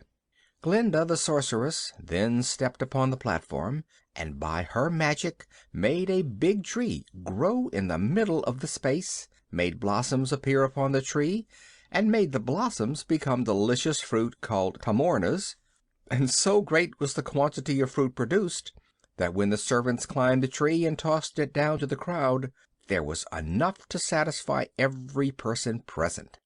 Para Bruin, the rubber bear, climbed to a limb of the big tree, rolled himself into a ball, and dropped to the platform, whence he bounded up again to the limb. He repeated this bouncing act several times, to the great delight of all the children present. After he had finished and bowed and returned to his seat, Glinda waved her wand and the tree disappeared, but its fruit still remained to be eaten. The Good Witch of the North amused the people by transforming 10 stones into 10 birds, the 10 birds into 10 lambs, and the 10 lambs into 10 little girls, who gave a pretty dance, and were then transformed into 10 stones again, just as they were in the beginning. Johnny Dooit next came to the platform with his tool chest, and in a few minutes built a great flying machine, then put his chest in the machine, and the whole thing flew away together, Johnny and all, after he had bid good-bye to those present and thanked the Princess for her hospitality. The Wizard then announced the last act of all, which was considered really wonderful. He had invented a machine to blow huge soap bubbles as big as balloons, and this machine was hidden under the platform, so that only the rim of the big clay pipe to produce the bubbles showed above the flooring. The tank of soapsuds and the air pumps to inflate the bubbles were out of sight beneath, so that when the bubbles began to grow upon the floor of the platform, it really seemed like magic to the people of Oz, who knew nothing about even the common soap bubbles that our children blow from a penny clay pipe and a basin of soap and water. The Wizard had invented another thing. Usually soap bubbles are frail and burst easily, lasting only a few moments as they float in the air. But the Wizard added a sort of glue to his soapsuds, which made his bubbles tough, and as the glue dried rapidly when exposed to the air, the Wizard's bubbles were strong enough to float for hours without breaking. He began by blowing, by means of his machinery and air pumps, several large bubbles, which he allowed to float upward into the sky, where the sunshine fell upon them and gave them iridescent hues that were most beautiful. This aroused much wonder and delight, because it was a new amusement to every one present, except perhaps Dorothy and Button-Bright, and even they had never seen such big, strong bubbles before. The Wizard then blew a bunch of small bubbles, and afterward blew a big bubble around them, so they were left in the center of it. Then he allowed the whole mass of pretty globes to float into the air and disappear in the far distant sky. "This is really fine," declared Santa Claus, who loved toys and pretty things. "I think, Mr. Wizard, I shall have you blow a bubble around me. Then I can float away home and see the country spread out beneath me as I travel. There isn't a spot on earth that I haven't visited, but I usually go in the night time, riding behind my swift reindeer. Here's a good chance to observe the country by daylight, while I am riding slowly and at my ease." "Do you think you will be able to guide the bubble?" asked the Wizard. "Oh, yes, I know enough magic to do that," replied Santa Claus. "You'll blow the bubble with me inside of it, and I'll be sure to get home in safety." "Please send me home in a bubble, too," begged the Queen of Merryland. "Very well, madam, you shall try the journey first," politely answered old Santa. The pretty wax doll bade good-bye to the Princess Ozma and the others, and stood on the platform while the Wizard blew a big soap bubble around her. When completed, he allowed the bubble to float slowly upward, and there could be seen the little Queen of Merryland standing in the middle of it and blowing kisses from her fingers to those below. The bubble took a southerly direction, quickly floating out of sight. "That's a very nice way to travel," said Princess Fluff. "I'd like to go home in a bubble, too." So the Wizard blew a big bubble around Princess Fluff, and another around King Bud, her brother, and a third one around Queen Zix, and soon these 3 bubbles had mounted into the sky and were floating off in a group in the direction of the kingdom of Noland. The success of these ventures induced the other guests from foreign lands to undertake bubble journeys also, so the Wizard put them one by one inside his bubbles, and Santa Claus directed the way they should go, because he knew exactly where everybody lived. Finally Button-Bright said, "I want to go home, too." "Why, so you shall," cried Santa, "for I'm sure your father and mother will be glad to see you again. Mr. Wizard, please blow a big fine bubble for Button-Bright to ride in, and I'll agree to send him home to his family as safe can be." "I'm sorry," said Dorothy with a sigh, for she was fond of her little comrade, "but perhaps it's best for Button-Bright to get home, 'cause his folks must be worrying just dreadful." She kissed the boy, and Ozma kissed him too, and all the others waved their hands and said good-bye and wished him a pleasant journey. "Are you glad to leave us, dear?" asked Dorothy, a little wistfully. "Don't know," said Button-Bright. He sat down, cross-legged on the platform, with his sailor hat tipped back on his head, and the Wizard blew a beautiful bubble all around him. A minute later it had mounted into the sky, sailing toward the west, and the last they saw of Button-Bright he was still sitting in the middle of the shining globe and waving his sailor hat at those below. "Will you ride in a bubble, or shall I send you and Toto home by means of the magic belt?" the Princess asked Dorothy. "Guess I'll use the belt," replied the little girl. "I'm sort of afraid of those bubbles." "Arrah!" said Toto approvingly. He loved to bark at the bubbles as they sailed away, but he didn't care to ride in one. Santa Claus decided to go next. He thanked Ozma for her hospitality and wished her many happy returns of the day. Then the Wizard blew a bubble around his chubby little body, and smaller bubbles around each of his Ryls and Canucks. As the kind and generous friend of children mounted into the air, the people all cheered at the top of their voices, for they loved Santa Claus dearly, and the little man heard them through the walls of his bubble and waved his hands in return as he smiled down upon them. The band played bravely while everyone watched the bubble until it was completely out of sight. "How about you, Polly?" Dorothy asked her friend. "Are you afraid of bubbles, too?" "No," answered Polychrome, smiling, "but Santa Claus promised to speak to my father as he passed through the sky, so perhaps I shall get home an easier way." Indeed, the little maid had scarcely made this speech when a sudden radiance filled the air, and while the people looked on in wonder, the end of a gorgeous rainbow slowly settled down upon the platform. With a glad cry, the Rainbow's Daughter sprang from her seat and danced along the curve of the bow, mounting gradually upward, while the folds of her gauzy gown whirled and floated around her like a cloud, and blended with the colors of the rainbow itself. "Goodbye, Ozma! Goodbye, Dorothy!" cried a voice they knew belonged to Polychrome, but now the little maiden's form had melted wholly into the rainbow, and their eyes could no longer see her. Suddenly the end of the rainbow lifted, and its colors slowly faded like mist before a breeze. Dorothy sighed deeply and turned to Ozma.